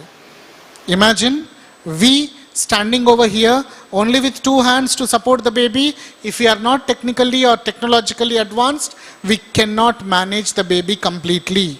But in India, the scenario is out of 40,000, only 1 to 4 percentage is receiving that particular therapy. Don't you think we do have some responsibility to become ourselves much more equipped? Yes or no? We have to be equipped much more, and we need to be technologically moving forward so that in less span of time I can cover more children. Otherwise, it takes 1 hour for me to train one child. Okay, but if I am advanced and if I train my colleagues in an advanced manner, we can manage many people at the same time. We can help many families and we can be a ray of hope for them. Will you agree with me? Yes? Okay, next slide please. This is the path. So there is a course for everything. Okay, when I set this particular path, you have a baby in front of you, you are managing. So your responsibility is only the baby, their family, their future. Okay, right? The baby is just a months old or years old, but the only baby to the parents. That is their hope. So indirectly, you are targeting the quality of life of the entire family. I am repeating, you are targeting the quality of life of the entire family, not only the child alone. So baby, whether it may be months old, years old, whatever it may be, your therapy should focus even on the parents. So you need to educate the parents also. So the path of physiotherapy lies managing the children, educating the parents, improving the quality of life, and making the baby functional to live herself on her feet in the society. This should be your path. The students, when you come with your goals, you might be learning SMART goals, correct? So SMART goals and all, when you bring to your teachers, whether your SMART goal has any functional activity. Tell me one activity where the child whom you are treating will be able to do by herself. When the baby takes first step, have you seen the mother's face anytime? You may not remember yours, okay? But you can ask your mother, when you took your first step, what enjoyment your mother had. Don't you think every mother expects that? And when you say, when a child comes to you, this baby, very difficult to walk, but I will do my best to at least make her sit, you are a loser at that instant of time. That's your mistake. You should never say what the baby cannot do. It decreases the hope of the parents. Irrespective whether you do something or not, yes ma'am, we'll have a strong hope that she will become all right. She will do her activities by herself. Whether it may be after 10 years, no problem. But your talk should be not in a provocative manner, but in terms of a reinforcing type. Will you agree with me? Right? Because child may not communicate with you unless he grows more than 5 years. The communication is through mother. Okay, but connection is through your child. Right? Next. Next slide. So what is the primary link? What is the primary link from the child perspective towards the physiotherapy? Right? The primary link is the baby is born with the neurological injury. The baby has to progress to be independent. The link is functional, but we treat structurally.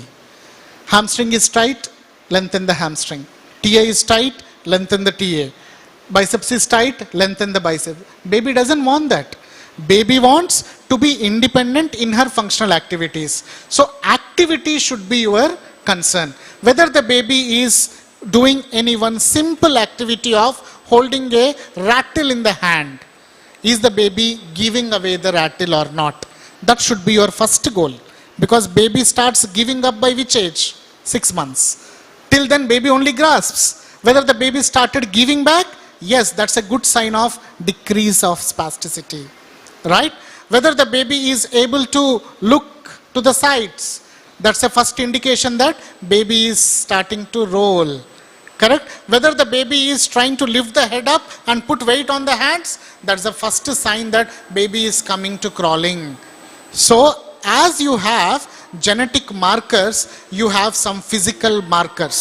Remember always as a physio, there are 5 physical markers. Number 1, range. Number 2, tone. Number 3, strength. Number 4, reflex. And number 5, girth. These are the 5 physical markers. As a physiotherapist, we should always remember whether it is a pediatric to geriatric case. Next slide.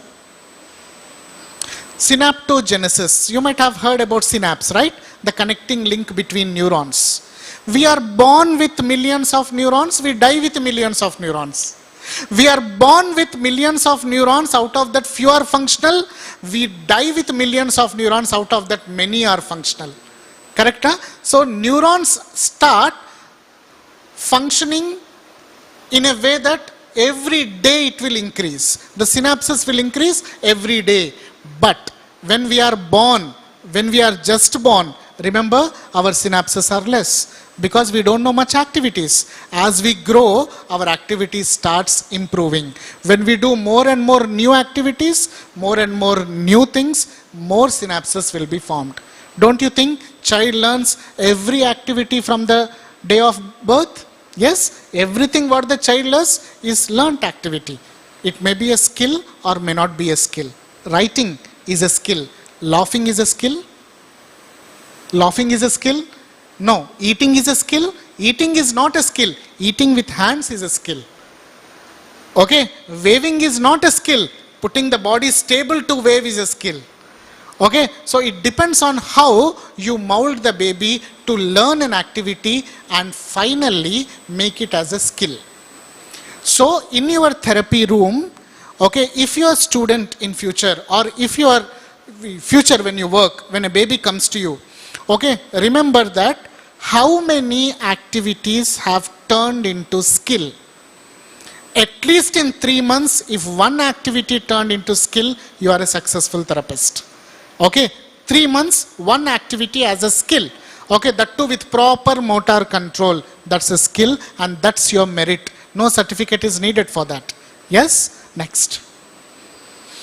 So these are the 2, I'm not going to read that, please don't worry. Okay, there are 2 flowcharts over there. One is by American Academy of Pediatrics. The another is by our Indian Academy of Pediatrics. Okay, they have told very clearly that when the baby is born, the baby has to approach the pediatrician at 3 months, 6 months, 9 months and 18 months. Okay, baby should approach the pediatrician. At the 18th month, what you are going to say, whether the baby is developing normally or not, okay, whether do you require any other therapy or not. Don't you think it is very much delayed? 18 months is the very much delayed age. By 18 months, one kid may run, one kid may climb the steps, but it is too much delayed. So then they started to tell that by 12 months. Then they started to tell that by 6 months. Then they started to tell that by 3 months. Can they tell by themselves? Who is the one who is responsible that? We.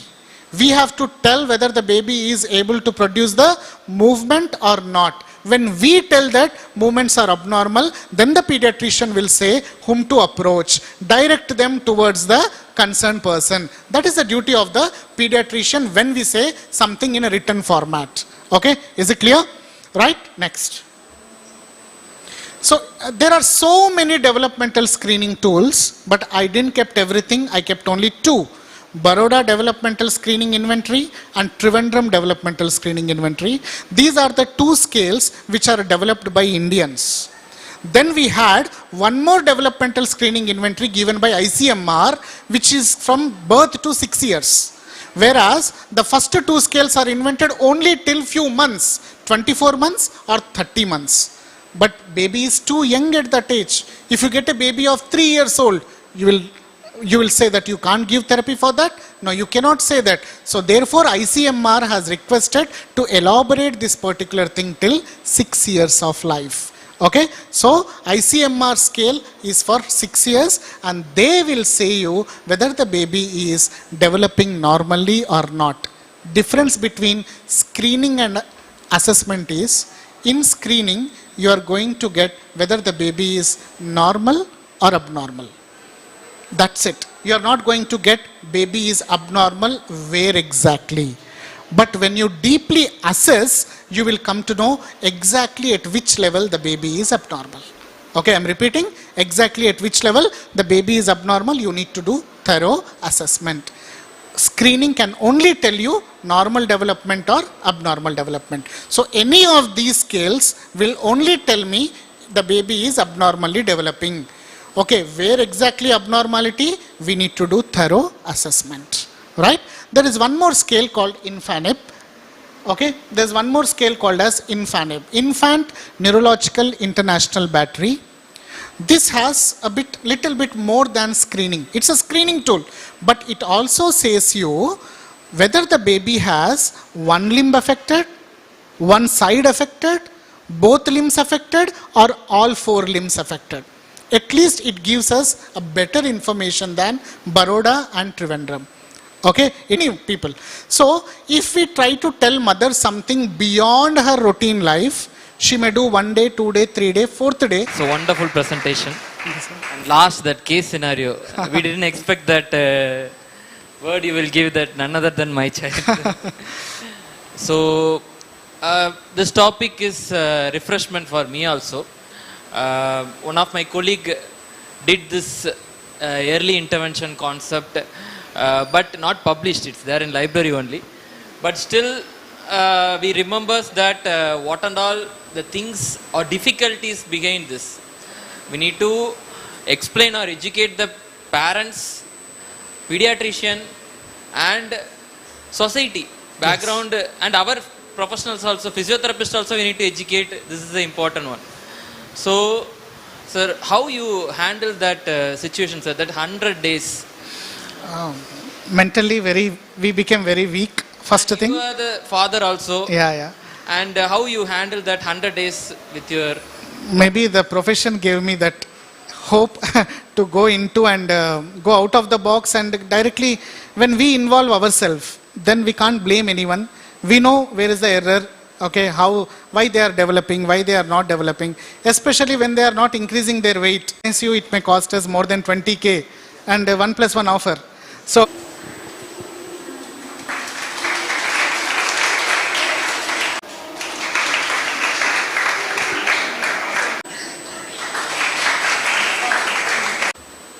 it's my pleasure to welcome Dr. Kumaresan, a professor and HOD of St. John's Medical College, Bengaluru, and he is having an experience of 17 years.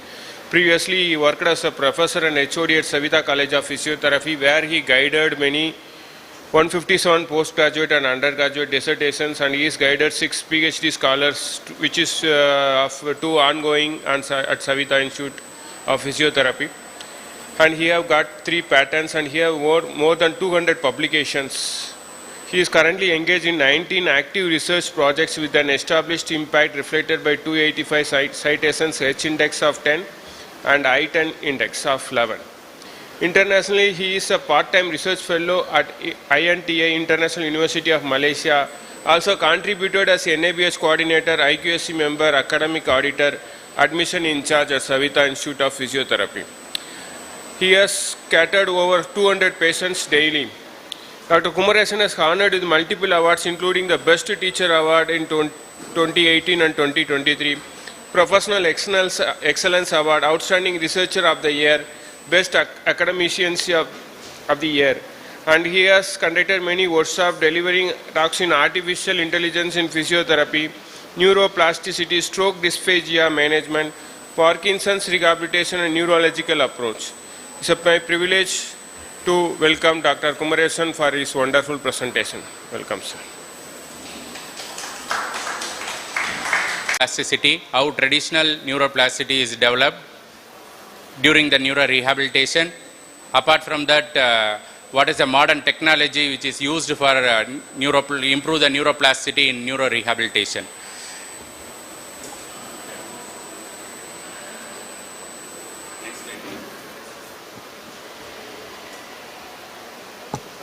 First we will discuss about introduction.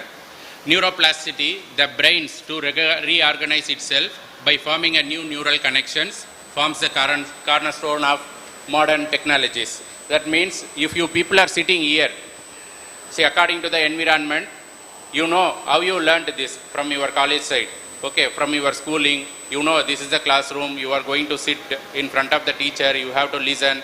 These are the things, new neural connection in your brain, it should be forming a new neural connection you have learnt from your childhood. Okay, this is called as neuroplasticity. This neuroplasticity is happen in modern and technology, both. Technology has transformed this process, give rise what can be called as a digital brain, infusion of human neural adaptability and advanced digital tools that accelerate the rehabilitation outcomes. See, next. See, here the traditional rehabilitation is there and modern rehabilitation, neuroplasticity is there. You know, traditional rehabilitation, like how you people are giving a normal passive movement, stretching activity, manual therapy, key point stimulation, CAMT, many things are there for developing a neuroplasticity. Even in modern rehabilitation nowadays, virtual reality, augmented reality, exoskeleton, and many things we can use, brain-computer interface. These are the things we about virtual reality and augmented reality.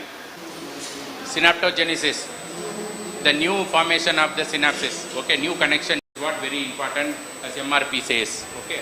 Interference also may be there, you have to counteract and compensate that particular interference, you have to ask the patient to do there, and capturing the cameras, with the use of the camera you can sit in the center only, you can observe the patient practices, how they are practicing, you can easily identify, okay. So in that, removing the geographical barriers, okay. Thank you for your attention. Thank you for the opportunity given the Srinivas management and Spark 2025 organizing committee members. Thank you once again. So, good morning everyone, and it's my honor to actually introduce Dr. Prem Kumar sir, who is a great teacher and a great human being. So, Dr. Prem Kumar is a distinguished academician and researcher, currently serving as the head of the department and professor of the Institute of Physiotherapy, Srinivas University. With a passion for teaching and mentorship, he has played a pivotal role in advancing physiotherapy education and research.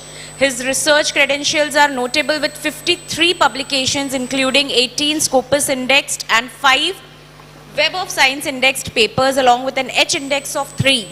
His academic contributions have been recognized with several prestigious, such as the Best Research Scholar Award 2023 as the Srinivas University Research Conclave, the Excellent Thesis Award at the same conclave, and the Best Innovative Research Award at the Ideas Summit Meet, MS Ramaya College of Physiotherapy, Bengaluru in 2025. In addition to his academic accomplishments, Dr. Prem Kumar holds key leadership positions.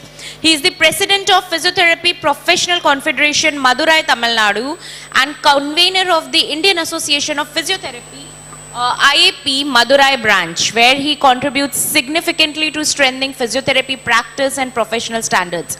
He also serves as the editor of Pro Physio, a quarterly magazine published by the Confederation dedicated to promoting knowledge exchange and evidence-based practice. Dr. Prem Kumar is widely recognized for his expertise in research methodology and biostatics, and is a frequent speaker at national conferences and workshops.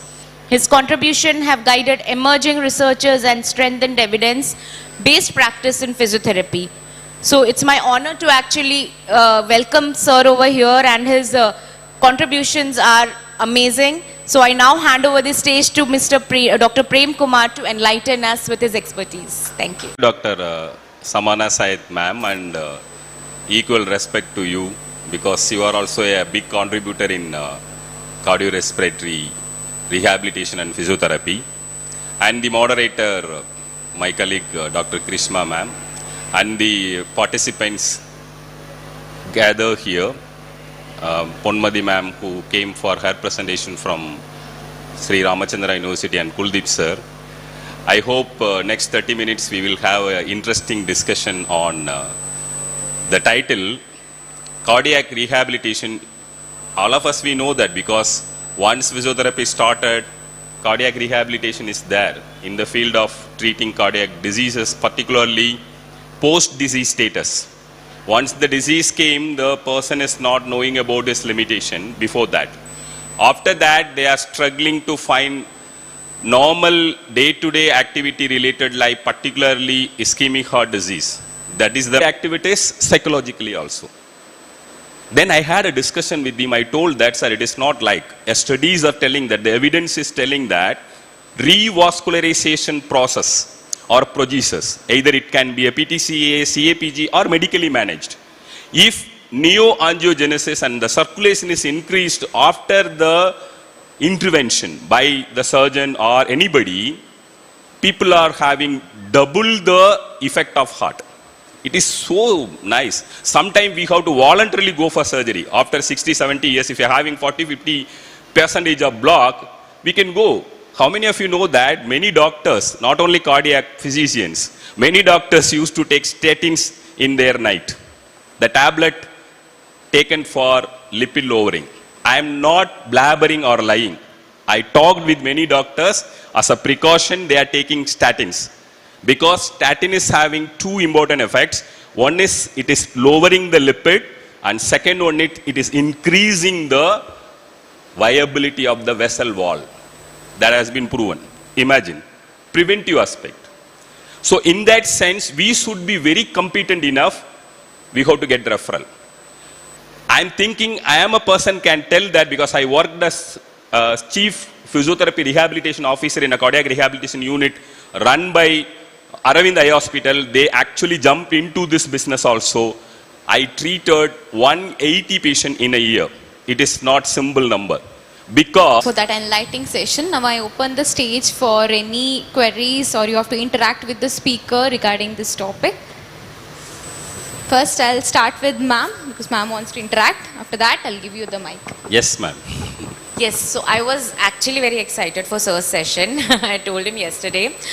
Before asking, I do have some questions. Yes. But before asking the question, I would like to really appreciate the way he has put so many things together. Tell me how many of you, that bell was for me. Okay. Tell me You check that. if you have really listened, felt that, what if I start my cardiac department and run it in a center or a city where no one else is there? Will I mint money or not? Tell me how many of you thought so?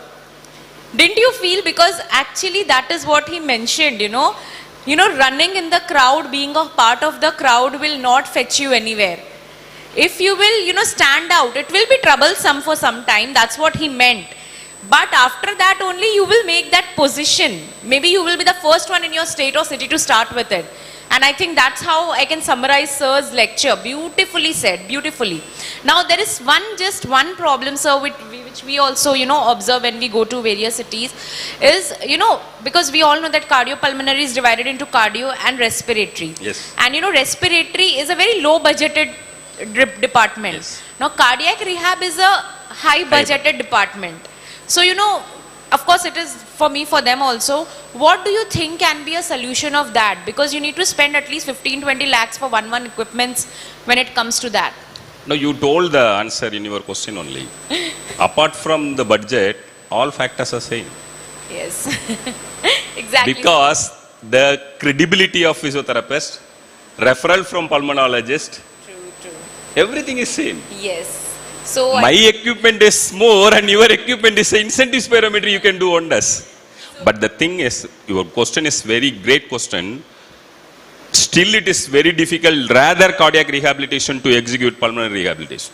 Exactly. Because Indian people, they are thinking coughing and slight breathlessness is their character. Movies mein dekh sakte hain. Big lead roles people like that. They are not thinking that as a symptom. It is causing problem. And it is a very main symptom of COPD.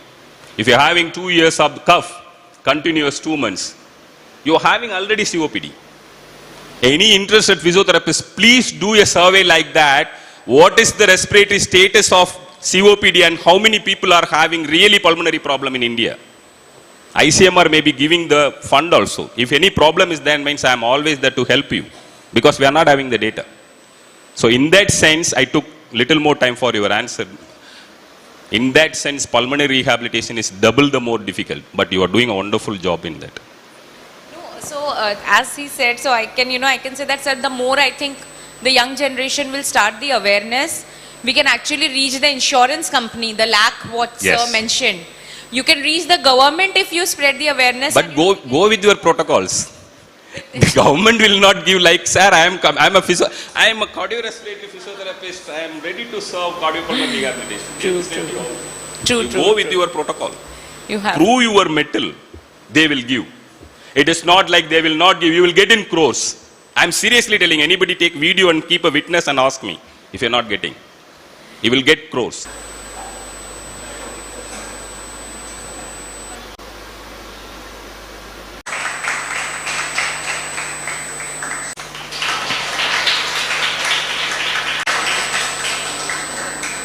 Welcoming all the audience. So now I am introducing Dr. Punmati ma'am. So ma'am is a very senior professional and have a rich experience of near about 25 years in this field of physiotherapy. So ma'am is an accomplished professional in the field of physiotherapy. She have completed her undergraduate in the year 2002 from Trinity Mission and Medical Foundation, Madurai. After that, ma'am have gone for master's program in obstetric and gynecology, and that ma'am have completed from SRM College of Physiotherapy, Chennai. Presently the ma'am is pursuing PhD from Ramachandra Faculty of Physiotherapy, and the PhD ma'am have started from 2019. So ma'am career began from the 2002 onwards only, where ma'am established her own clinic as a physiotherapist which in a multi-speciality hospital in Birudunagar. In 2008, ma'am have shifted to academic, as because ma'am has got so much of academic interest, and ma'am have taken the role of assistant professor in SRM College of Physiotherapy, Chennai. So where ma'am was worked till 2018. 2019, ma'am joined Ramachandra, which is a very prestigious institute in Chennai, as an assistant professor. So ma'am has extensively contributed to the field as a resource person for more than 20 conferences and workshops, and as a guest speaker at 7th event. So, ma'am is a certified instructor of basic life support and advanced cardiac life support accredited by American Heart Associations, and has trained numerous students in these life-saving courses. So ma'am have many publications, more than 20. Good morning all. How many are forced to come here? How many had volunteered to come here? I know, because women's health, I can see few male students. Are you okay to be here? Yes, okay, good. Nice to hear that. Because women's health should be better known to a male than a man. Okay, because you are the one who has to take care at times of need in a woman's life. So they should know slides of it. Next slide, please. So the pelvic floor dysfunction, we divide into hypertonus, hypotonus. It will move down from the place. That will be caused when the pelvic floor muscle get very relaxed. Okay, so that we term as a prolapse. And it's 100%, you can't finish in half an hour, but you tried the best, and the crowd, according to the crowd, the way you changed the way taking the class, and the topic, the beyond traditional Kegels, 100% man, when somebody comes with the pelvic floor, first we'll tell about Kegels only. So like it's the pelvic floor dysfunction comes, it's not only here, like it affects your breathing. The way you connect, it was very great, ma'am. So thank you so much. Like when the pelvic floor dysfunction comes, So it's not only the pelvic floor, you have to talk about the trunk, the breathing pattern, the way the ladies breathing, everything. And the point is very correct, ma'am. The people know this type of dysfunctions, the people who are taking care or we are dealing as very less, ma'am, very less. The population who cares about this is very less. Like the students also, maybe you are not aware of things. If you talk to your parents, your mother, no, maybe you'll understand what all the problems comes in this. Thank you so much, ma'am. Yeah.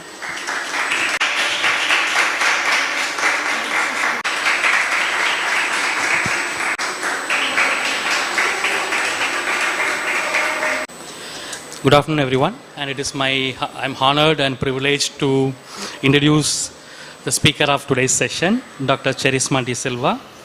Dr. Charisma De Silva is a distinguished physiotherapy professional with strong academic and clinical background.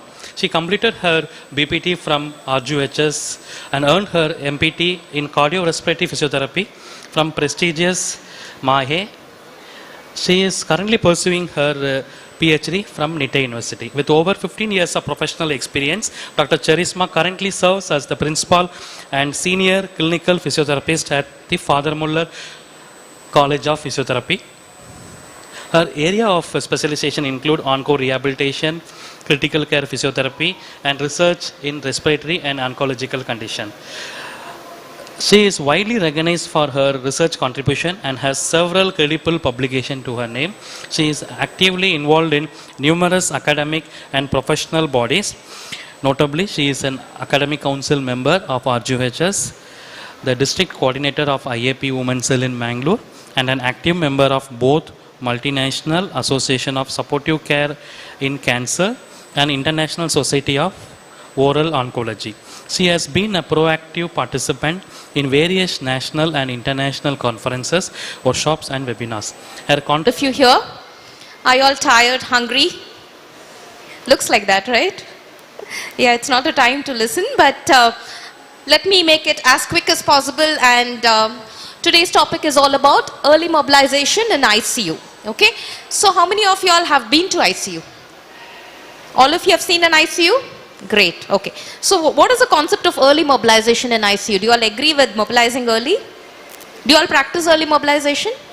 Your respiratory rate is low. Both the things should not be given. It is red. And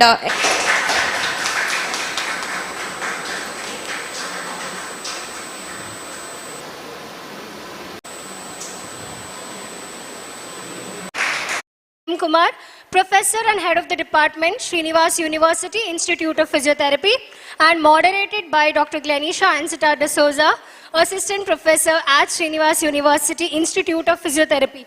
I now request Dr. Vijay Kumar to kindly welcome ma'am with a bouquet.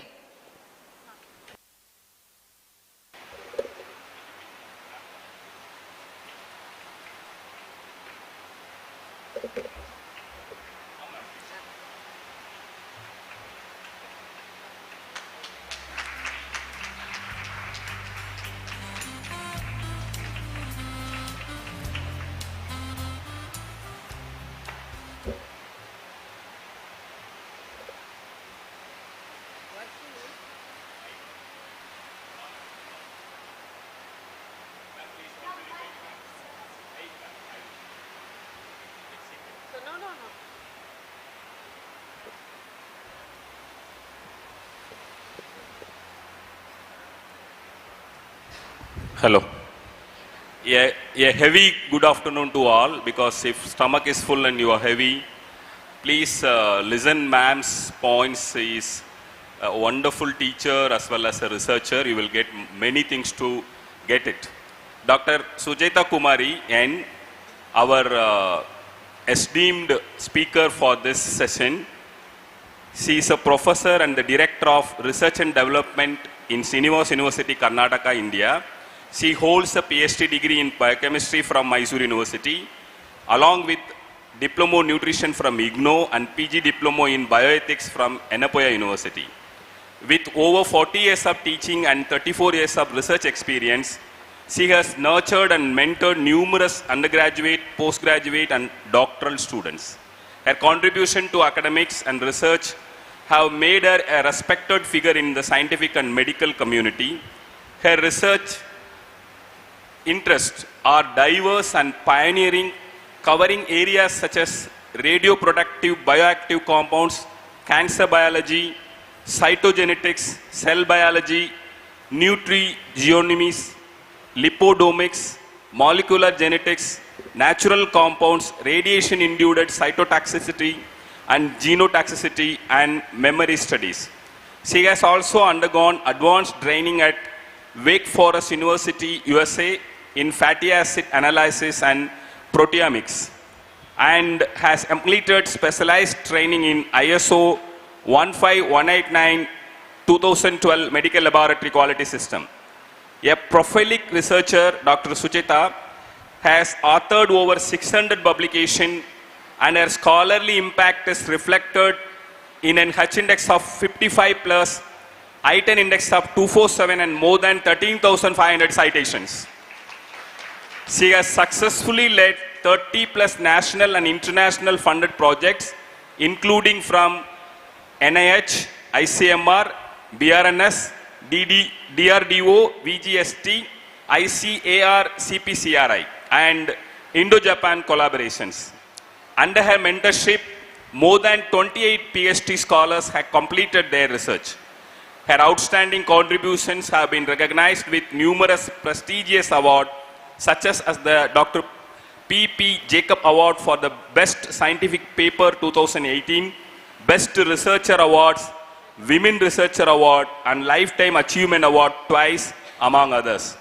Dr. Sucheta is also a life member of several professional societies and continues to maintain active researcher profiles with Scopex and Web of Science, further strengthening her global presence in the field of scientific research. Without further ado, let's welcome the respected Dr. Sucheta Kumari N. Ma'am to share her insight with us. Please, ma'am, it is yours. Thank you, thank you. Good afternoon. Good afternoon to all my dear students and delegates. It is my privilege and honor that the committee, the international conference organizer, given me a chance to present in front of you. So it's a nice time to spare some after the food. All of you are sitting here and thinking how to spend good time. This is about the food. See, all of you are eating food just to either fill the stomach, or you may feel weak to energize your body. My suggestion, this good food is the most forgotten medicine in our life. If you go back centuries, actually 75% of the disease we can control by managing with the food. So food is so important, and it can help you. It is like, you can't remove. So food,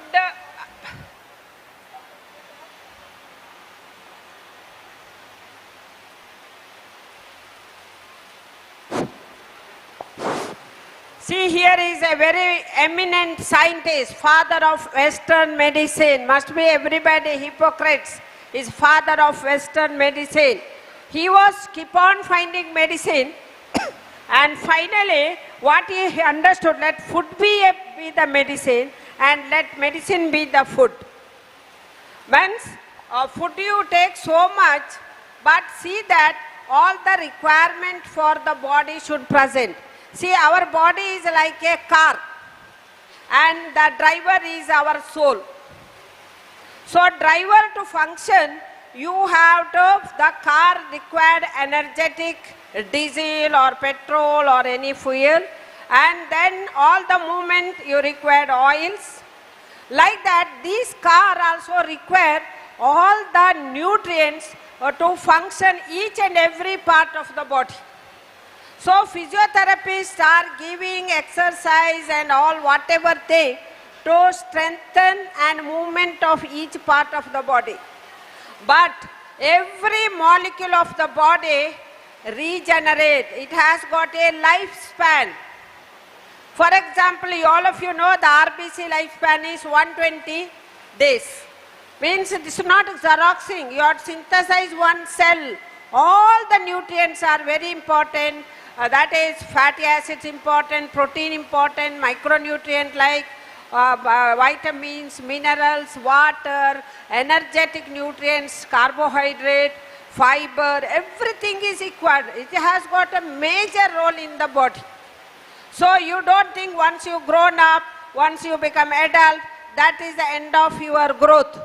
Every day, every one or the other molecule undergo a renovation, renewal of the cells. So basic, complete balanced nutrient is very, very important. So can food be the medicine? Food as medicine. See, maybe the emerging concept. So physiotherapists, if you go to foreign countries, they do first they take the knowledge about the patient. What is his pattern of food, what type of days eating, how much you eat, what they clarify. There is some, in addition to the therapy, modern therapy, you have to balance his nutrition so that it will go simultaneously the improvement. So, however, the role of diet and food in disease prevention and management compared to conventional medicine has been questioned. Medical doctors and yet remain efficient in patient management. So, most of the patients, 40 years my experience in hospitals and in the medical college, most of the knowledge is lacking is in the diet management. So the food is the most forgotten medicine. So food is medicine. We have to, whatever the medication, it is only controlling the proliferation.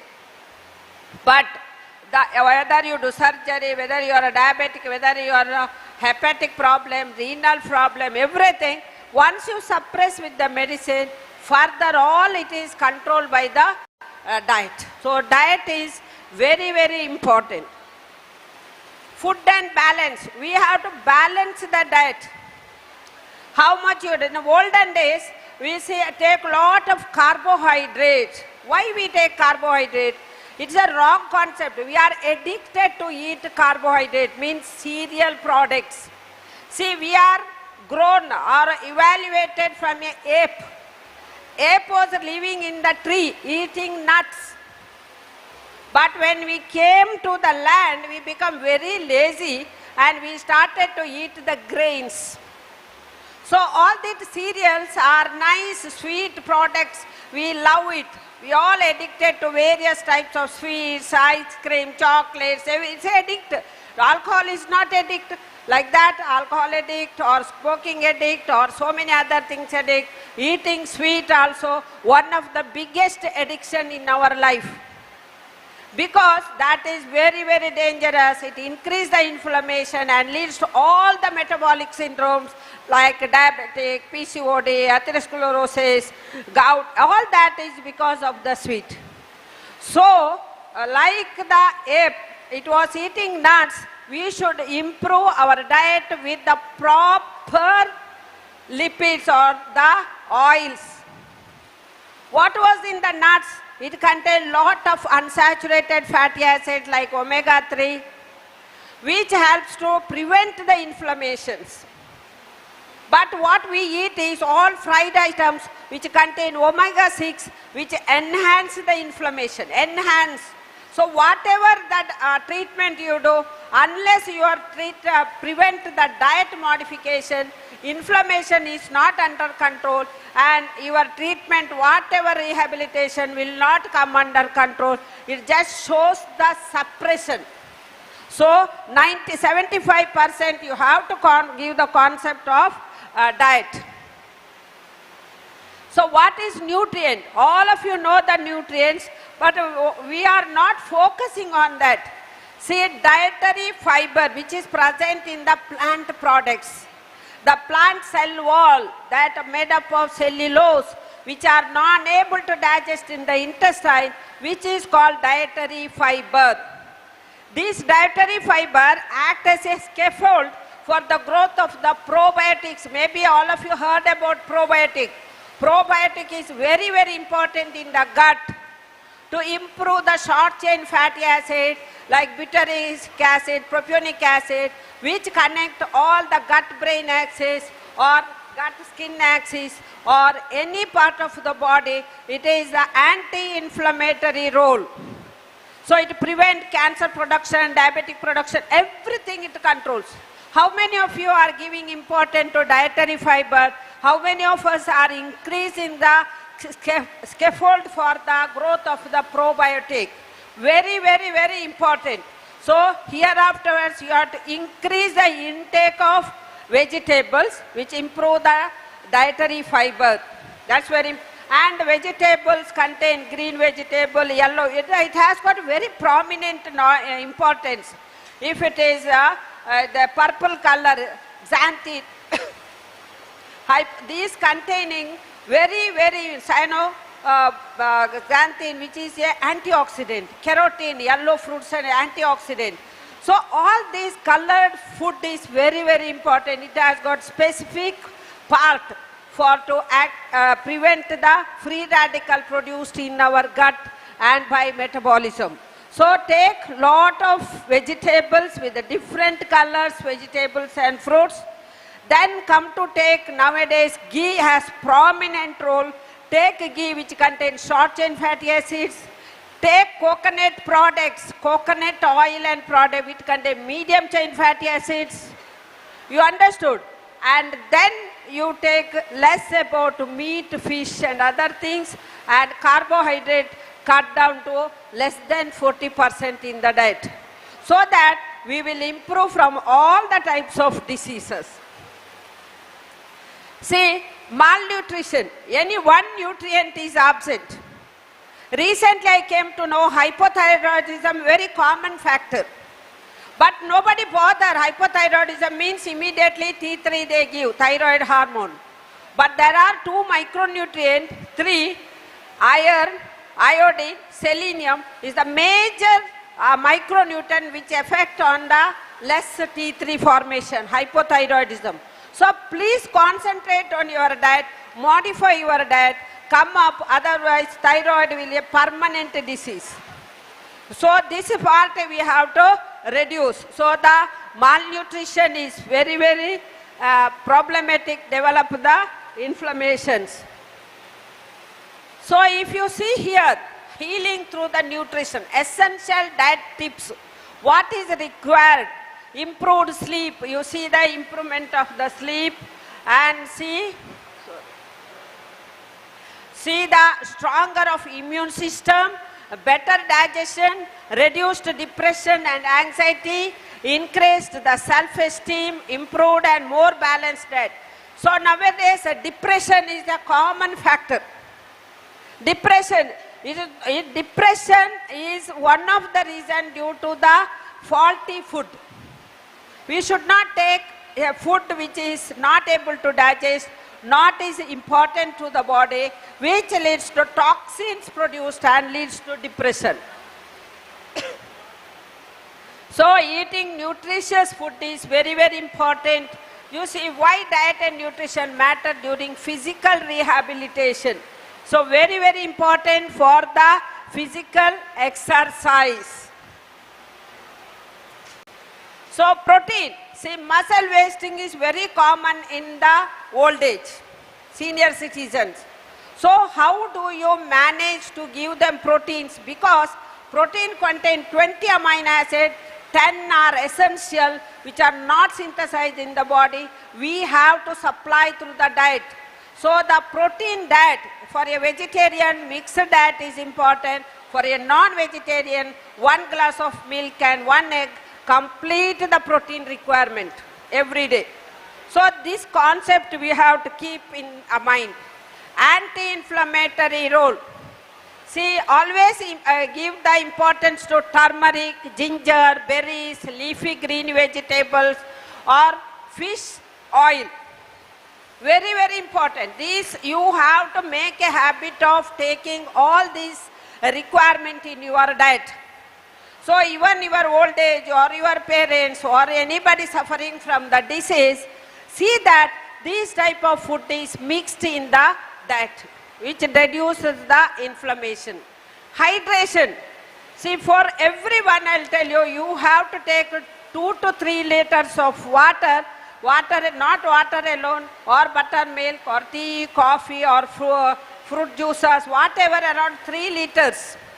Detoxify the body, controls the body temperature, controls the pH of the blood, control the nutrient circulation. Everything is because of the water. And aged people above 50, it's very important. Every urination, when you pass urine, come and take half glass of water. This is magically you have to follow the rules. So that helps, and as you age, your memory for thirst will decrease. So without forgetting, keep taking the water. That helps to maintain the whole body function. Micronutrients. I told you micronutrients means which are required less than 100 milligram per day. That is all. Vitamins, all 15 vitamins, and the minerals other than calcium, phosphorus, magnesium, sodium, potassium, chloride, all that other minerals, iron, very, very important. If you screen all of you, 90% people have vitamin and iron deficiency. It is the major cause for all the disease. And second one is vitamin D. All of you make effort, all your physiotherapy patients, ask them to sit in the sunlight at least half an hour, where it produces all the important receptors by the help of vitamin D activation. Make them to sit. Definitely they will come up. All immunity will increase. And complex carbohydrate. Don't take the sugar, white sugar, white jaggery and all. Take complex, that is all the millets. Millets is a complex carbohydrate. Improve the carbohydrate by taking the complex form. Tips to minimize the impact of nutritional rehabilitation. Don't skip the meals. Don't allow your patient to skip. There is a habit. They don't take breakfast or the lunch or that. For the patient, plan ahead their meal, include variety of food, listen to your body, monitor progress. So you means your soul. It should listen to all the parts of the body and thank each and every part of the body every day, morning and evening. This body is working for you. Body is working for you. It's very, very important. Every organ, you must have seen in yoga, see your toe, but they are not told from the toe till the head. Keep on thanking each part of the body. It will be very happy and happily working for you. It is very, very important. We have to show gratitude for every part of the body and everybody who works for the food, who are preparing food, who are supplying, who are supporting for us. Everyone we are working for the food and butter.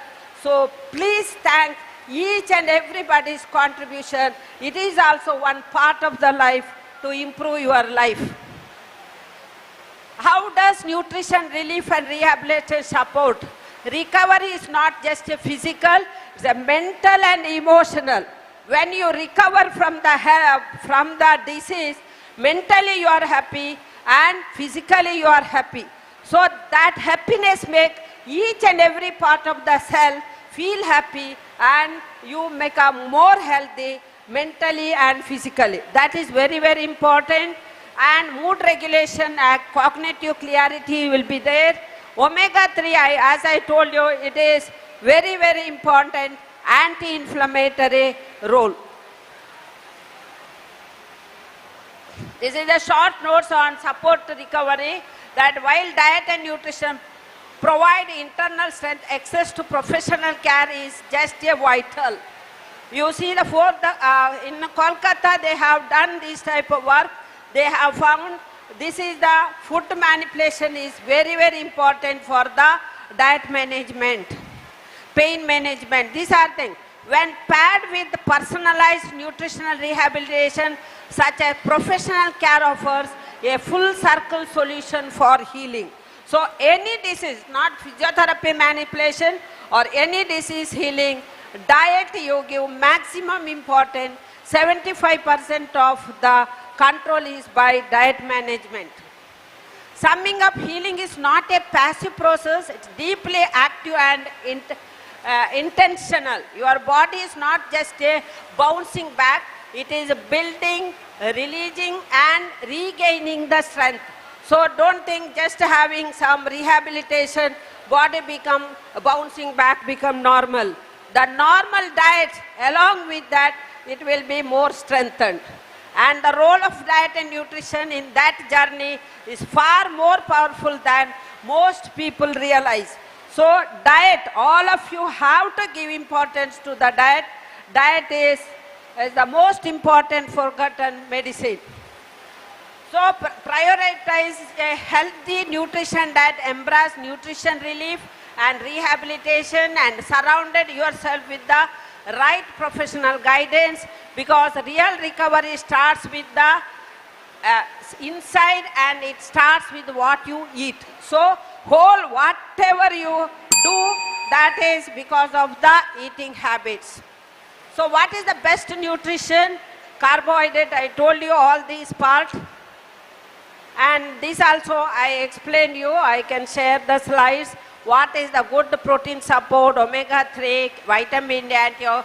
Omega-3 is fish liver oil is the best source. It is available even in the market. These are the healthy food we have to take. And what's the best healing food is very, very important. And this is the nutrition, physiotherapy, physical therapy and rehabilitation nutrition goes side by side. Synergetic effect of nutrition and physical therapy provides insight into the effect of physical therapy. So these are various your physiotherapeutic activities. So all that is you have to plan, because all these conferences to identify the weakness in the therapy, which we call research. So for every patient, every person, you can make a chart, subject of the physical therapy. You evaluate nutritional deficiencies there, muscle strength problem is there, or physical therapy is required. Then you plan and see that how best you can improve their therapy. Say final last, you may think what is this? Sattvic food, Rajas and Tamas. If you see, all of you listen this part, very, very important. If you take Sattvic food, you will be, see here, that is without much non-vegetarian and there is no onion and garlic. But these people, those who are Sattvic promotes love, awareness, joy and intelligence. Sattvic food. But when you go to the Rajas food, there you add little coffee, tea, carbonated beverages, frozen food, salty food, onion, garlic. Rajas diet has a stimulating effect on the mind and body. When you go to Tamas food, Tamasic diet has a dulling effect on the mind. Those are getting more angry, they are all eating a lot of non-vegetarian and they will develop these type of habits. So one who eats one time yogi, thus all these sannyasis used to eat only once in a day, they live for 150 years. When you eat 2, 100. When you eat 3, 70. When you eat more, no more. So conclusion, eat to live, but do not live to eat. The food we eat decides our physical and mental status. We are what we eat. Your food shall be your medicine. Thank you very much.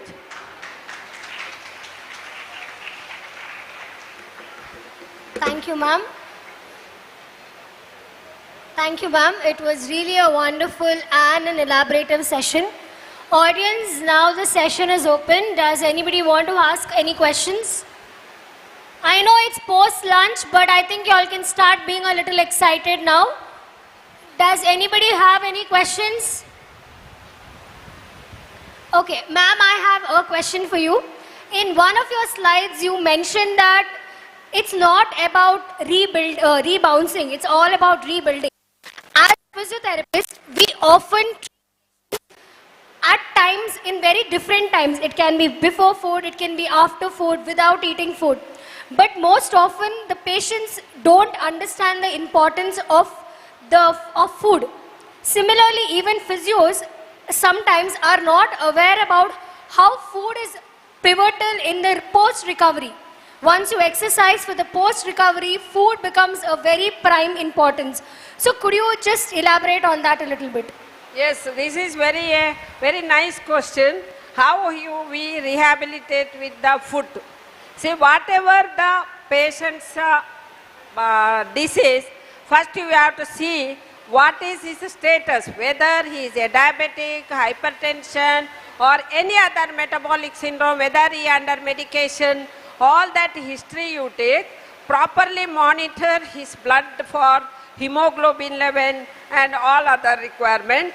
Then according to his disease, you plan according to the patient's feeling. Feeling you have to respect, because religious, some people will say we are vegetarian, some are non-vegetarian.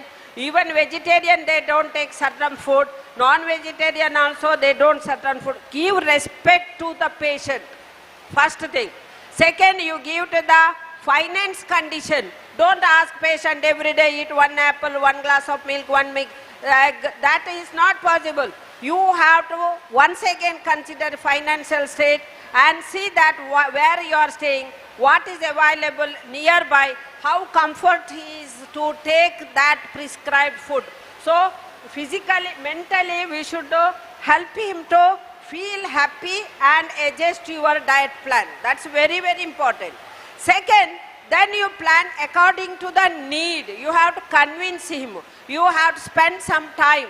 See, for this, if there is a injury or after surgery or there is tearing or anything, what is necessary? This food if you take daily, this will help.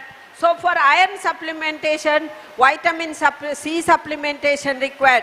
If one person is anemic, that does not mean only iron. Iron is important, B12 important, folic acid important, vitamins. So it is a multitask. So that thinking you have to develop and make him to understand how best you have to eat and divide all the pattern of diet.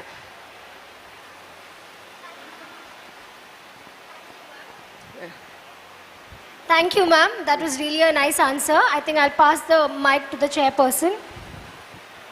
Ma'am, it is like you told that very important, the food and nutrition along with the exercise, because we will be telling exercise is very important. The thing is that now the new generations are behind intermittent fasting.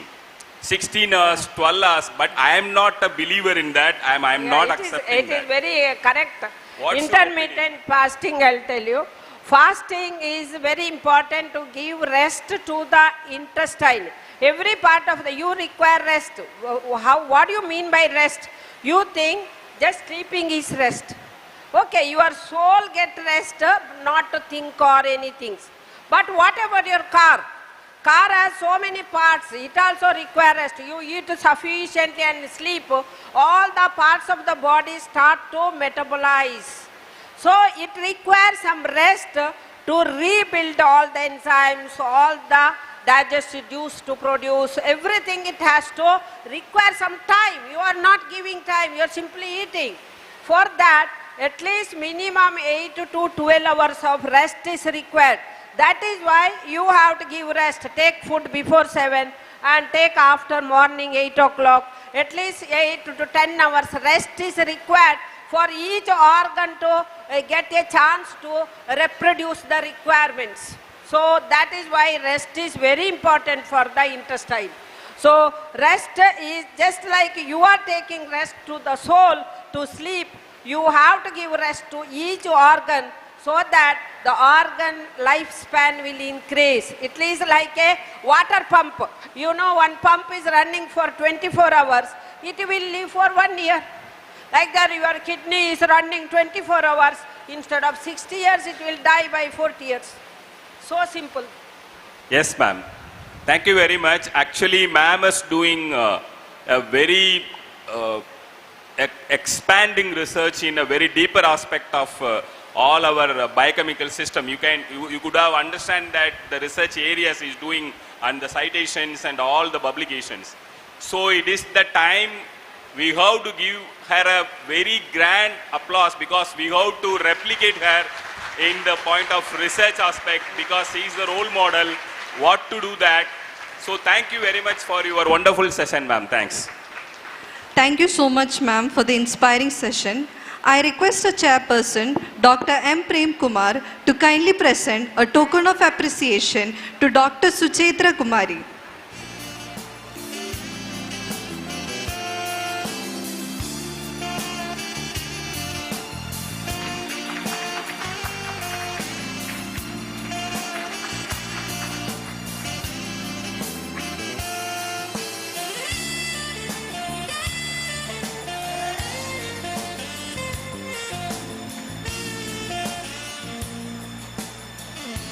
I also invite Dr. Vijay Kumar, Professor, Institute of Physiotherapy, Srinivas University, to present the memento to the chairperson and moderator.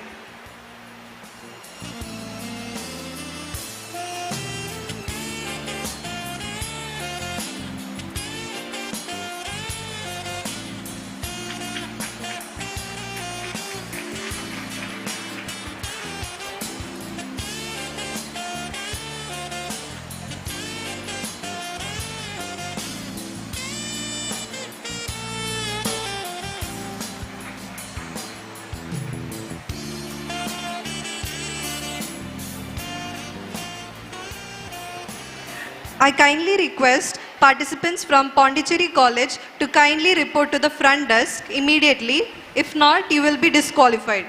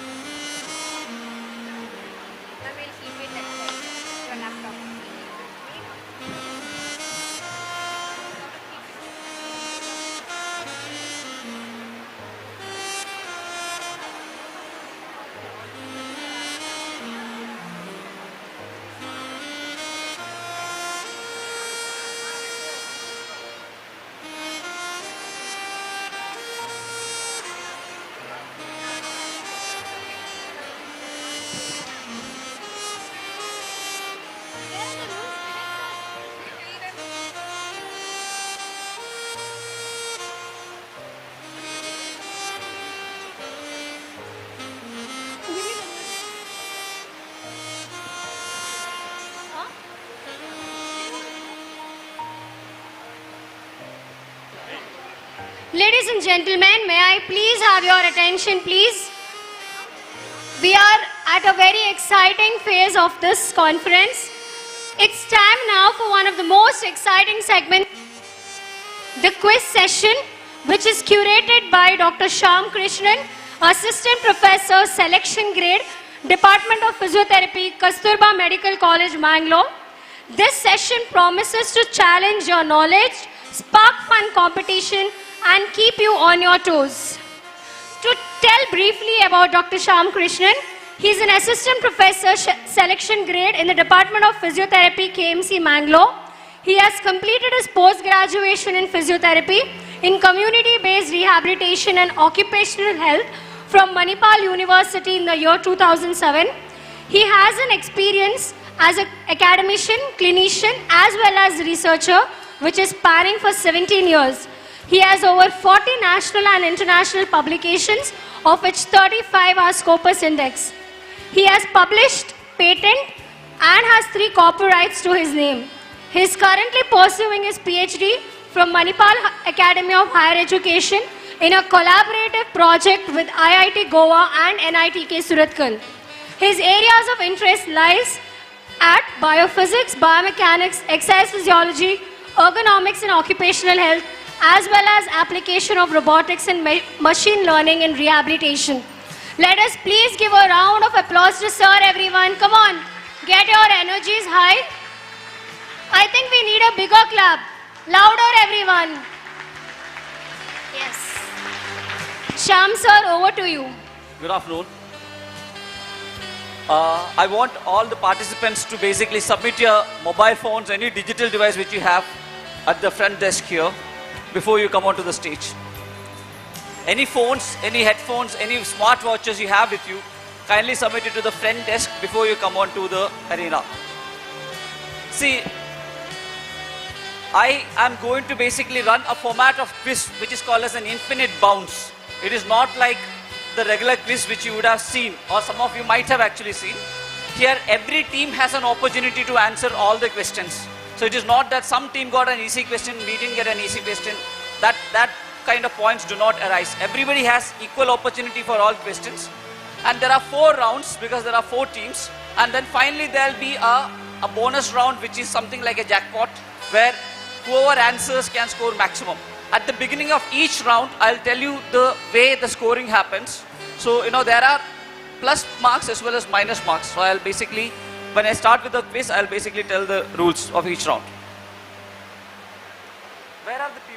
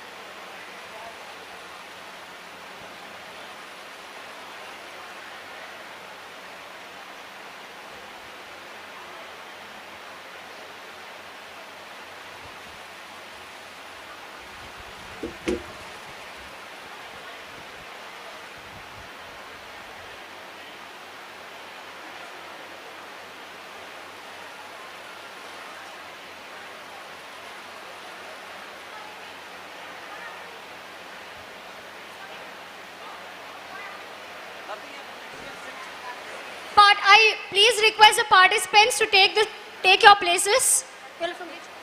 See, for your convenience, let the teams be A, We have B, C, the and first D. participant from Alwas College of Physiotherapy. Please take your seats. Team number 1. Please give them a round of applause, everyone.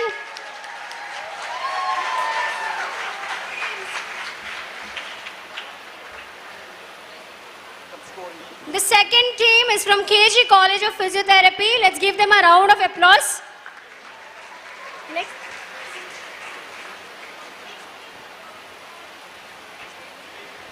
The next team for quiz is from St. John's, Bangalore. Please give them a round of applause, everyone.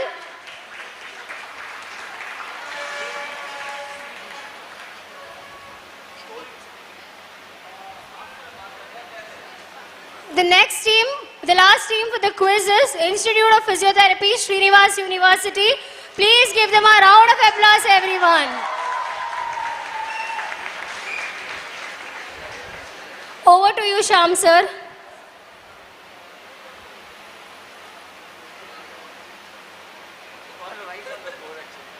So, I have basically devised 5 rounds. I told you every team has an equal opportunity to answer a question. So, the rule is that if you answer a question, there are 2 ways you can answer. Every question you can write down the answer and show it to me. If you show me the right answer, you have 10 marks. Or you have an option, if nobody is answering, you have an option to basically announce the answer. If you say it, you get 20 marks. If you don't, you get minus 10. So you have a chance of scoring negatives also. At the end, the scores can be minus numbers. It's okay? Is it fine? If the answers can basically, I think I will have to come down for the sake of seeing your answers. So, that's okay, no problem. So we'll basically start with to get an introduction to how the quiz is going to be. There is a mix of easy as well as tough questions. Okay? So the kind of questions that will come, the first question will basically make you understand. So this is the question. So the first segment is called as nature. So I'll start with the question. See, there is a specific structure which is marked. Take the, move the board away, no?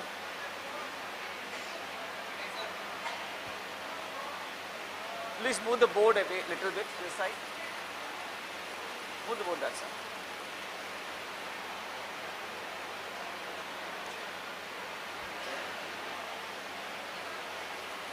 See, the portion that is marked on the mountain is named after a New Zealander who is born in 1919. The thing is that this natural formation is destroyed forever in an earthquake which happened in 2015. And it's a big deal because, it makes summiting that mountain much easier with that particular structure gone. You have to name the structure that I am talking about, which is marked on that picture. If you know the answer, write it down and show me. Or if nobody answers, you can announce it and get 20 marks full. See that there's a structure which is there. You can see that, before and after, you can see something big is gone in the second picture. Okay, say for example where it is marked number 3, something is gone. So that structure is named after somebody who was born in New Zealand in 1919 and it was destroyed in an earthquake in 2015. So you have to basically tell what that structure is. And after whom it is named, what is that structure called as? You have to basically tell. So I'll start with teammate. Do you have an answer? Do you have an answer? If you basically announce an answer wrong, you get minus 10. So 2 ways you can score. Either by telling wrong answers or, okay, so nothing. Do you have an answer? Do you have an answer? No. Do you have an answer? No. Do you have an answer? Are you sure?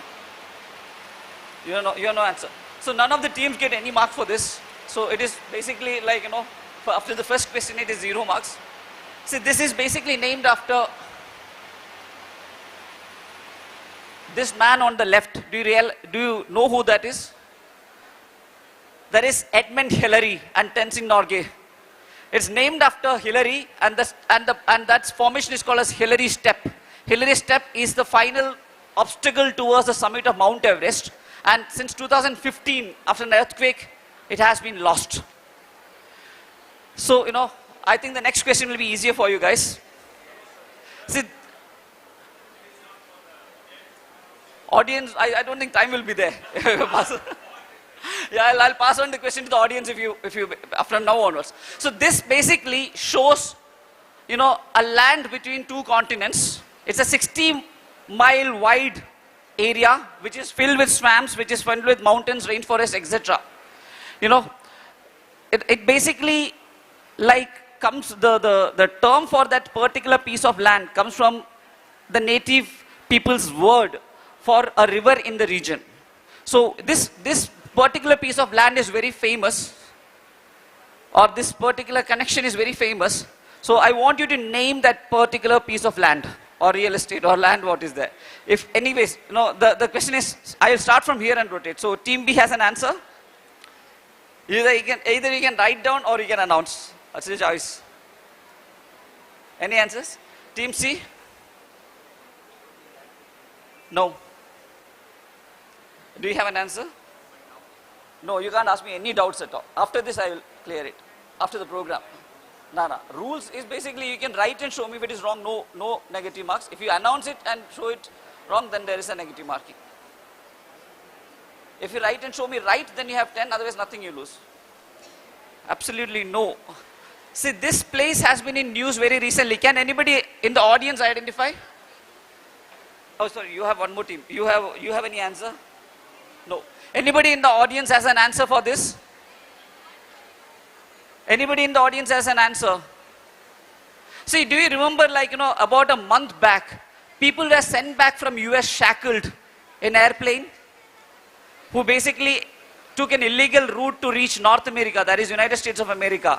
This place is called Darien Gap and it is the gap between North America and South America, which is actually extremely difficult to navigate. So Darien Gap is the area which was shown in the picture. And it is basically infamous for human trafficking and it has been recently in news because of the US policy of deportation, how people reach US. This is one of the major routes they take when they cross from South America to North America.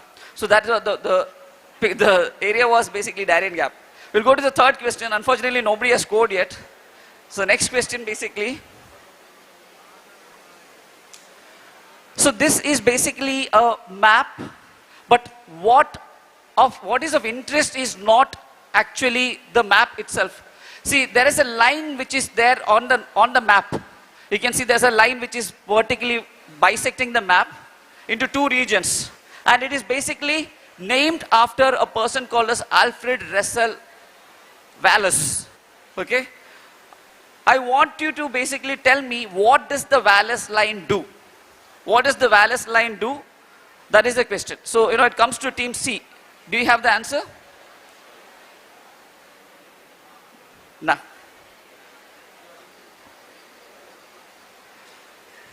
See, Alfred Russel Wallace, I'll give a brief history of Alfred Russel Wallace later after I answer this question. Any idea?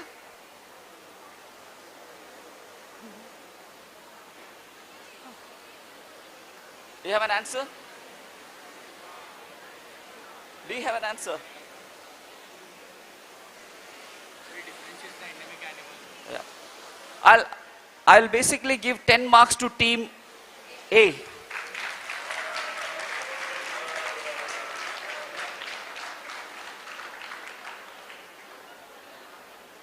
Somebody has scored at last. Let's see, the time is up. The time is up. Anybody knows? Say Alfred Russell Wallace was the first victim of publish and perish culture. I'll tell you why. Because he simultaneously developed the theory of evolution by natural selection along with Charles Darwin. Charles Darwin was the first to publish it, so we know the theory of evolution in the name of Charles Darwin. But Wallace was as eminent a scientist who had studied the theory of evolution by natural selection. And this Wallace line basically is the line which separates the Australian fauna from the Asian fauna. That's the reason you don't see kangaroos and other things, because the region where the line is drawn are very deep sea trenches through which animals cannot pass from one part of the continent to the other. So, the significance is basically it divides the difference in fauna. That means the kind of animals like kangaroos and, platypus and all those things we see in Australia and we don't see in Indonesia or the nearby regions because of this Wallace line being there, the imaginary line being there. So now we come to the final question of round one. See, it never snows in South India. Though, there are places, people say there are, in Arak Valley and all, there are places where it snows in South India, but it has never. But in the year 1815, there is a record of snowfall having happened in Chennai because of a volcanic eruption. Now, the question arises how volcanic eruptions can cause snowfall. Basically, it plummeted ashes into the atmosphere in such a way that the sun was blocked, thereby dropping the temperature to a very great deal for months together. In July it happened, in December it snowed. So, in about 6 months' time, the average sunfall which was happening on the earth was reduced, and as a result, the temperatures dropped to -3 in Chennai and there was a snowfall. Now, this is basically considered to be a super colossal volcanic eruption, okay, one of its kind, the only one of its kind. What was this eruption called? It's very easy. If you name the volcanic eruption, you get the answer, that's it. That is the event which caused snowfall in Chennai, or Madras as it was called that time. You can write it down. Every team has an opportunity to write it down. This question goes to them. So you can either announce the answer or write it down. You can choose what to do.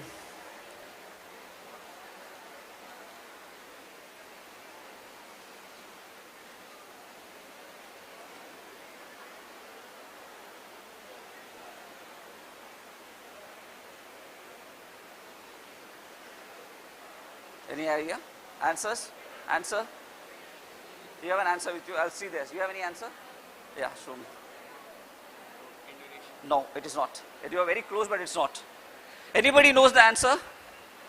There is an 1880s, the eruption was in 1887. Mount Krakatoa was in 1887, which was again a colossal eruption, not a super colossal one. But this is something else. What is the mountain? Any idea? This is basically the largest recorded volcanic eruption in the history of mankind, that means. Okay, it's called as like the eruption of Mount Tambora, which happened in July 10th, 1815. And this was responsible for the plummeting of temperatures. It is a supercolossal. Supercolossal eruptions are the ones which eject ashes to a height greater than 65 kilometers into the atmosphere. So, as a result, there was a global cooling down, and that is what led to the snowfall. And that brings us to the end of round one.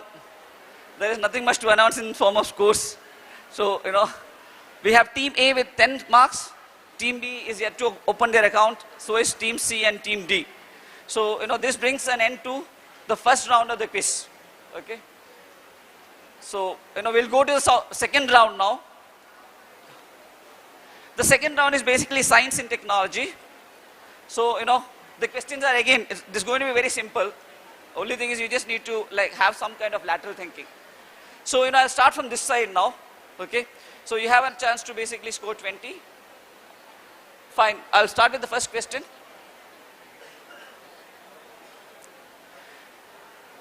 See, it is about a psychoactive substance which is called as 1,3,7-trimethylxanthine. It is psychoactive and it causes a eugeroic, ergogenic as well as nootropic effect. Okay? Now, eugeroic means basically, it essentially causes wakefulness. Ergogenic means it increases your work capacity. And nootropic means it basically increases your cognition.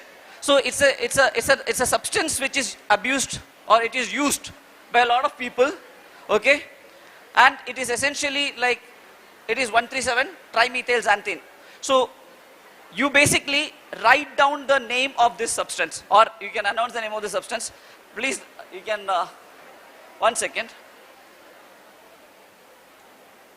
Okay, one, then.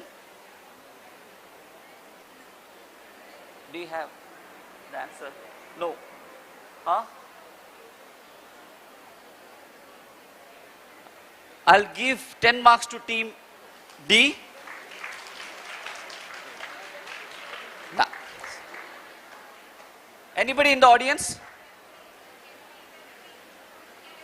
It is caffeine. The sinister drug is basically what you get in a shot of coffee. It's caffeine. Basically, 137 trimethylxanthine is actually caffeine. Okay? It's not, it's not crystal meth. So, we'll go to the next question. So this is basically, this is the image of a quasar. Okay? A quasar is basically a quasi-stellar object, which is basically the nucleus of a galaxy. Now this particular image has a name. It has a particular name, and it proves one of the postulates of classical physics. Now if you want further clue, this basically proves the presence of something which is called as gravitational lensing. Gravitational lensing is nothing but, space can act like a lens because of gravity. It will bend space in such a way that it will act like a lens. So this particular structure is a classic example of gravitational lensing. You have to name this structure. The name is very popular. See, and one more thing I'll tell you. You can see there's a central dot with 4 dots on the sides. It is actually all are the image of the same object.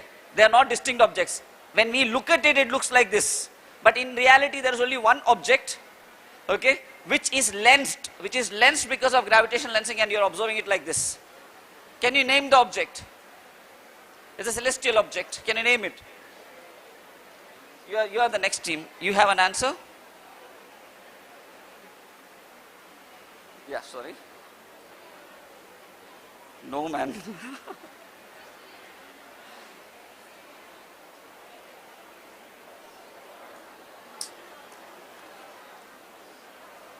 You have an answer?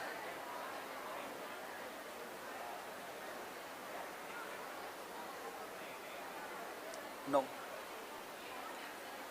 Anybody has an answer? It is named after somebody. The person who postulated gravitational lensing. It's named after Einstein. Okay, this is basically called as an Einstein cross. It's called as an Einstein cross. Okay, an Einstein cross is a classical example of how space gets wrapped because of gravity. So, that's the answer. So, I'll go to the next question. The next question is for you, right? See, this is basically an object which was sent by India. This is the first solar exploration probe which has been sent by India. It is sitting at a distance of 1.5 million kilometers. It's called as Aditya L1. The question is, what is this L standing for? What does this L1 mean? In Aditya L1, what does L1 stand for?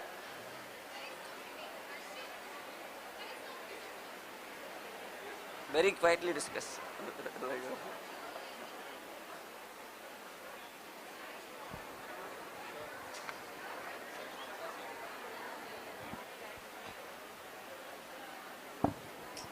Don't land. Stands for the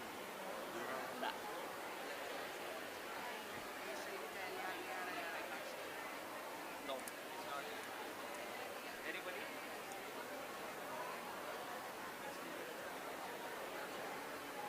See, anyways, done? No, right? It's okay. Anybody in the audience? What does Aditya L1 stand for?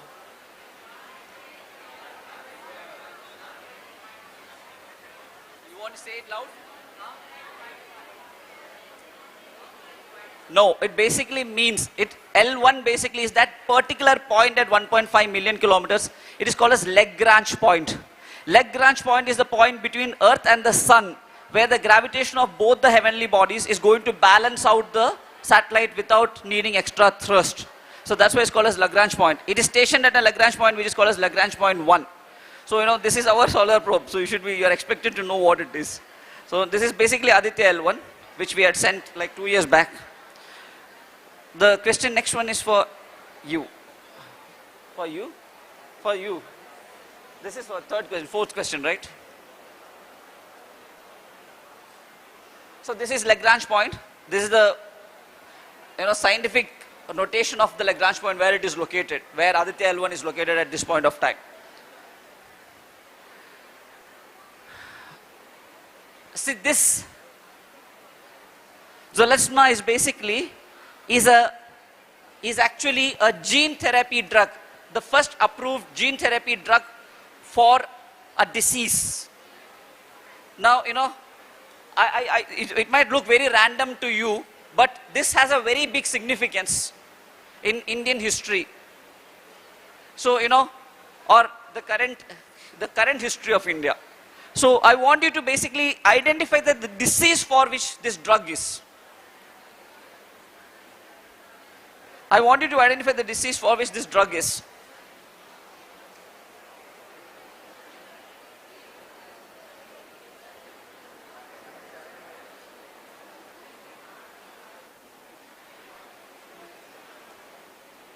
Any idea? See, only 30, just 30 seconds actually.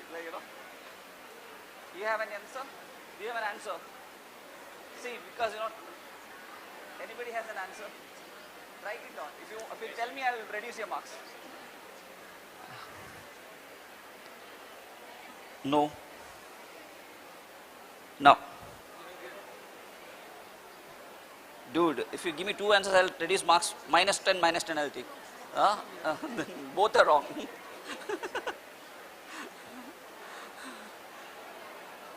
Nah. I'll give it to the audience. No, it's not for dengue. Okay, I'll basically, so nobody is answering. Do you have an answer, ma'am? Sorry? It is for spinal muscular atrophy. Why it became a news is because of this baby. She, the price of one vial of medicine is 16 crore. It is considered to be the most expensive medicine at this point of time. And she is the first recipient of this medicine in India. And it was crowd-funded. And that's the reason, it had come to news. So it is not like something which is a pharmacology secret or something. It is actually a popular issue for that matter. Fine. So that brings us end to round 2. Unfortunately, nobody has scored anything, I guess, in round 2. So, now we'll go to basically like a round where you could probably score. Okay. So let's see whether we can or not. So again, I'll start from this side. So, see, basically, I have given the names of various kinds of trauma. Okay, barotrauma, atlectotrauma, volutrauma, and chemotrauma. Okay, biotrauma. I want you to tell these traumas lead to what specific condition? It's quite direct. The answer has to be what condition does it basically lead to? If you know the answer, write it down. There is a hell lot of clue in the diagram itself. I mean, the names are there anyways.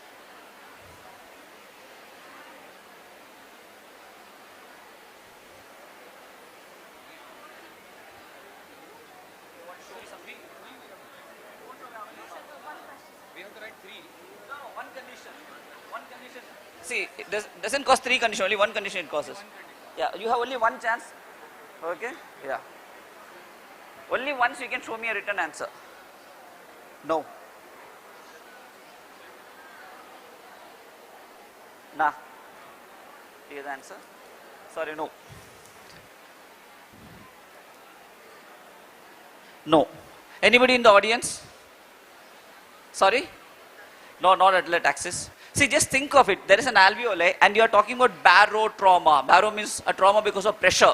Volume trauma, a trauma because of volume. Now, when does volume and pressure go out of your own control and it's driven to somebody else? When you are ventilated.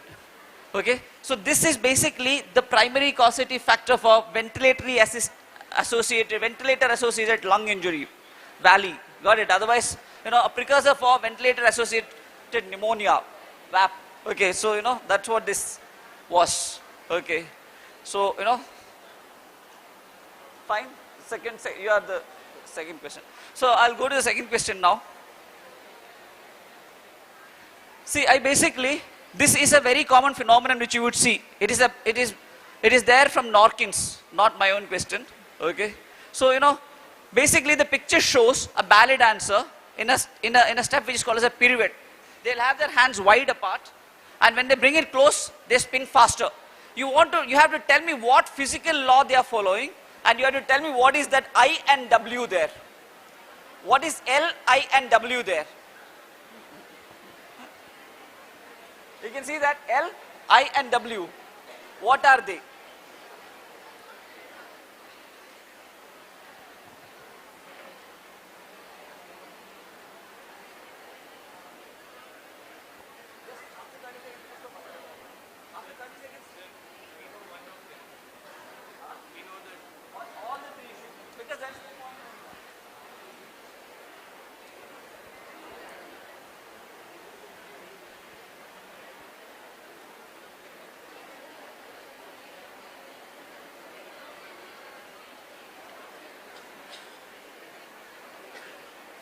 Done, 30 seconds are done. Show me. Nah.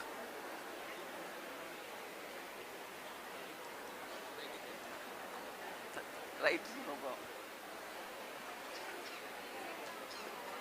Anything? Nah. So. Momentum and moment energy. No, the law is not complete. So anybody in the audience know the answer? Anybody in the audience know?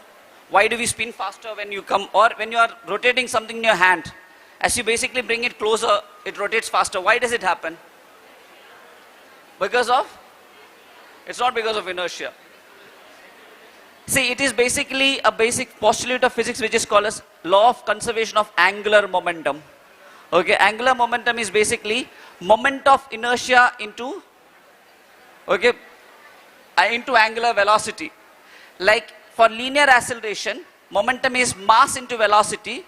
The equivalent of mass in rotatory motion is moment of inertia, which is mass into the distance at which the mass is located squared, mr square. And angular velocity is basically the speed of rotation. Okay, so this is basically when you basically bringing your hand closer, you are reducing the moment of inertia because your mass distribution comes closer. So the only way momentum can be conserved is by spinning faster. So that's the reason that happens. Oh, gone. So, so angular momentum and angular velocity. Okay, that is what it is. Fine? We'll go to the next question. Next question goes to you, isn't it? See, there is a paradox involved here. The paradox is that, obviously we have learned that hamstrings and quadriceps are antagonists to each other. That means the only way they can contract together is when one goes for an eccentric contraction, the other goes for a concentric contraction. But in activities like squats, or when you are getting up from a sitting position, okay, there is a phase when both the quadriceps and the hamstring go for concentric contraction. That means, which is paradoxical, which should ideally not be happening. What is that paradox called as?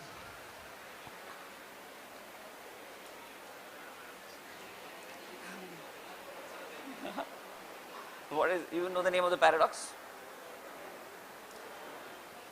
Any idea?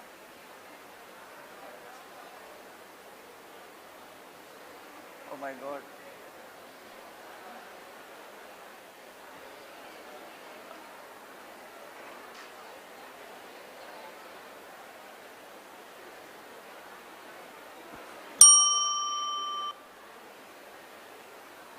So, anybody from the audience? The name of the paradox? It's Lombard's paradox. It's Lombard's paradox. Okay, that is where, it happens when you are ascending from a sitting position or a squat. Both quads and hams undergo a concentric contraction. So that is Lombard's paradox.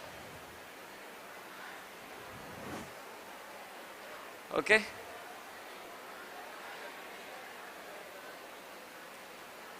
Now, this particular molecule, see, it is, some of you, I'll make a very vague claim that some of you are very familiar with the similar molecule actually. Okay. This molecule has a Sanskrit name. The name of this molecule is basically rooted in Sanskrit, and it is basically believed to be released when you are exercising or when you are basically getting a modality like TENS. I want you to name the molecule. There are two molecules of same kind. One of them has a Sanskrit name attached to it. Name the molecule, and it is very similar to a molecule which many people here might be familiar with. Anybody knows the name of I want you to name the molecule. Any idea? No.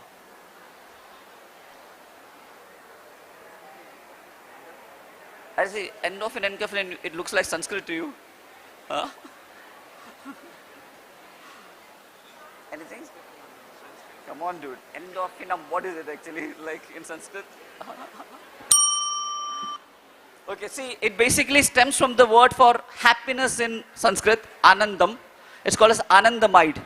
Now, why this matters is because I really know that you recognize the molecule on the left. Tetrahydroxycannabinol. The one which is there in your joint. So, it is an endocannabinoid actually. One of the cannabinoid molecules which is produced by the body. Okay? And that is responsible for the sense of elation, the sense of happiness you get when you exercise, if you do actually, or when a TENS is applied. It is there for pain relief. It can basically increase the feeling of well-being. It's called as anandamide, and it is basically one of the endocannabinoids which is present in the body.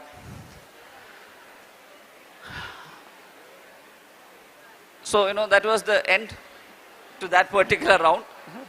So, which brings us to the last round before the bonus round. There is not much of scoring to say. Anyways. So, I'll go to the questions. I'll start from here.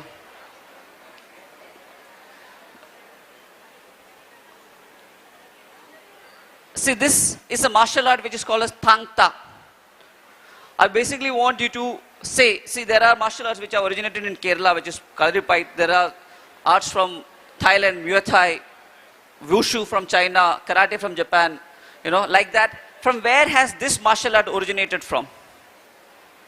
This is a very famous martial art.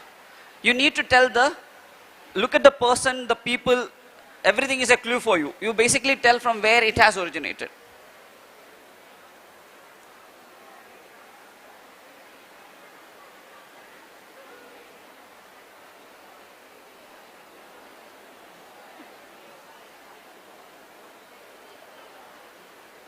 That is against. Oh yeah, sure.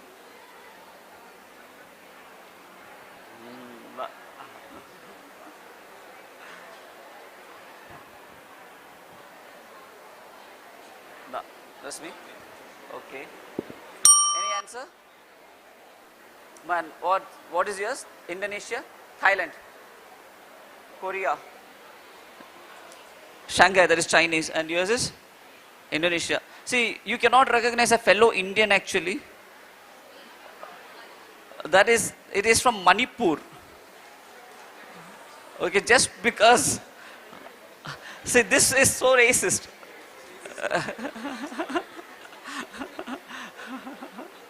It is basically from Manipur. The martial art is called as Thang Ta. It is from Manipur. Okay, it is the state martial art of Manipur. There are multiple martial arts in India. This and Kalaripai are the most recognized ones.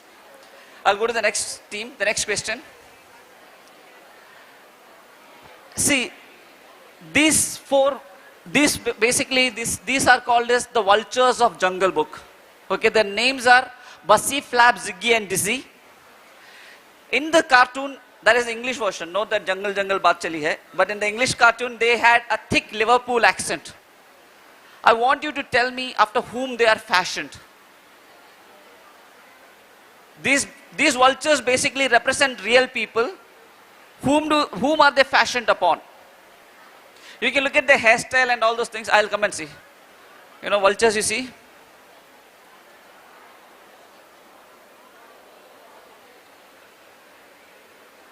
You're good enough to announce it loud? Do you have the confidence? Wait. Do you have the confidence of doing it? I want to hear somebody's voice actually, that's why. Do you know the answer? No, wait. Let me just see everybody. Do you have... Okay, anybody has answer here? Do you want to announce it? The Beatles. Absolutely, the Beatles. They are fashioned after the Beatles. So they are basically fashioned after George, Ringo, Paul and...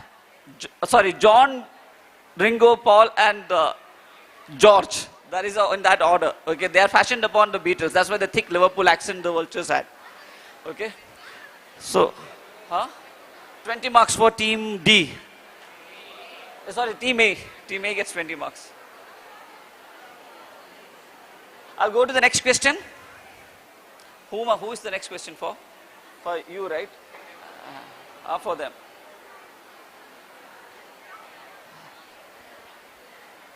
So the first award ceremony was held simultaneously in 2 locations on 4th May 1959. You know, I basically want you to recognize this award. The first award ceremony was basically held in Beverly Hills as well as in New York. What is this awards called as?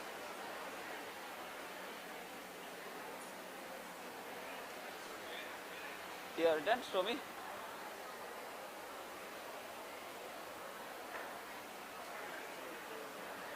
Write down. Do you want help?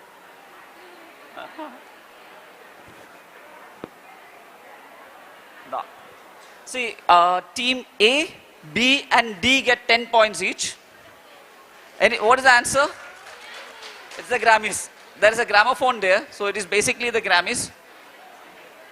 Okay, it's the Grammys which was shown. One more question, right? To you. Last question is there. See, Robert Allen Zimmerman had won a Nobel Prize for Literature in the year 2016. Okay? But he created a controversy because he didn't respond to it. The Nobel Prize in Literature was awarded to Robert Allen Zimmerman. Okay? And there was a controversy because he didn't respond to the call and people assumed that he rejected it. Now I want you to tell me what is Robert Allen Zimmerman known as popularly?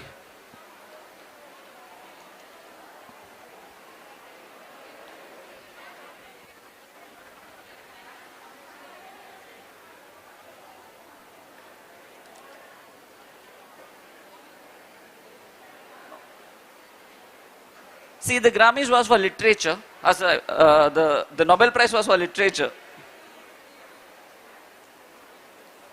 Answer? Sure? Okay. The other answer. Anybody in the audience? Anybody in the audience? Yeah?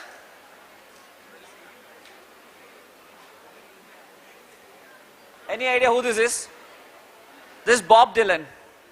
Okay, he was awarded the Nobel and he didn't respond. And people thought that he has actually rejected the award, but he hasn't, he has accepted it. Okay, it's basically American musician Bob Dylan for his contribution to poetry through his music. That's why he had won the Nobel Prize for Literature. So, I think that is the end of all the regular rounds. Now there is actually a bonus round. I'll basically come to that.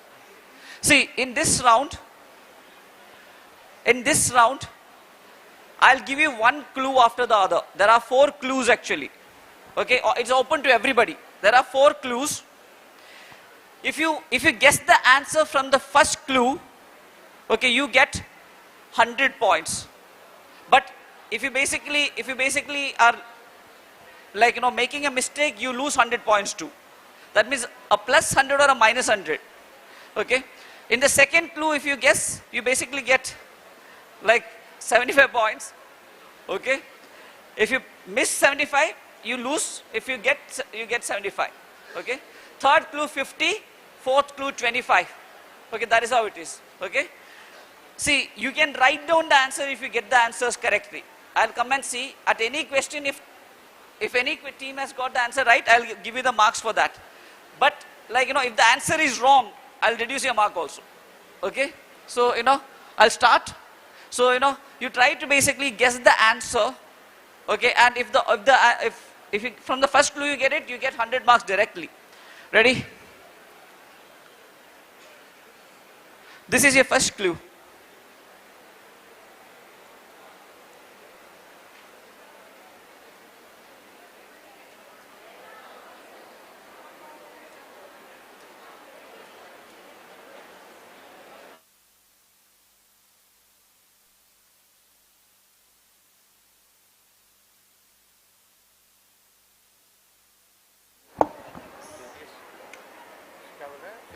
You don't have to announce it, you just have to write it down. I'll go to the next clue.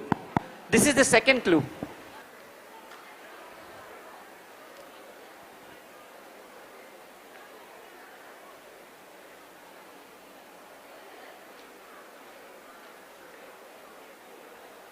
See, if you're wrong, you are losing, like, are you sure? You want to show it to me? Huh? Next one you'll wait for? If you want, you can show me. You'll be there on the scoreboard, but in minus, like, I'll go to the next clue.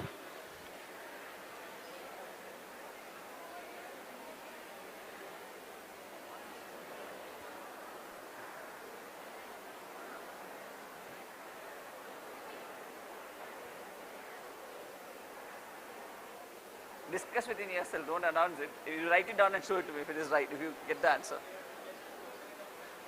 See, you have 3 clues now. All are related. Okay? You have to guess the answer, that's it actually. It can be a person, place, thing, something it is. These are 3 clues which you had.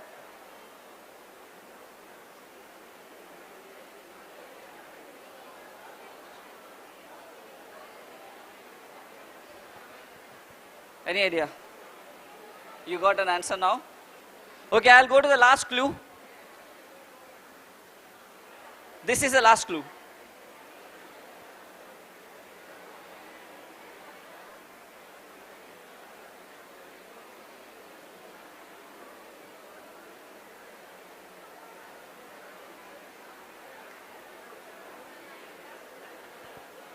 Anybody has got any connections? Write it down and show it to me, that's it. Anybody wants to take risk? At this point, if you give me a wrong answer, you lose 25 marks, that's it. Huh? This is the last round, next year, next round. Last question, yeah.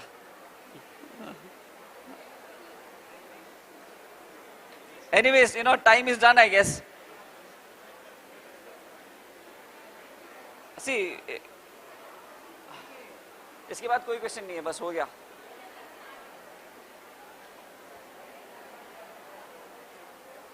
Are you sure you are going to show me the answer? First team to basically score minus actually. Minus 25. Wait. Anybody in the audience can guess? I'll tell you. I'll tell the people actually. I'll tell the people. This is Gandhi. This is Idi Amin. This is Queen Elizabeth. And this is Truman Capote. Any idea what is that connects every one of them? No, now I'll go to the actual answer slide. That is Ben Kingsley, who played Gandhi. Forrest Whitaker, who played Idi Amin. Helen Mirren, who played the Queen. And last is basically Philip Seymour Hoffman, who played Truman Capote. They all won Oscars for portraying these roles. So the connecting thread between them is essentially like, the people who have portrayed these people in movies have all won Oscars. So, that is a connecting thread. So that was the bonus round. So, anybody else said the answer? No, right? Nah. No way. It's okay, no problem. How much you got? Oh, -5. If it is 0, at least -25 would have been there. So, this brings an end to the quiz. There is no more questions to ask. I'm really thankful for the opportunity which has been given to me. I hope you all enjoyed it. I enjoyed. So, hopefully it was good. So, thank you all for listening patiently.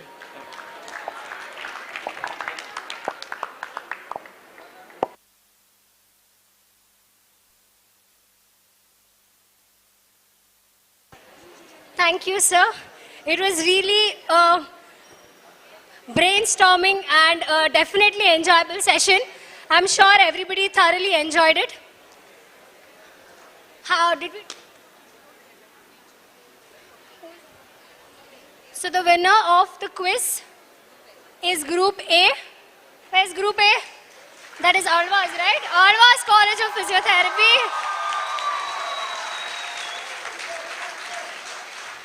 Huge congratulations to each one of you.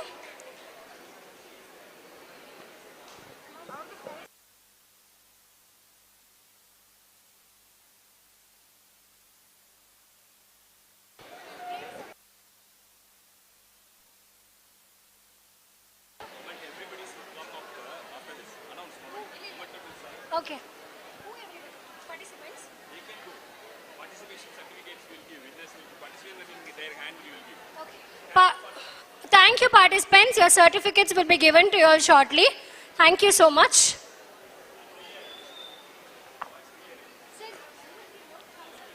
I now request Dr. Prem Kumar, convener of Spark 2025, to present the memento as a token of appreciation to Dr. Shyam Krishnan. Thank you.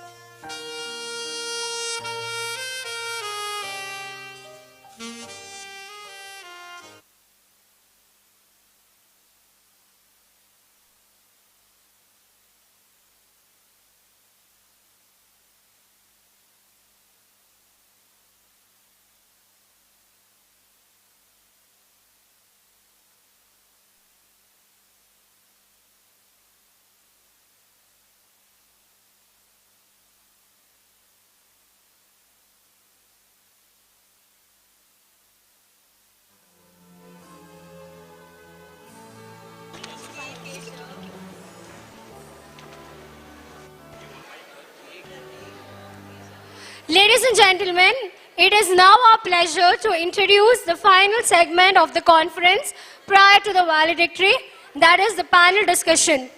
The esteemed panel will delve into the topic of the role of physiotherapists in multidisciplinary care in oncology and palliative care. Our discussion will explore the latest developments, challenges and opportunities in this crucial area of physiotherapy practice.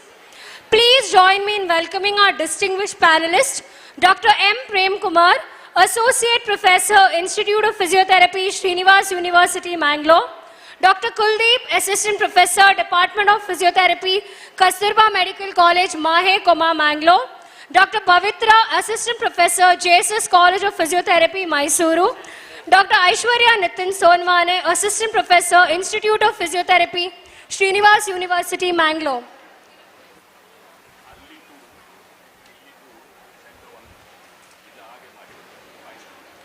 This panel will be chaired by Dr. M.S. Satish, Chief Physiotherapist and Scientist, Department of Physiotherapy, Dr. S.K. Campus Cancer Institute, Adyar, Chennai, Tamil Nadu. This discussion will be followed by Q&A session, giving you the opportunity to directly engage with our panelists. Without further ado, Let us now begin. Dear delegates, may I please have your attention? I request everyone to maintain a little bit of silence with some patience. Thank you.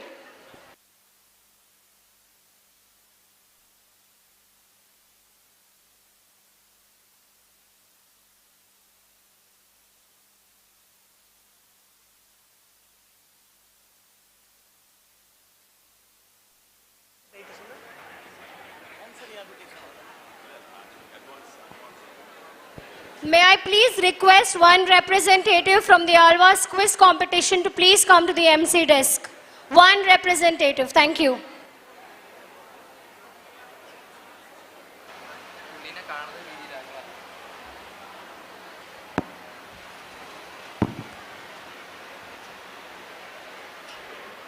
Hello.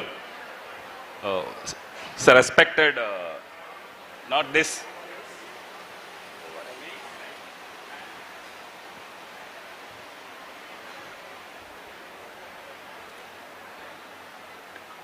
Respected Chairperson, sir, because of time constraint, initially we planned for 40 minutes.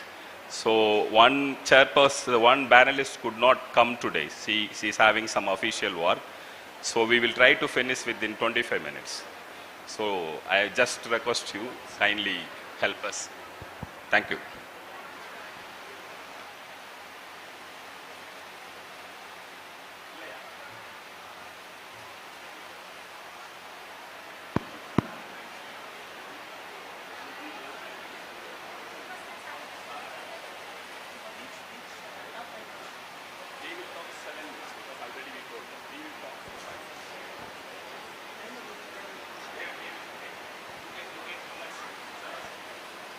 Without further ado, I request Dr. Satish to please start the session. Thank you.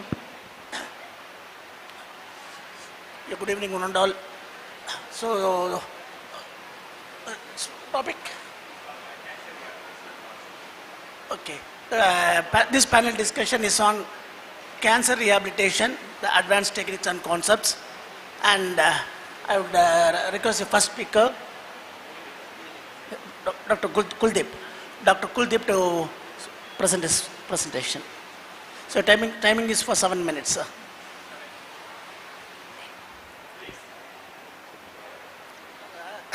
Good afternoon to everybody. So today I am going to speak plus discuss on the known thing only. So I'll move from the known thing to the known thing only. So basically the topic what I am want to address today is the clinical significance of considering the sagittal angle. Basically what we routinely used to take those angle to measure the head and posture angle. So whether do we measure those angle, it is really important in clinical decision making for patients with head and neck cancer.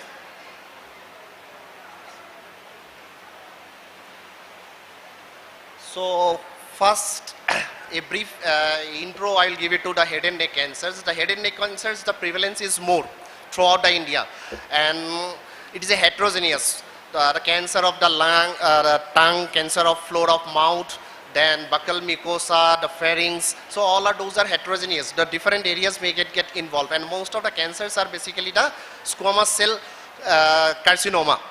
And the spread of this cancer is very aggressive. So basically in clinical practice you can see that the cancer spread used to occur in a very shorter period of time, from 6 to 9 months even.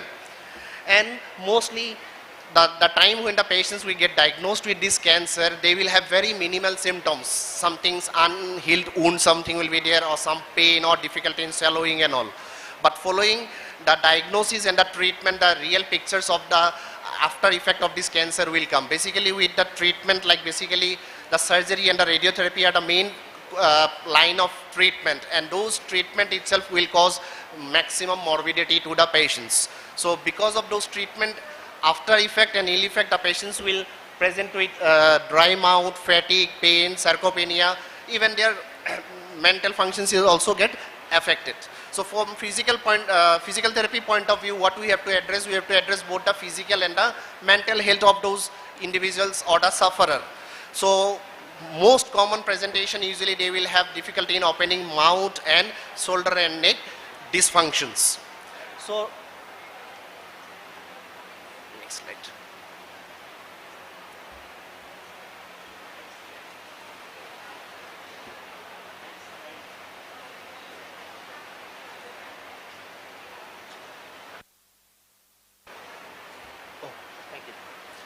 So, in general, the conventionally the physical therapy assisting for managing the shoulder and the neck problem, then locked jaw, jaw functions, swallowing and communications, lymphedema, pain management, and even for prevention of secondary complications like fibrosis and all. So, there is very limited literature in this field from physiotherapy part. So, most of the literatures are of cross-sectional design where they have identified the problem and they have checked the correlations only. But very few literatures are there which have addressed regarding what is the clinical practice guidelines or whether there is any definite protocol for managing those patients with multitudes of problems. So, one literature I have got it from Asian Pacific Journal of Cancer Prevention, where they have seen the clinical practice adopted by the physiotherapist in Saudi. So where they have assessed near about 200 physiotherapists from different centers, from secondary health centers to tertiary health centers, and they have found it out that the method of assessment and the treatment what the physiotherapists are providing to the patients with head and neck cancers. And most of the response were basically on functional assessment or based on the symptoms management. Patient with lockjaw will be managed for lockjaw only. Patient with head and neck shoulder will be managed for head and neck issues only. So none of the physiotherapists have even reported regarding what is there any defined plan or course of treatment.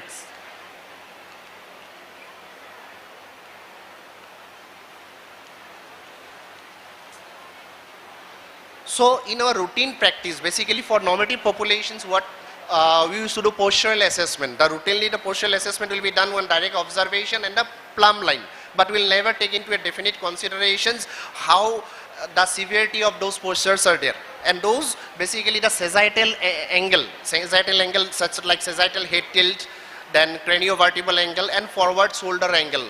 So those angle will define more biomechanical concept. Basically, when you talk about the head tilt angle, they will tell about the head orientation on the cervical spine. So either head is oriented in flex position or extension position. So indirectly it will talk about the upper cervical. So craniovertebral angle will tell about the forward forward head angle. So those forward head angle, there are number of literatures are there basically with postural evaluations and all, but none of the literatures are there on patients with head and neck cancer. Thirdly is the forward shoulder angle. So that will tell about the protected shoulder, where the shoulder will produce the changes even in the scapula by making the scapula abducted and the winging. So all those postural angles, so any changes in this postural angle will definitely affect the flexion moment of the cervical spine. And those flexion movement of the cervical spine will basically affect because of the changes in the land tension relationship. And those land tension relationship, when we will go for more definite, basically the flexor muscles, deep neck flexors, the longest colli muscles, they will be elongated. Though they will be elongated, they will become weakened. They will become weak in their strength. Whereas the other muscles like sternocleidoid mastoid, then scleny muscles and the capital extensors, they will be shortened and they will become tight. So those changes will even produce secondary changes on the shoulder and even the thoracic spine. So that will affect the line of gravity. So usually the line of gravity should pass to the anterior to the thoracic spine. So but because of the all changes in the any of the angulations in any of those three angles will change the angulation at the thoracic spine. So those changes in the angle will definitely not only affect the craniocervical, but it will also affect the cervico-shoulder associations, or even we can say is craniocervical mandibular system. So which will indirectly affect the respiratory part. So in patient with head and neck cancer, we can see the patient who have a lockjaw issues, they will also have the breathing issues and plus other functional issues. So this sagittal health, angle, forward head posture and forward shoulder itself, so the orientations of the line of gravity will get changed, and because of those change in the line of gravity, the entire upper quadrant of the body will get affected. So indirectly those angle alteration not only affect the regional part of the issues, but also it will affect the respiratory, and indirectly it can have an effect on the fatigue and the severity of the conditions. So in our routine clinical practice, whenever we are treating any patients with head and neck cancer, we are treating each part or each problem separately. So if we will incorporate the measuring those angle as a assessment method instead of measuring directly the range of motion or strength, then definitely we will give clear pictures of the biomechanical changes, and that biomechanical changes will help us to define a protocol based treatment or a clearer concept. So it requires careful evaluations and thorough planning for getting those remedial measures. So to further explore these biomechanical factors, what we need is, we need to have more research on these areas, basically how the severity of forward head or sagittal part will affect the other regional symptoms or the part of the patients. Thank you. Thanks, Dr. Kuldeep. We'll take the questions at the end, okay? So it's on to the next speaker, Madam Dr. Pavitra.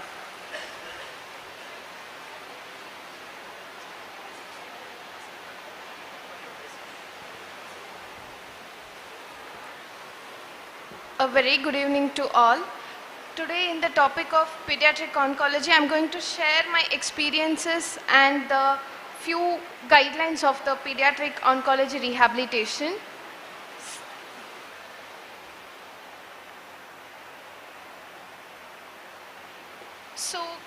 So starting with the burdens of disease, India, it is coming under where the low middle income countries, and it is a developing country where we are going to have the researches and we are going to have the guidelines which we have taken from the World Health Organization.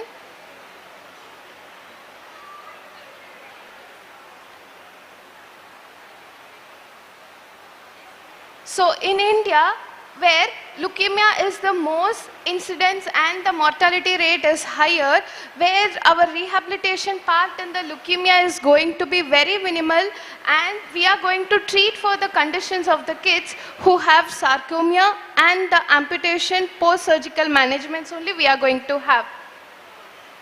Coming to the distribution of pediatric cancer types, it is accounting for 27% about leukemia, and brain tumors it is accounting for 23%, where our management in the physiotherapy rehabilitation we are going to give for 23% of the neuro rehabilitation and your soft tissue sarcomas.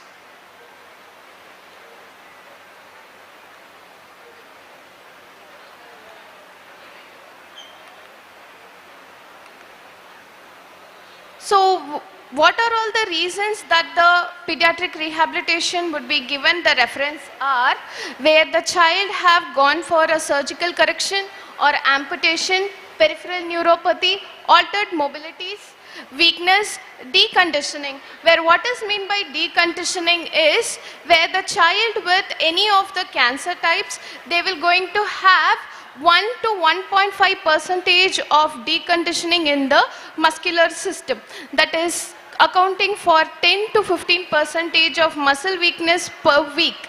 It is because of the post-bedridden complication where after the child receiving the chemotherapy or any surgical therapy, the bed rest complications, that it leads to the pain and the muscular dysfunctions.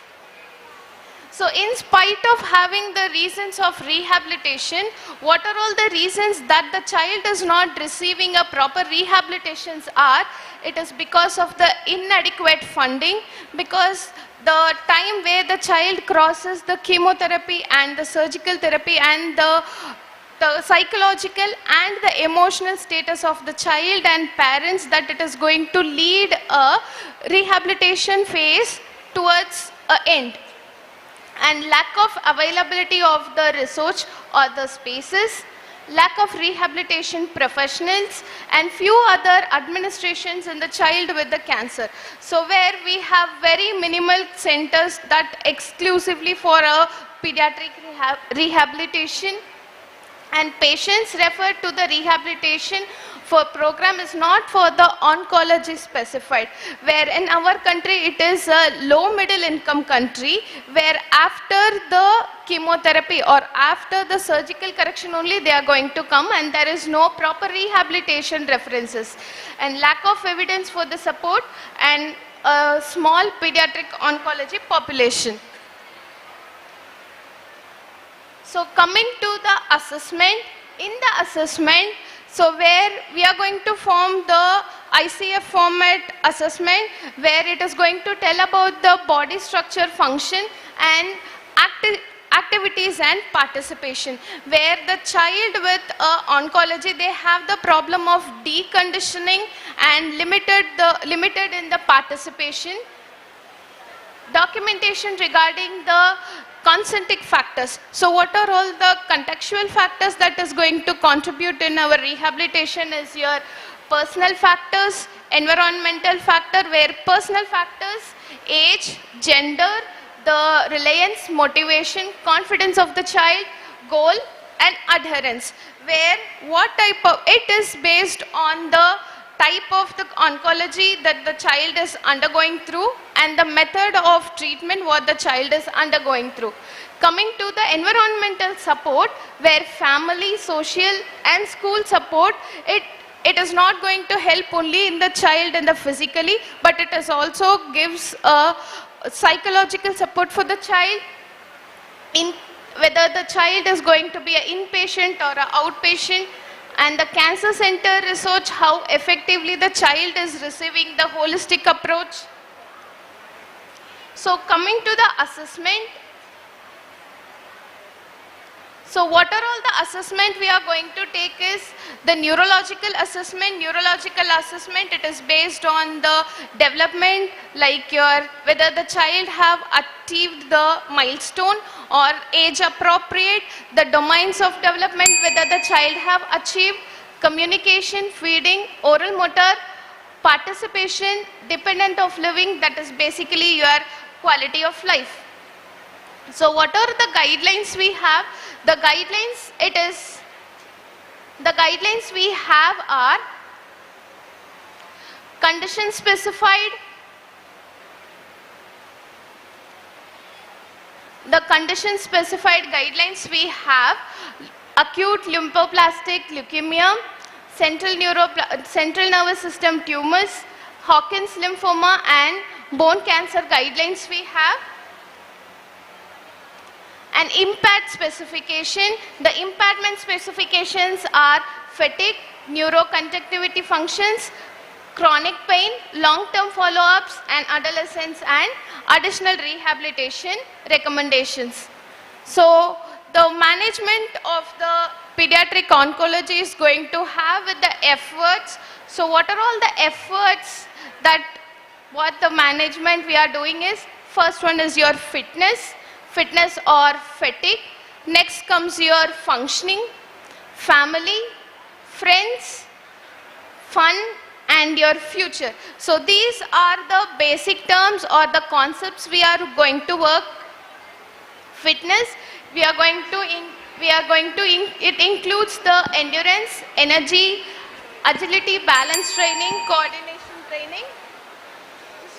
2 minutes, ma'am. 2 minutes. And function. So coming to the family involvement, friends, so where in pediatric setup at the age where the child has to have the peer group involvement, and development is not only with the family, where here we have the challenge with the immune suppression system in the oncology. And fun fun is also an important part and it is coming under the ICF component. So coming to the future shaping, so future shaping, it is a neuroprogressive condition where you're going to set a realistic goal that is going to achieve according to the child's ability, identify the child's need, and your rehabilitation is going towards your reaching the goal. Guide the child or educate the child and advocate how you can simplify the rehabilitation according to the child. So coming to the conclusion, so where the child will be experiencing number of issues, don't think about the ocean, just think about the drop of water that is going to make the change. That is your ability of the child or the forcing of the child, what the child have to achieve. There your strengthening a child or a teen to fight against the cancer with a smile on the face and hope on their hearts. So coming to the conclusion, each and every child who is fighting against the cancer is a hero, and our role is to identify the child's ability and boost up the child's ability and not overstraining the child. Thank you. And I thank the organizers for giving me this opportunity. And thank you, sir.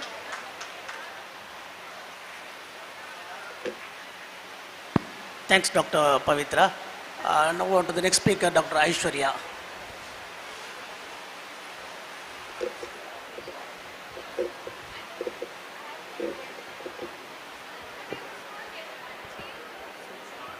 What?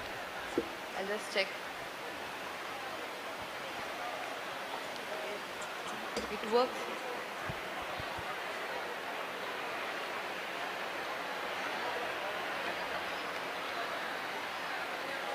You will check. Good afternoon all. So I'll keep it short. My topic for this panel is rehabilitation in and out of community for geriatric cancer patients. So why geriatric population?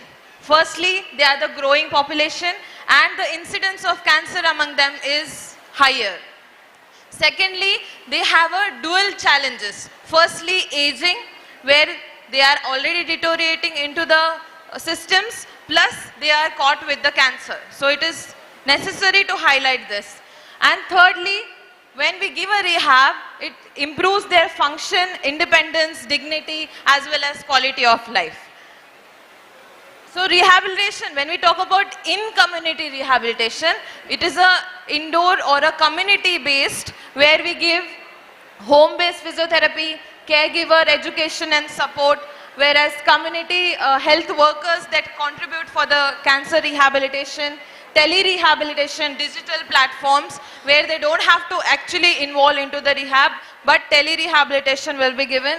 Then community centers with different wellness centers where they can go and rehabilitate for the cancer survivors. Main benefits of this is accessibility, cost effectiveness, social integration and continuity of the care. Next is when we talk about the community program for the cancer rehab, we have basic, that is hospital-based multidisciplinary teams, inpatient or daycare centers, cancer rehab clinics, palliative care and geriatric oncology rehab, which is a proctored or the protocol-based rehabilitation given for the cancer. And the benefits of this is specialized expertise care will be given, access to the technologies and incentive monitoring will be there for them. So in spite of all this, they will experience lot of issues based on psychological aspect where they suffer from the depression, anxiety and less quality of life. So this one evidence that I have quoted, they say that when we incorporate the exercises for them, they tend to reduce the symptoms of depression and anxiety, whereas they improve the quality of life.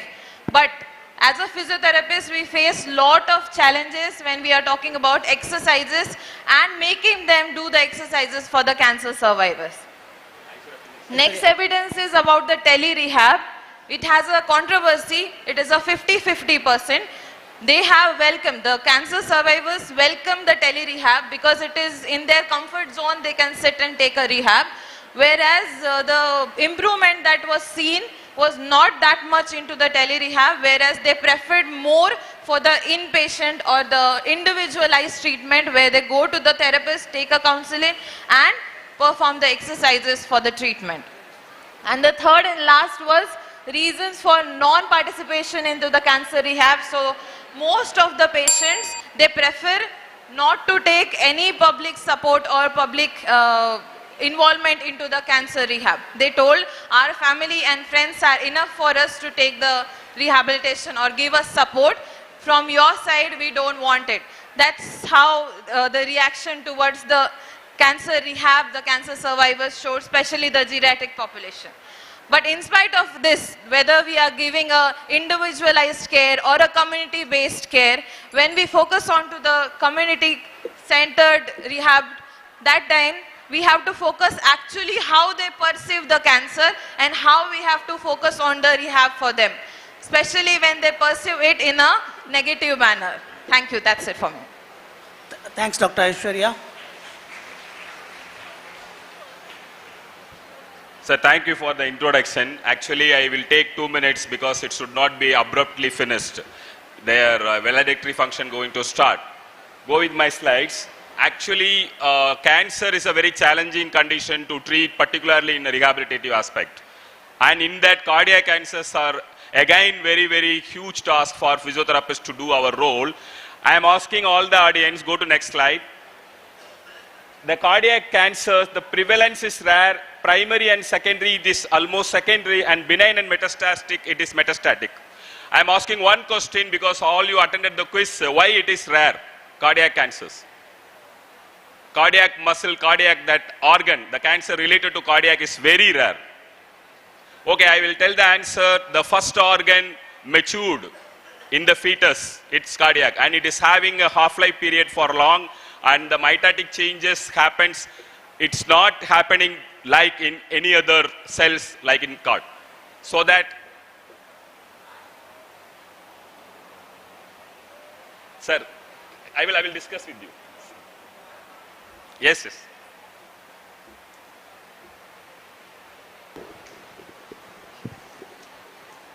So cardiac muscles are technically fixed post-mitotic cells. So Yes. once they develop, they don't undergo mitosis anymore. Yes, yes, yes. And So that it is one of the will not reasons. go for mitosis. Okay, once it's developed, so it is having a strongest resistance against cancer.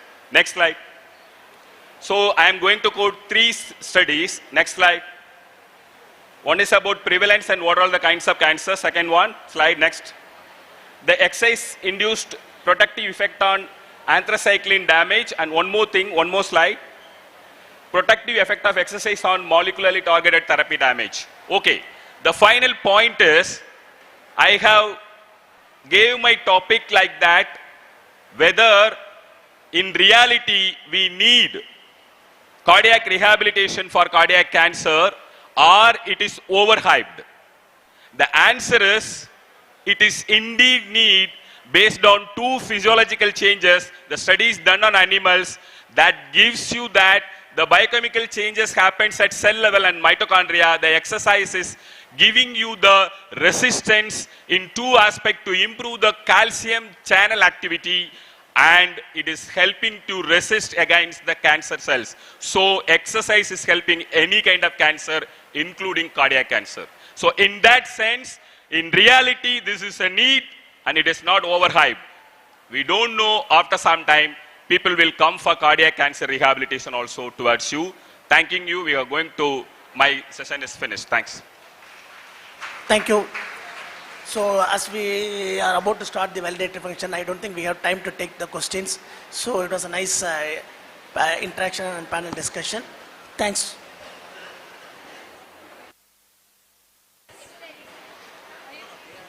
Actually, on behalf of sir, I am giving a concluding message. Because of technical reasons and timing, we are abruptly stopping this.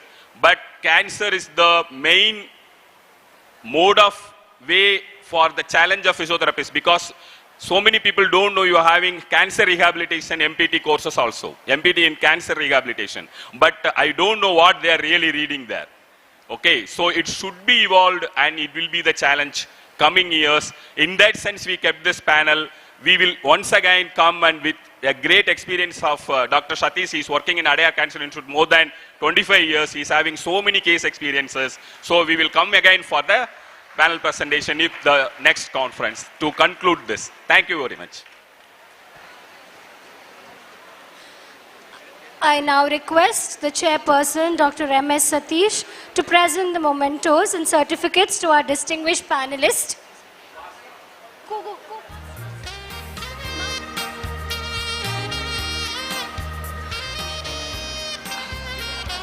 Dr. Prem Kumar, Dr. Kuldeep, Dr. Pavitra, and Dr. Aishwarya Sonwani.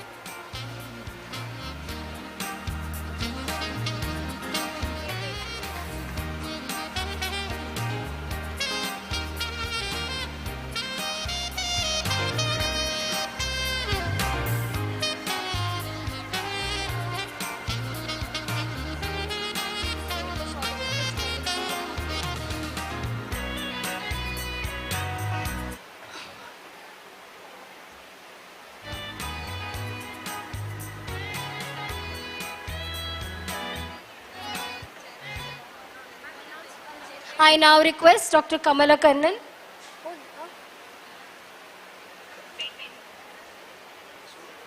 I now request Dr. Kamala Kannan, Associate Professor, Institute of Physiotherapy, Srinivas University, to kindly present a memento to our chairperson, Dr. M.S. Satish, in appreciation of his leadership during the panel discussion.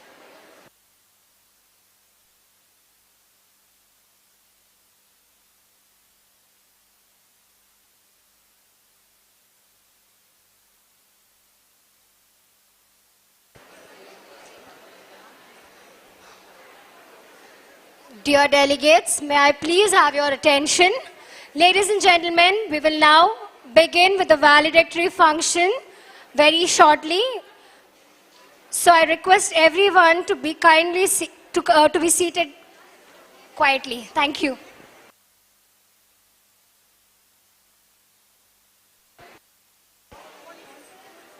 May I have student volunteers boys to please come to the MC desk quickly. Student volunteers boys.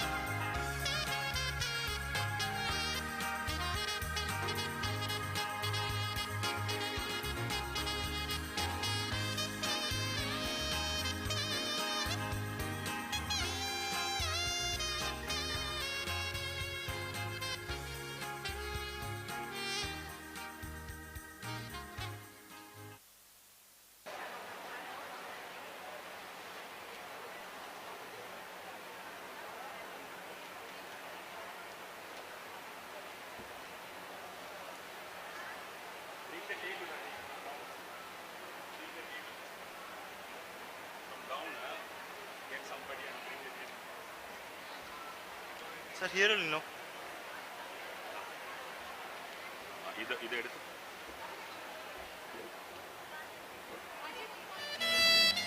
ಆಯ್ತು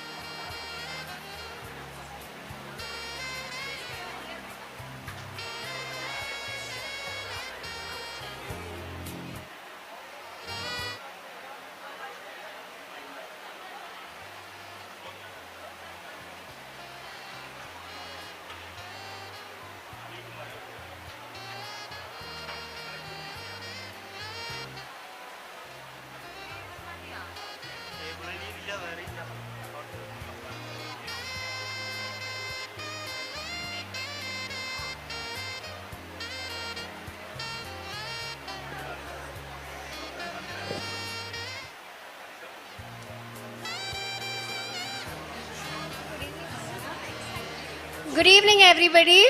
Are you all excited to know the winners of all the competitions that were held in the 2 days? Yes or no? There should be a little louder excitement because it's at the end now. Yes or no? Okay.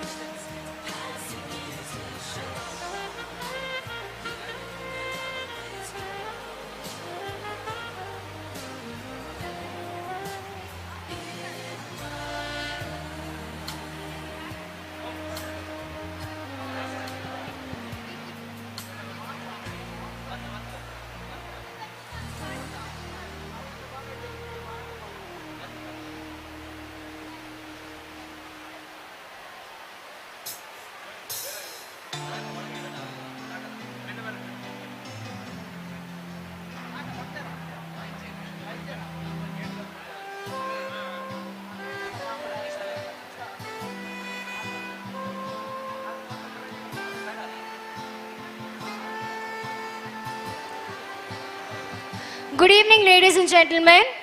It gives me immense, may I please have your attention, everyone?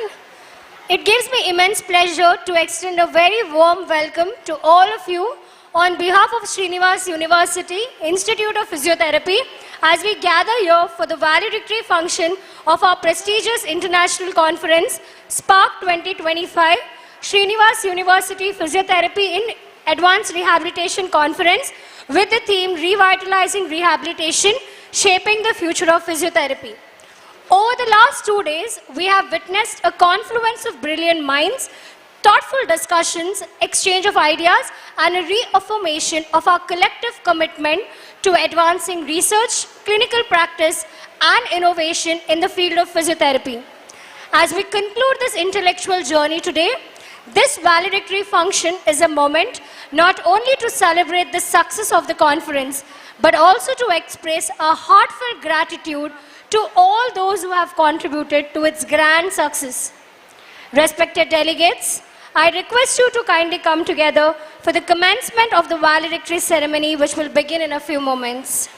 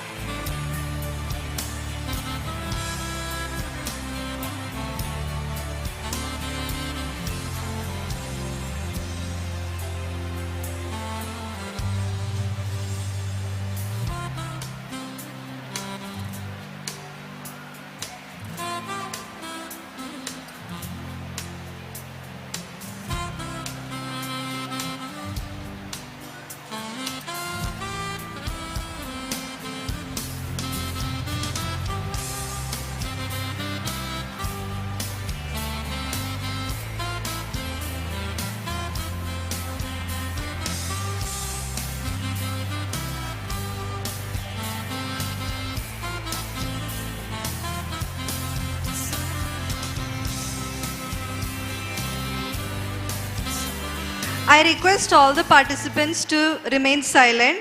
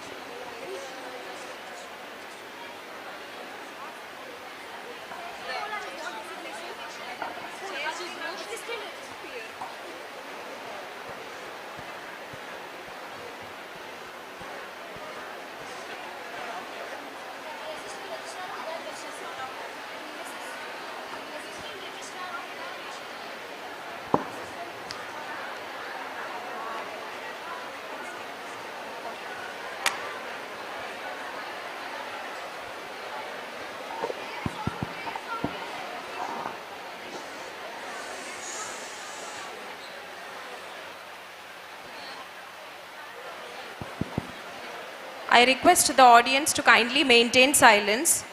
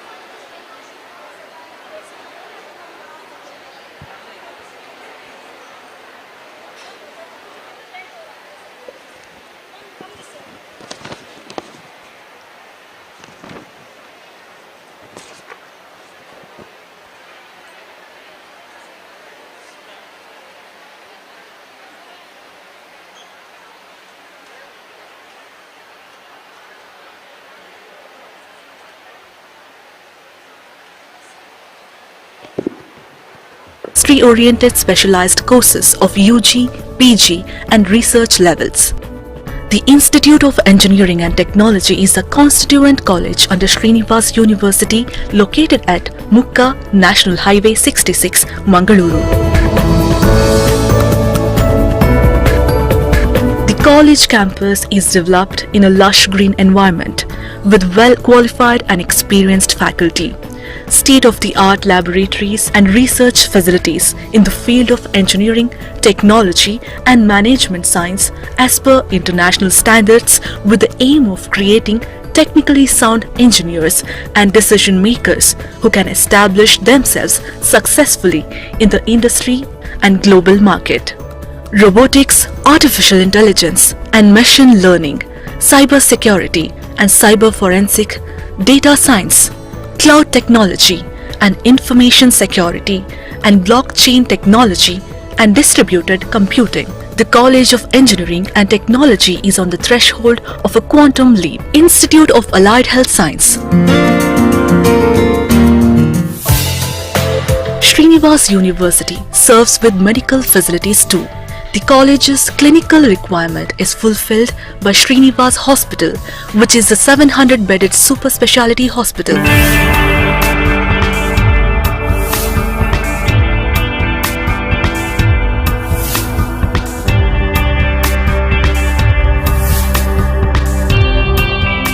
We have separate hostels meant for boys and girls.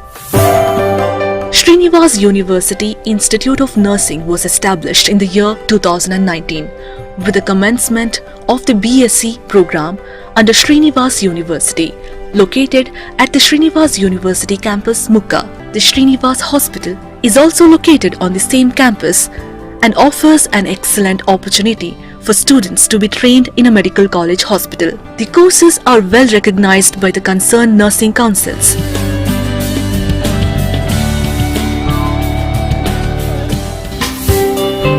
The Institute of Management and Commerce, earlier named as Srinivas Institute of Management Studies at Srinivas University, is committed to providing conducive learning environment. Institute of Computer Science and Information Science is envisioned to offer courses which would build the students into enthusiastic quality professionals in the field of computer science and information technology. Since 2005, the college is associated with several MNCs like Infosys Technology, Wipro, IBM, Accenture Technology, TCS, Tech Mahindra, Dia Systems, Spanios Technology, and many other in-placement activities.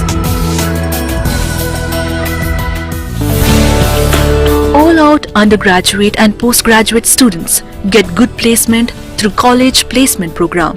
Institute of Aviation is a constituent of Srinivas University. The college encourages the study of airlines, airports, and business related to the aerospace industry. This also includes supervising routine operations undertaken by the ground staff of an airport or an organization in the aviation sector. Institute of Hotel Management and Tourism offers a Bachelor of Hotel Management and Catering Technology and a BSc Hotel. These programs are focused on the aspect to create professionals who would be the future leaders of the hospitality industry. Practical exposure and experienced students will get from working in Hotel Srinivas and Hotel Saffron. Srinivas Institute of Physiotherapy was founded in the year 1993. From the year 2017, the college has become a constituent of Srinivas University. It is the first college which has designed the course curriculum to meet all overseas credentials. The college also has a wide network of alumni spread across the world in various managerial responsibilities. Undergraduate and postgraduate courses in physiotherapy are available.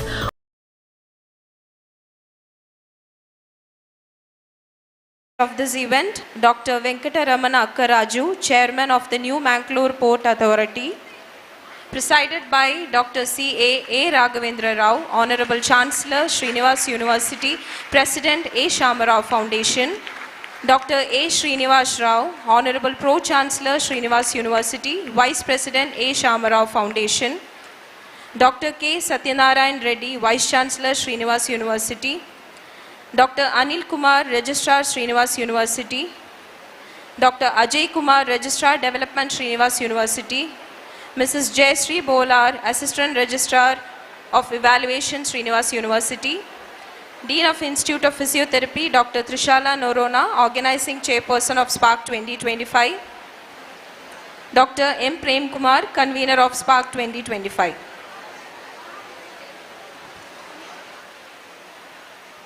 We are deeply honored to have with us today distinguished dignitaries whose presence elevates this occasion. Let me take this pleasure to welcome them on behalf of everyone present here. Distinguished guest of honor, invited guests, faculty colleagues, researchers, students and delegates from across India and abroad, a very hearty welcome to each one of you.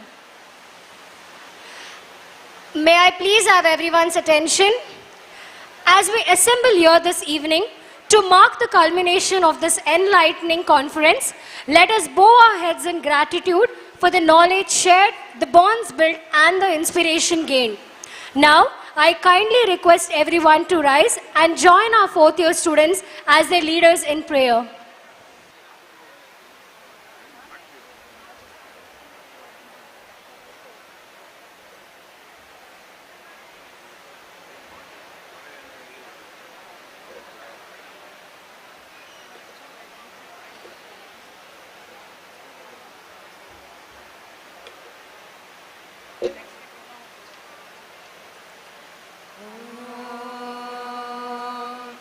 वक्रतुण्ड महाकाय सूर्यकोटि समप्रभा निर्विघ्नं कुरु मे देव सर्वकार्येषु सर्वदा ॐ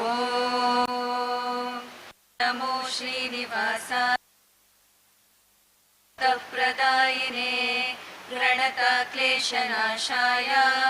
गोविन्दाय नमो नमः वागेशादिजनानां च वजसा विपुलं प्रभु सामादिकवन्दितानां विद्याश्रियममं नमः ॐ स्वस्ति प्रजाभ्य परिपालयन्तां ज्ञानेन मार्गेण महिमहीषा गोब्राह्मणेभ्यः शुभमस्तु नित्यं लोकाः समस्तसुखिनो भवन्तु काले वर्षन्तु पर्जन्यः पृथिवी सस्यशालिनी देशोऽयं शोभरहितः सज्जनाः सन्तु निर्भयाः अपुत्रपुत्रिणः सन्तु पुत्रिणः सन्तु पौत्रिणः अदना सदना सन्तु जीवन्तु शरदशतम् ॐ शान्ति शान्ति शान्तिः. Thank you all and kindly be seated. I now have the honor of inviting Dr. Trishala Norona, Dean, Institute of Physiotherapy, Srinivas University, and organizing chairperson of Spark 2025 to kindly deliver the welcome address. Over to you, ma'am.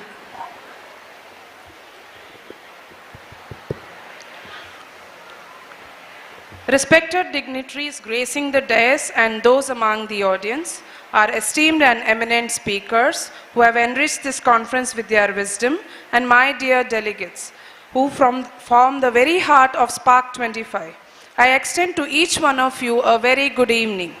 With great joy and profound respect, I extend a warm welcome to each one of you to the valedictory ceremony of Spark 25, First International Physiotherapy Conference of Srinivas University Institute of Physiotherapy. Over the past 2 days, this conference has truly been a celebration of knowledge, ideas, and innovation, bringing together distinguished academicians, researchers, clinicians, and students under one roof. Today, as we conclude this enriching journey, it is indeed a moment to reflect on the accomplishments of the event and to celebrate the spirit of scientific inquiry and collaboration. At the very outset, it is my honor to welcome and introduce our beloved Honorable Chancellor of Srinivas University and President of A. Shamarao Foundation, Dr. C.A.A. Raghavendra Rao, who is presiding over this event. Our Honorable Chancellor is a distinguished chartered accountant, accomplished entrepreneur, committed philanthropist, and above all, a visionary educationist. With the conviction that education is the prime driver in transforming society, he established the A. Shamarao Foundation in 1988, which has today grown into the prestigious Srinivas University, offering diverse professional programs across multiple disciplines. A recipient of several honors, including the Rajyotsava Award, Dr. Rao's life is an inspiring journey of discipline, determination, and service. His leadership has shaped the careers of thousands of professionals while also contributing to healthcare and social welfare. On behalf of the organizing committee, delegates and participants of Spark 25, I take great honor in extending a most respectful and heartfelt welcome to our Honorable Chancellor, Dr. C.A. Raghavendra Rao, sir. We are truly blessed and privileged, sir, to have your august presence with us this evening. We are equally honored to extend a very special welcome to our chief guest of this valedictory ceremony, Dr. Venkataramana Akkaraju, the distinguished chairman of the New Mangalore Port Authority. Dr. Akkaraju is a visionary leader in the maritime and port sector with an illustrious career spanning several decades. An alumnus of the prestigious BITS Pilani, he holds a master's degree and a doctorate in mechanical engineering, along with advanced management qualifications. His professional journey has seen him serve in several eminent capacities as Deputy Chairman and Chairman in charge of Cochin Port Trust, Chief Mechanical and Electrical Engineer at Kolkata Port Trust, Chief Administrative Officer of the Indian Ports Association, and Deputy Director of the Indian Maritime University. Since taking charge as Chairman of the New Mangalore Port Authority, Dr. Akkaraju has played a pivotal role in modernizing infrastructure, strengthening container and coal handling facilities, promoting cruise tourism, and spearheading ease of doing business initiatives. His leadership also extended to Mormugao Port Authority, where he significantly advanced trade, connectivity, and tourism. Sir, it is indeed a privilege and honor to have your esteemed presence with us today. On behalf of the university, the faculty, and our delegates, I extend a most cordial and heartfelt welcome to you. A warm and respectful welcome is also extended to our guest of honor, Dr. A. Srinivas Rao, Pro-Chancellor of Srinivas University and Vice President of A. Shamarao Foundation, who has graced this occasion with his presence. Dr. A. Srinivas Rao has dedicated over 3 decades to the noble cause of education, earning his doctorate in education management from Ashley University, California, USA, in recognition of his outstanding contributions in leading and managing higher education institutions. Under his dynamic leadership, the Srinivas Group of Institutions has flourished into a renowned educational hub. Known for his foresight, commitment, and passion for academic excellence, Dr. Srinivas Rao has been instrumental in elevating Srinivas University to international standards. His ability to identify potential, mentor individuals, and inspire youth has left an indelible mark on generations of students. A leader of vision and integrity, he continues to guide the university with unwavering dedication to quality, innovation, and service to society. Sir, it is our proud privilege to welcome you as the guest of honor today. Your presence truly enriches this occasion, and your leadership continues to inspire us in our pursuit of excellence in higher education. I also deem it a privilege to extend a very warm welcome to our respected Vice Chancellor, Dr. K. Satyanarayan Reddy, whose motivation and academic vision continue to guide the progress of Srinivas University. Sir has been a constant source of encouragement in fostering academic excellence, innovation, and holistic development within our university. Your presence today adds immense value to this ceremony, and we are honored to have your support as we celebrate the culmination of Spark 25. We welcome you, sir. We are also honored to welcome our special invitees, respected registrars, Dr. Anil Kumar, and Registrar Development, Dr. Ajay Kumar, and other distinguished invitees of the days. Your presence adds distinction and significance to this ceremony. It also gives me immense pleasure to extend a very cordial welcome to our distinguished international and national speakers. Your presence here has greatly enriched the scientific and academic deliberations over the past 2 days. We are deeply grateful for the time, expertise, and invaluable insights you have shared with us. At the same time, we extend a very warm welcome to our respected deans, principals, heads of departments, and esteemed faculty members from various institutions. Your gracious presence adds immense value to this occasion and exemplifies the spirit of collaboration, academic excellence, and shared commitment to advancing physiotherapy as a profession. A very special welcome is also extended to all our delegates, research scholars, and student participants. Your enthusiastic participation has been the cornerstone of Spark 25, bringing energy, curiosity, and engagement to every session, workshop, and discussion. I also extend a hearty welcome to the members of the press and media who have joined us today.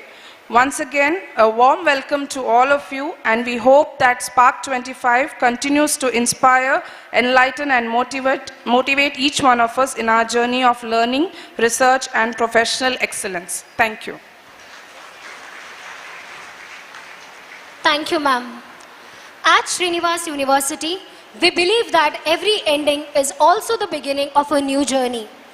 As symbol of life, hope, and continuity, we honor our distinguished guests this evening not with flowers that fade, but with saplings that grow. A heartfelt gesture ensuring that the spirit of this conference continues to flourish in the years ahead. May I now request our Dean, Dr. Trishala Noranna, Organizing Chairperson of Spark 2025, to welcome our Honorable Chancellor of Srinivas University, Dr. C.A.A. Raghavendra Rao, President of the A. Shama Rao Foundation, with the sapling.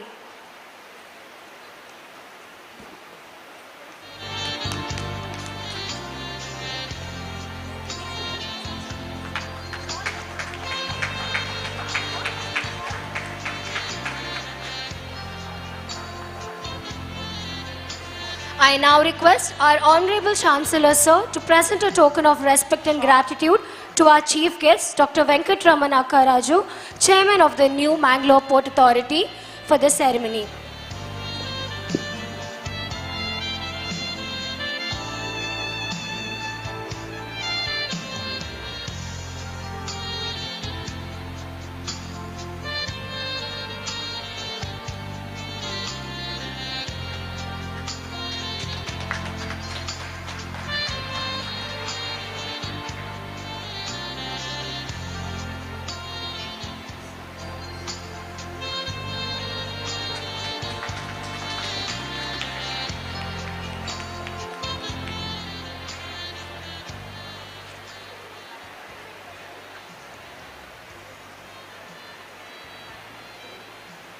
May I now call upon Dr. Prem Kumar, convener of Spark 2025, to kindly welcome Dr. A. Srinivas Rao, Honorable Pro-Chancellor of Srinivas University and Vice President of the A. Shama Rao Foundation, with the sapling.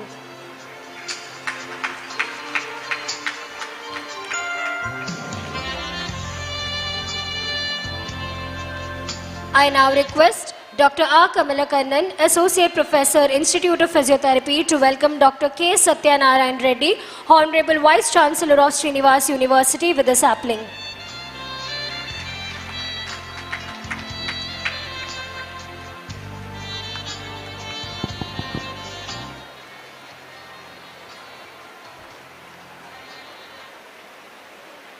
As we come together for the valedictory ceremony of Spark 2025, lighting the lamp symbolizes the everlasting glow of knowledge and inspiration.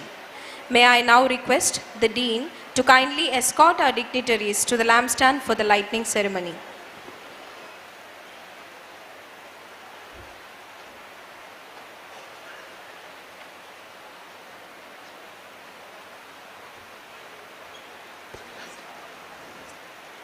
I request everyone to kindly rise.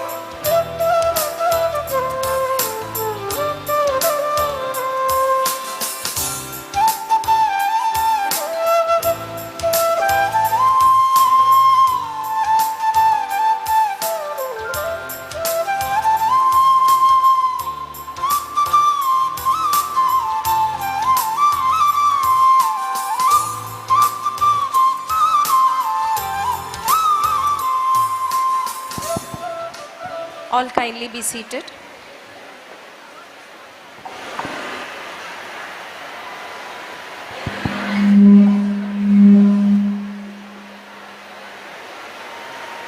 It gives me immense honor to invite our chief guest of today, Dr. Venkataramana Akkaraju, Chairman of New Mangalore Port Authority, a visionary leader whose contributions have greatly strengthened the maritime sector and inspired many across the region today. I welcome Sir to kindly deliver the valedictory address.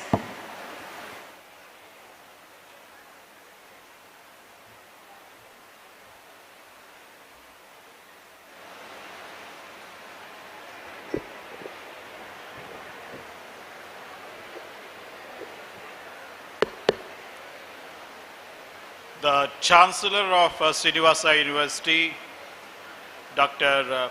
Raghavendra Rao, the Pro-Chancellor of the University, Sri Srinivas Rao ji, Vice-Chancellor, Sri Satyanarayan Reddy ji, and the two registrars, Mr. Nanil and Ajay, and Mr. Prem Kumar, and the Dean of Physiotherapy, and distinguished physiotherapists who have come all the way from different places to participate in this Spark 25, and also the young students of physiotherapy.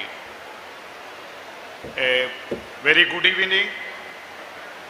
As you all know, Arogyam Paramam Bhagyam Swasyam Sarvardha Sadhanam. The meaning of this is health is very important, and for being healthy we should do exercise. The exercise which you do when you are in need of it, when you are in distress, when it becomes inescapable, is your physiotherapy. But physiotherapy is a process. Let us move towards prevention. That's very important. You all may be knowing very well, for a country to progress, you need healthy people. Whether it is a director in a boardroom, or whether it is a actor in Tollywood, Bollywood, they have to be fit, they have to be healthy. When you talk about health, it's a combination of mental and physical fitness. Unless you are physically fit, you can't be mentally fit. Unless you have both, you will not be able to deliver the things which you are supposed to do. So people generally say, to tomb and pediatrics to geriatrics, you need physiotherapy. I'm also happy to understand that from 29th and 30th, that is yesterday and today, we had a wonderful workshop, wonderful seminar, and totally 25 international speakers were there, and 280 poster and platforms were there, where PG, UG students have participated, and 2 panel discussions were also there.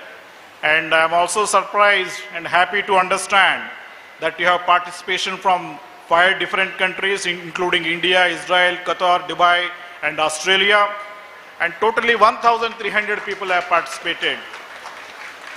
That shows the keen interest of the Srinivasa University in excelling in various fields. Not only engineering, not only medicine, but also in physiotherapy. Physiotherapy is becoming inescapable, particularly a country like India, where the aged population is increasing day by day. You need more physiotherapists, and particularly in old age, you have musculoskeletal problems and urological problems.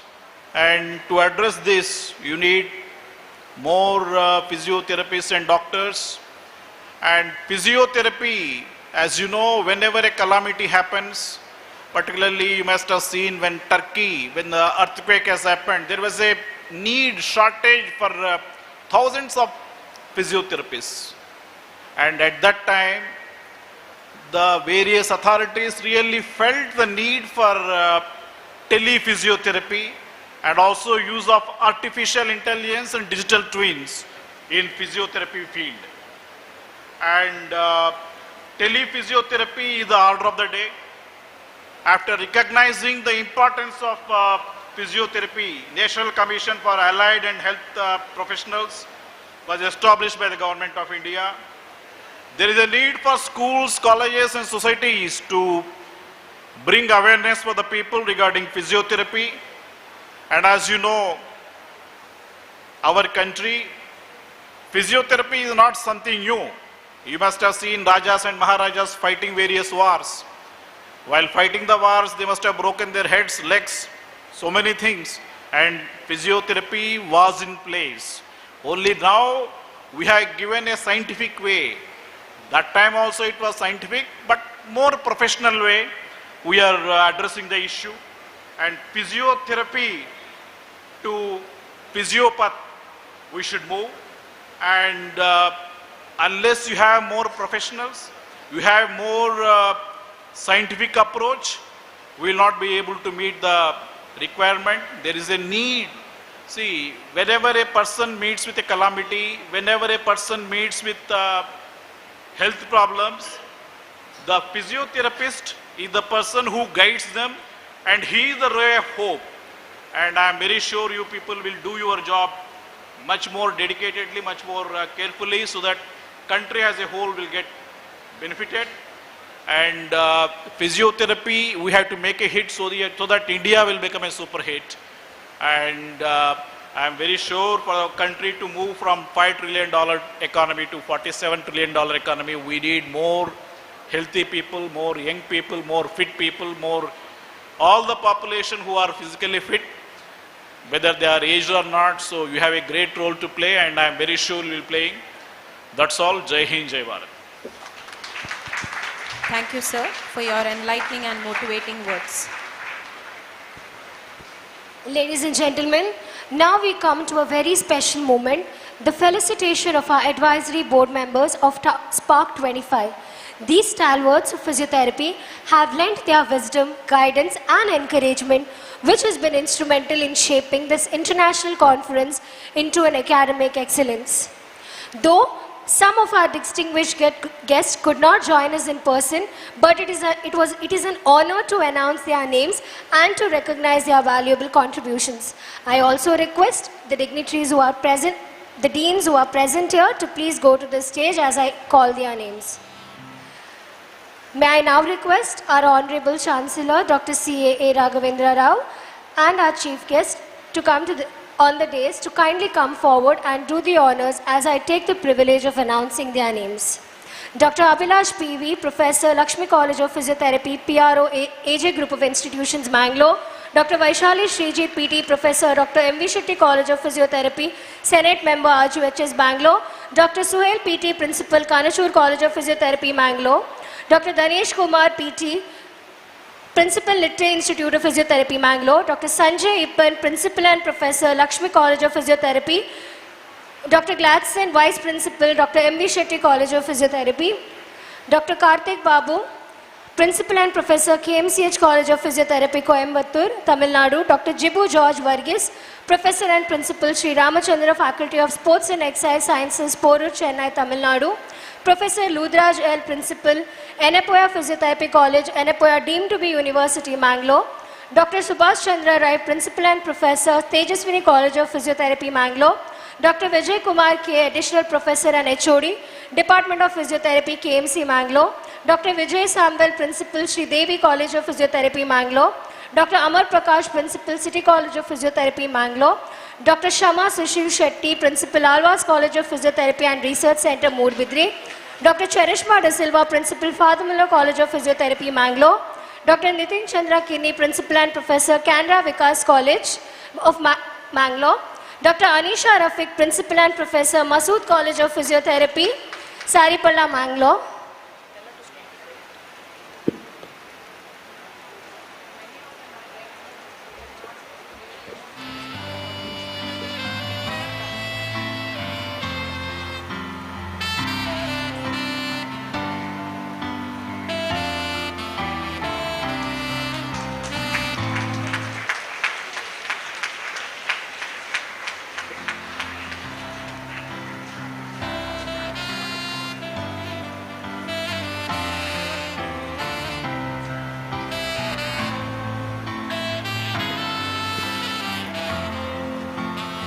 Dr. Manoj Abram, Principal and Professor, KG College of Physiotherapy, Coimbatore, Tamil Nadu. Dr. A. Kumareshan, HOD and Professor, Department of Physiotherapy, St. John's Medical College, Bangalore, Karnataka. Dr. Mohammad Ramiz, Principal, Mangalore College of Physiotherapy. Thank you all. We are deeply grateful for your presence and contribution to make Spark 2025 a memorable one. Dr. Shyam Krishnan, Assistant Professor, Selection Grade, Department of Physiotherapy, KMC Mangalore. I request sir to kindly go to the DS.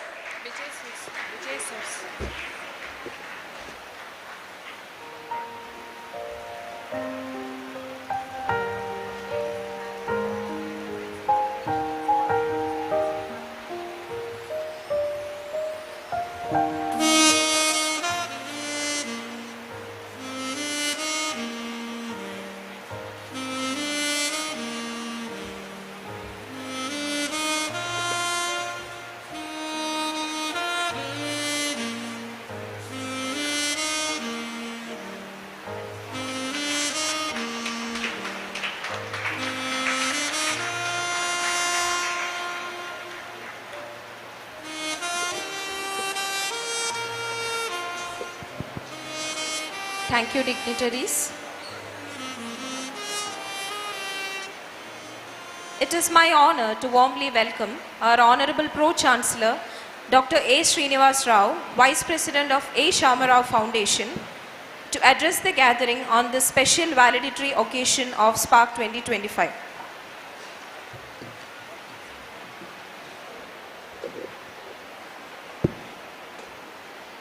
Honorable Chancellor, Dr. C.A. Raghavendra Rao ji,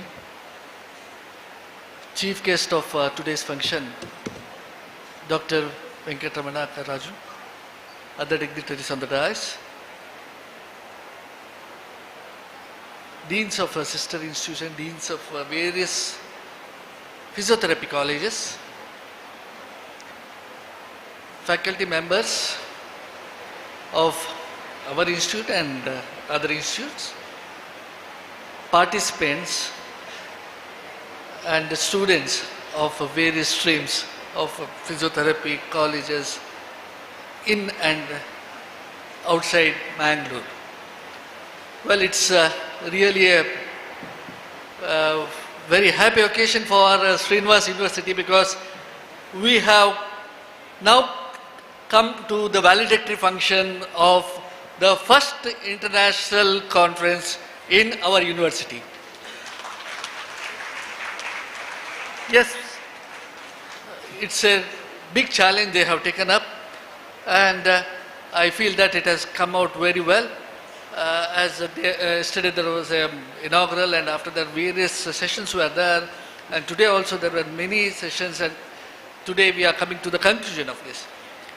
I feel that most of you who have come here and participated, of course, with this participation, automatically you have gained knowledge. Something or the other has come from you, and whatever has been told here, that knowledge definitely will be grasped and kept by you. This is helpful for you when you go out for your profession. As a student, you have learned something here, you'll go out and you will also try to inculcate whatever is the best has been, whatever the extract of the best which has been come out from this session.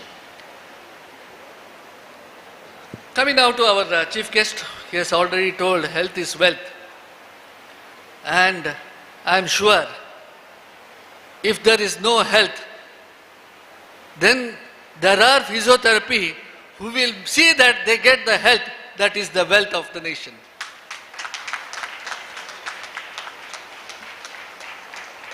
We all know that when you go for any treatment, the patient as such, they know that most of the treatment are non-invasive, and they feel that it will be, they need not have that fear or the phobia that I have to go, I will be getting the treatment, what happens to me?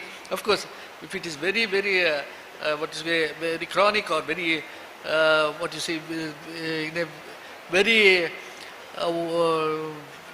if there is a fracture or some other treatment, then it will be difficult. Of course, for them also, they have one source of light that the physiotherapy will treat, because this is the experience of many of the patients who have experienced this. I know that they have experienced this, and they have come out and they have given the feedback. Yes, through physiotherapy, we are able to come out successfully. We were depressed and we thought that the life is end.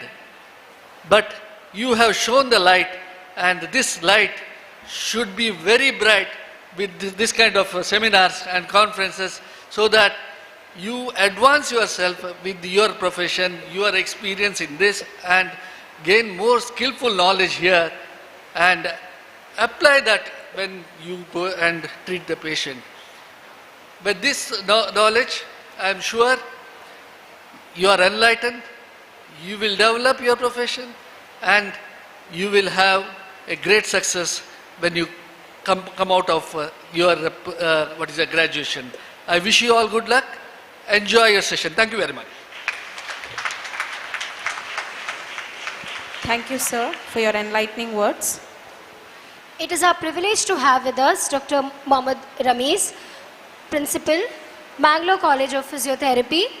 We extend a very warm welcome to you, sir. I now request our Honorable Chancellor, sir, and our Chief Guest to kindly come forward and present a token of appreciation to sir for his valuable support.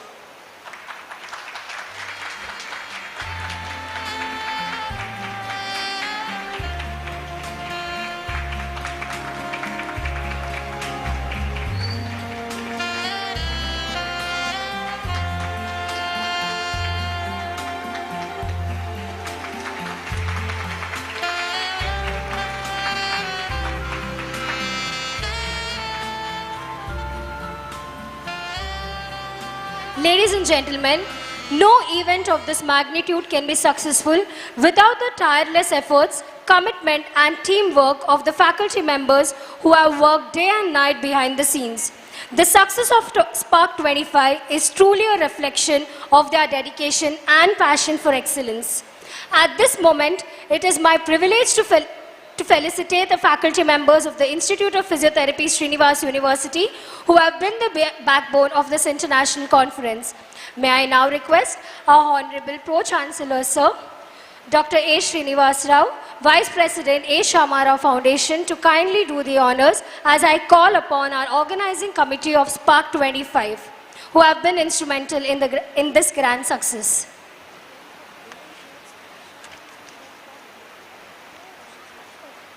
Dr. M. Prem Kumar, Professor and HOD.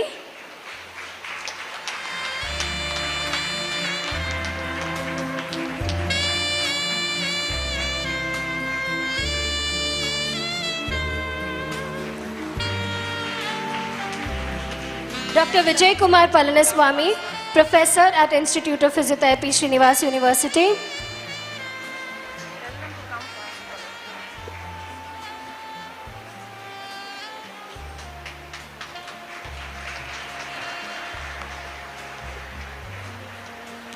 Dr. Kamala Kannan, Associate Professor at Institute of Physiotherapy, Srinivas University.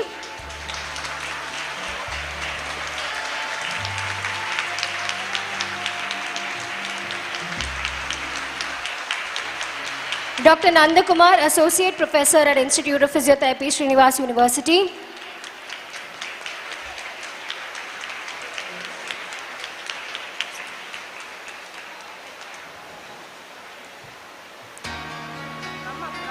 Dr. Madhuru P. Associate Professor at Institute of Physiotherapy, Srinivas University.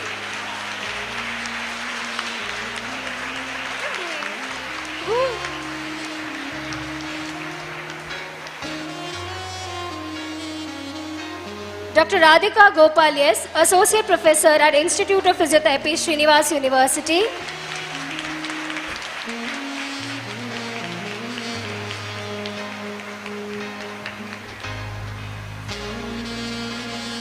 Dr. Vivek Vijayan Menon, Assistant Professor at Institute of Physiotherapy, Srinivas University.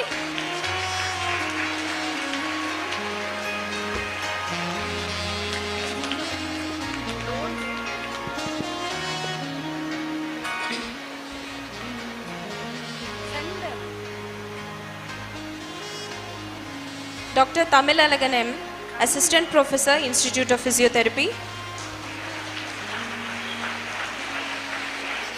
Dr. Arpita Prasad Shanbag, Assistant Professor, Institute of Physiotherapy.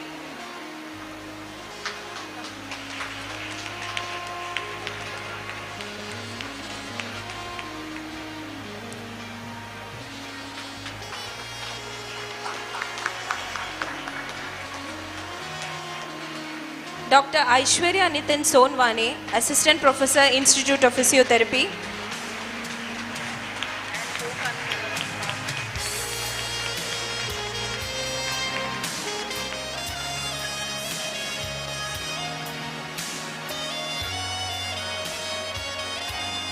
Dr. Sharon Secura, Assistant Professor, Institute of Physiotherapy.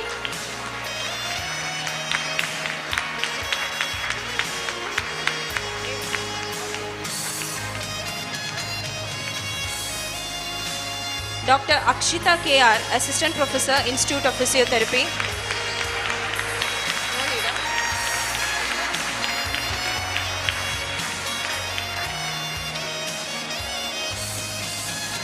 Dr. Glenisha Ansita D'Souza, Assistant Professor.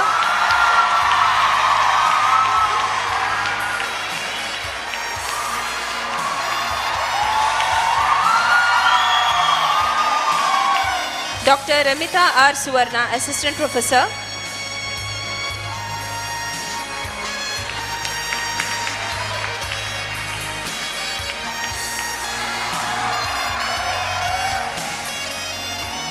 Dr. Janvi K. Salian, Assistant Professor.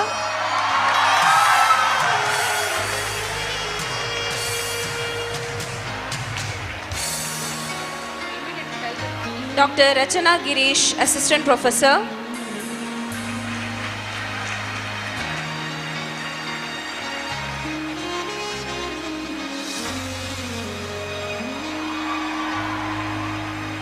Dr. Grishma D. Shetty, Assistant Professor.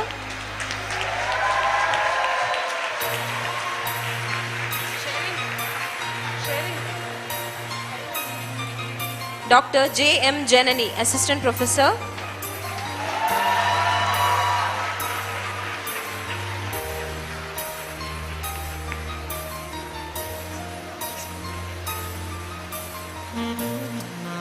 Dr. Devi Prasad Bangera, Assistant Professor.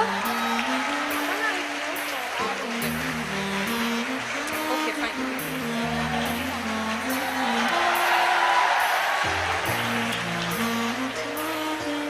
Dr. Amala S, Assistant Professor.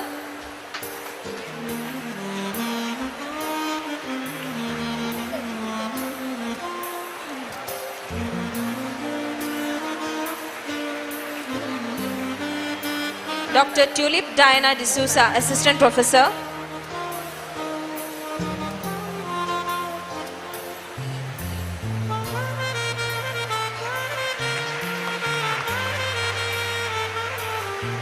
Dr. Regita KP, Assistant Professor.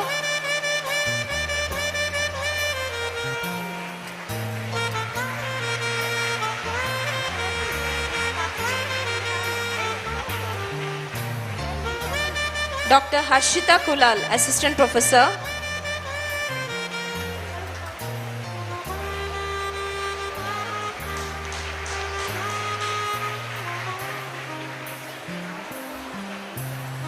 Dr. Shivani Yu, Assistant Professor.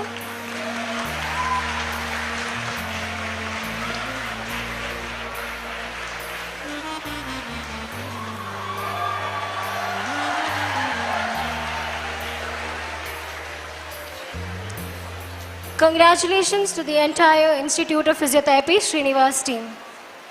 We now move on to one of the most exciting segments of the evening, the Paper and Poster Awards. These awards recognize the hard work, creativity and innovative research presented by our delegates during the conference. I request Dr. R. Kamalakannan, Associate Professor and Member of Scientific Committee, to kindly come forward and announce the winners. May I now request our Honorable Chancellor Sir and other dignitaries in the dais to kindly do the honors as Sir calls upon the names. Over to you, sir. Good evening to all, the respected honorable dignitaries on the dais and the delegates of the dais. So the past 2 days, we had a brainstorming scientific sessions. I am here to announce the winners of the paper and the poster presentation. First, PhD faculties and the professional paper presentation. There were 33 presentations, out of which the PA PR of 22. The first prize goes to the PA PR of 22 to Dr. Megashri Satish Nayak from Manipal College of Health Professionals.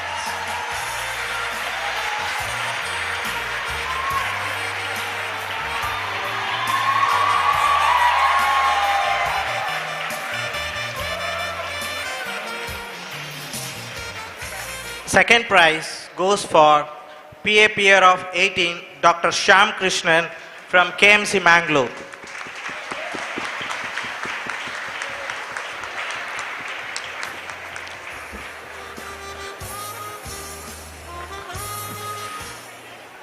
For the PG paper presentation, there were 81 presentations. The first prize goes to PAPG 79, Dr. Swapnika Satam from Alwas College of Physiotherapy.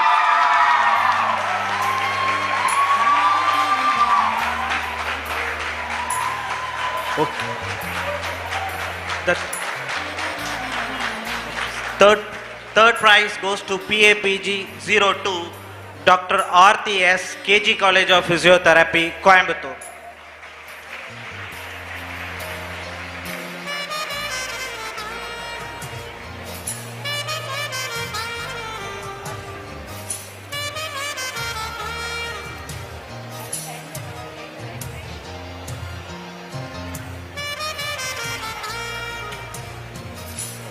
Now I'm good.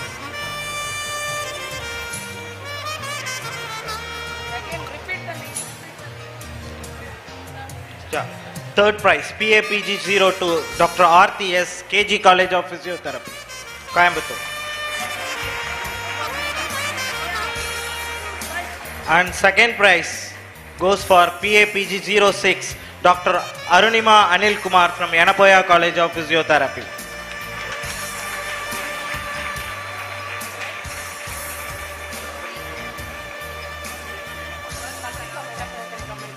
Somebody from Yanapoya College of Physiotherapy, please come and collect the second prize on behalf of her.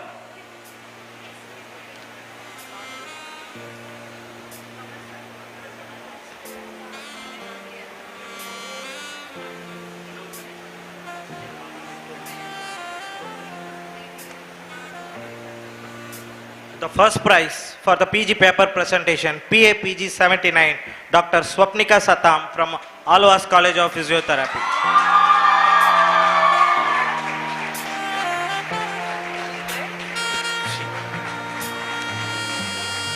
Next.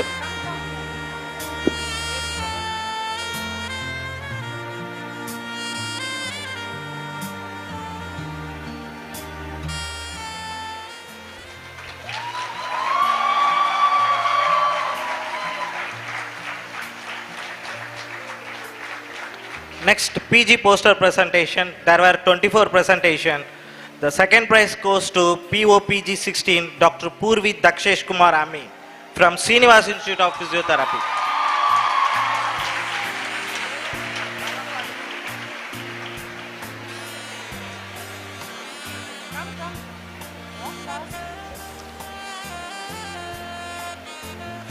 The first prize goes for POPG 24, Dr. Nishka S. Bolar from Tejaswini College of Physiotherapy.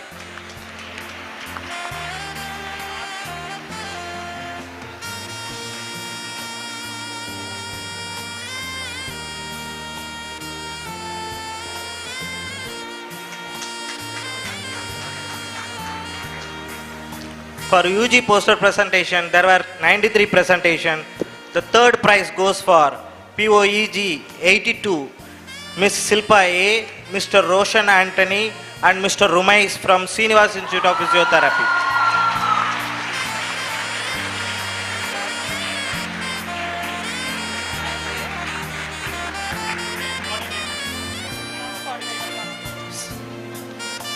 The class coordinator, please collect the prize for your students.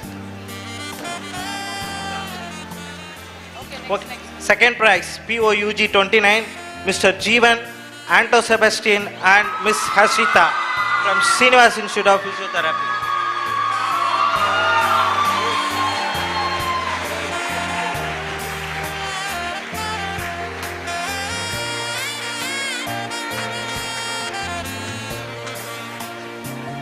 The first prize goes for POUG 33, Mr. Kesava, Mr. Ankit and Mr. Nikhil from Alvas College of Physiotherapy.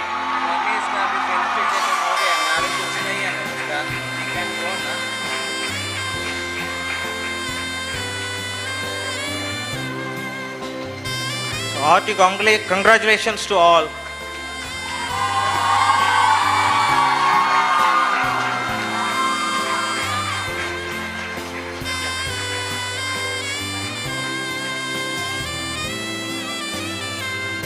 I am now pleased to announce the quiz winners who answered countless questions demonstrating quick thinking and showing off their expertise. I request the guests on the dais to present the prizes to the winners of quiz competition representing Alvas College of Physiotherapy. I request the team members to kindly come forward.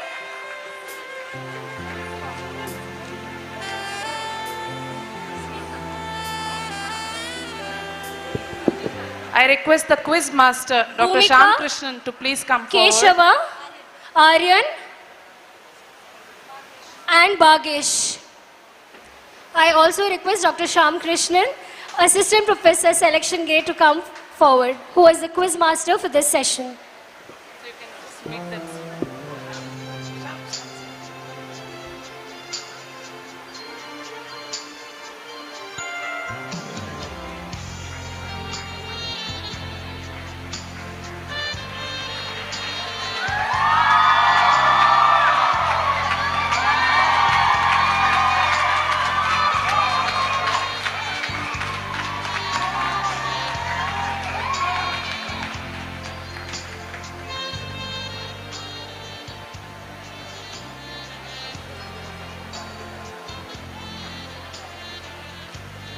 Dignitaries, we have now special awards for this event. Dignitaries, kindly be seated.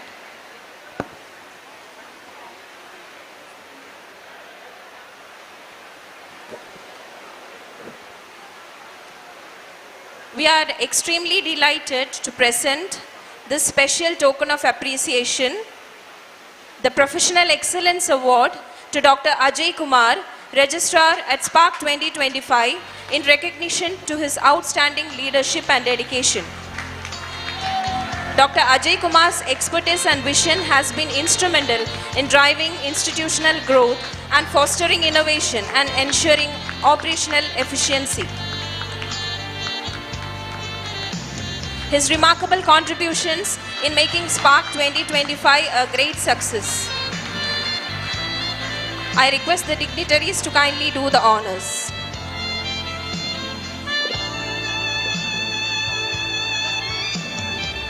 Next, we are extremely delighted to present the Excellence in Professional Contribution Award to Dr. Trishala Norona, Organizing Chairperson of Spark 2025. Dr. Trishala Norona's tireless efforts and dedication have been instrumental in shaping the success of Spark 2025. I request the dignitaries to kindly do the honors.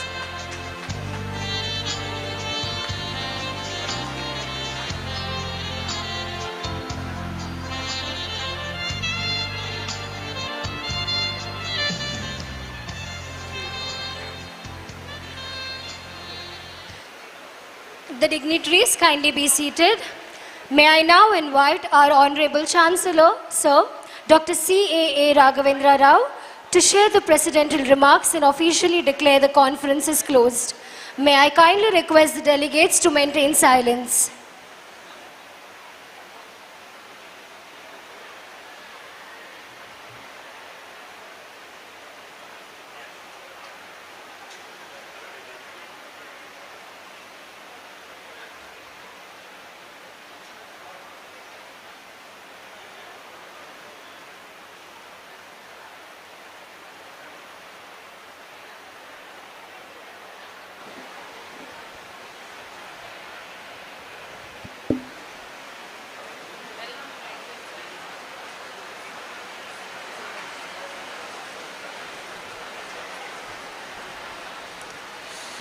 respected chief guest of the day, Dr. Venkatraman Akkaraju, Chairman, CMP, NMPA, Mangalore. Distinguished guests, teachers, lecturers, professors, and the student and faculty delegates from different parts of the country and international delegates also, including the. I am very happy today. Every one of you out of 1,300 delegates who have come today, I tell you, you are responsible for the success of this conference. However, I also appreciate the cooperation that is done by the entire group of Srinivas University to make this conference a grand success. I congratulate the leader, Professor Trishala and Professor Prem Kumar, who have made a very good sacrifice. I think they must have had sleepless nights for at least for about 15 to 20 days to see that this conference is a grand success. And I also appreciate not only the brain feeding. Yesterday your performance in the entertainment program was excellent, it seems. Everyone enjoyed it. So we have got different talents in this group. And please, tomorrow is Sunday, go back to the home and think what all things you have learnt, how much experience you got, what is the additional knowledge you got in this conference, and how you were able to mix with the different types of groups, different people from different areas and all those things. I tell you, this is itself a lesson, this is itself a knowledge, I tell you. You are trying to mix with people, trying to attend a conference, trying to go out from your place. All these things are part of this education. So I am very happy that so many 1,300 students from different institutions have come and participated in this. And I also congratulate the faculties who have encouraged them and who have come here and participated in the discussion and as resource persons as well. And I congratulate everyone for making this unique success of this international conference. We assure you that this type of conference with the better facility will be done in future also. Minimum, I think we will be conducting one international conference every year for physiotherapists itself.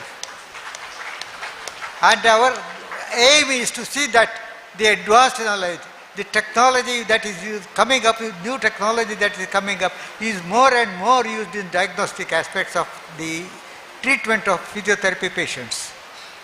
Today you can see in the counter, I think exhibition is there, robotics has come, and this technology we are introducing in our Panambur, that is Srinivas Port Hospital, from next week onwards. See, I think the technology will come to your aid, and the technology is so much advanced that you can, before treating, after diagnosing the patient, you will be able to tell what is the progress, what is the percentage of treatment at the end of the treatment. Whether it is 75%, 80%, 90% or 100%.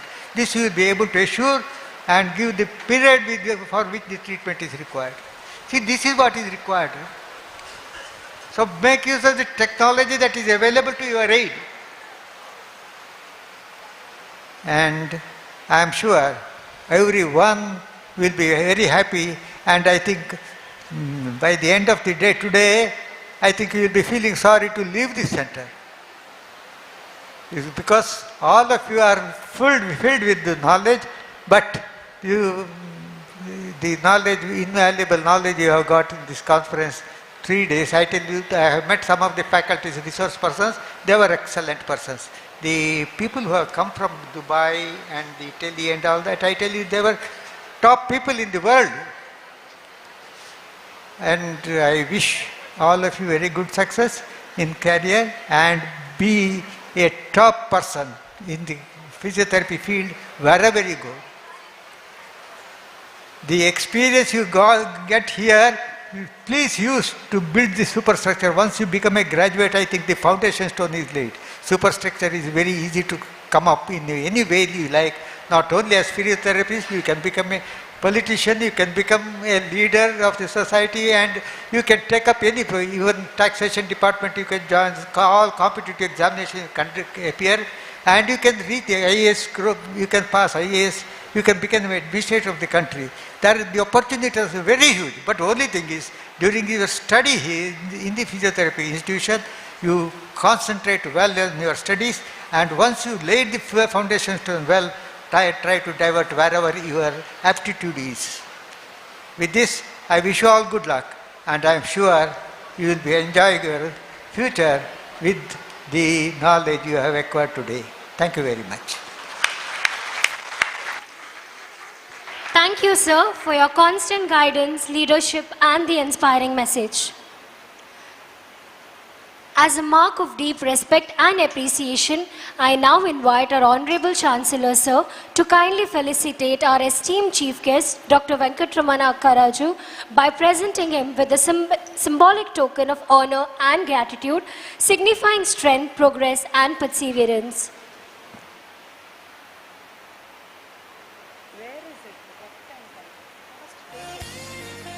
Slowly, slowly.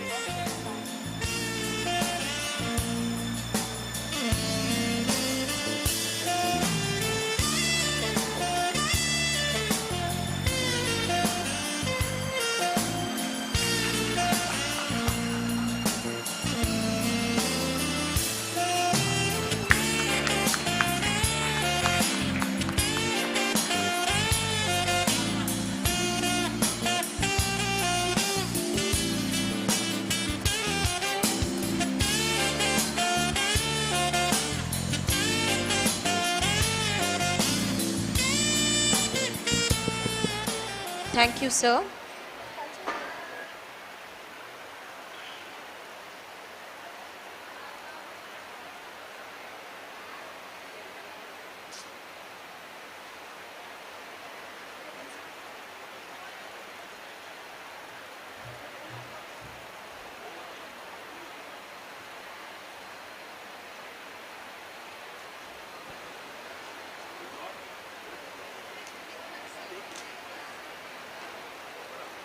Dear students, are you all excited to know who is the overall winner of the cultural competitions that were held yesterday? We want more excitement. Are you all excited? Are you all excited, everyone?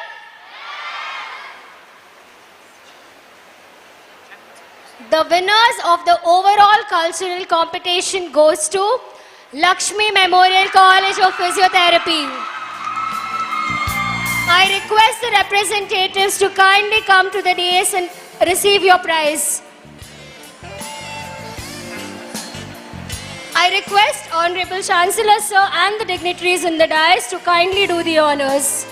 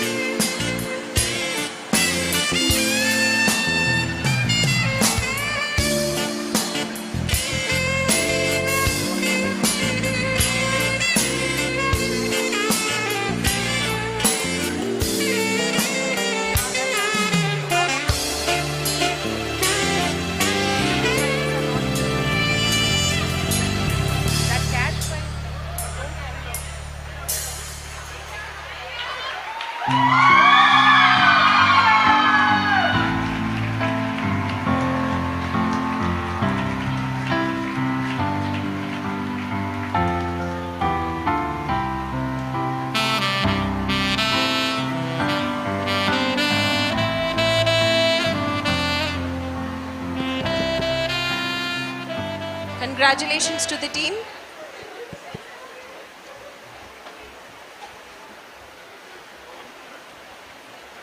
As we near the close of this function, it is only fitting to acknowledge all those who have contributed to making this event possible. I invite Dr. M. Prem Kumar, convener of Spark 2025, to deliver the vote of thanks. I request the audience to kindly maintain silence. Still one post-conference workshop is there tomorrow, 2 post-conference workshop. Anyway, formally, we are closing Spark 25, the international conference, with our prestigious invitees and chief guests and dignitaries on the dais. So, I am put forthing this vote of thanks. Even our conference is not finished officially because we are having one post-conference workshop tomorrow. Gratitude in the greatest virtue, but the present of all others. Respected dignitaries, esteemed guests, distinguished speakers, dean, principals, HODs, faculty members, delegates, and dear students. On behalf of Srinivas University Institute of Physiotherapy and the entire organizing committee of Spark 25, the first International Physiotherapy Conference, we are myself, Dr. M. Prem Kumar, convener of this Spark 25, take this opportunity to deliver the vote of thanks on this landmark occasion. We begin by thanking our Almighty, the Supreme Power, for giving the strength, wisdom, and togetherness to witness this remarkable concluded Spark 25 conference. It is by His grace that we are able to gather here and celebrate this milestone event in our Physiotherapy Institute academic journey. I express our deepest gratitude to our Honorable Chancellor, Dr. C.A. Raghavendra Rao, President of the A. Samarao Foundation, for his vision and blessing that continue to guide us on the path of excellence. His presence here has inspired today's valedictory function. We are thanking you on behalf of Spark 25, sir. And our heartfelt thanks to our chief guest, today's function, valedictory function, Dr. Venkatramana Akkaraju, the Honorable Distinguished Chairman, New Mangalore Port Authority, NMPA, for gracing this valedictory event. Thank you very much, sir, for your presence. We are equally grateful to our guest of honor, Dr. A. Srinivas Rao, Pro-Chancellor of Srinivas University and Vice President of A. Samarao Foundation, for his guidance in elevating our institute and university up to international standards. Thank you very much, sir, for your presence. Our gratitude also goes to our Vice Chancellor, Dr. K. Satyanarayana Reddy, for his support that has helped us throughout to conduct this conference successfully. Thank you very much, sir, for your presence. And also thank to our registrars. A sincere note of thanks to all other institutes across 35 institutes across the India and 10 states comes together, gathered together and share the knowledge, deans and principals of those institutes for their support. Thank you very much for you. We extend our deepest appreciation and gratitude to our 3 international and 25 national level speakers. They gave here and shared their knowledge for entire 1,300 delegates. We extend our deepest gratitude to the delegates, research scholars, enthusiastic students participated from across India and abroad. Your presence in this conference gives meaning to this conference and fuel our vision to create a vibrant platform to make this Spark 25 as a successful event. We would also like to extend our special thanks to our sponsor. Their support have been very useful in making of Spark 25 a reality. Our warm regards and thanks to the press and media representative for their whole coverage of this event. With wholehearted gratitude, I sincerely thank our organizing chairperson, Dean Dr. Trishala Norona, organizing committee members, faculty coordinators, student volunteers, technical and administrative staffs to make this conference huge success. With wholehearted gratitude, we on behalf of organizing secretary, Spark 25, once again thanks everyone behind this grand success of Spark 25. We wish you to see you all in all coming years. Thank you very much. Thank you, sir, for those gracious words of gratitude. Ladies and gentlemen, with this we officially conclude the valedictory function of the International Conference organized by Srinivas University Institute of Physiotherapy, Spark 2025. I now request our Dean to kindly escort the dignitaries of the dais. I request the students to kindly rise.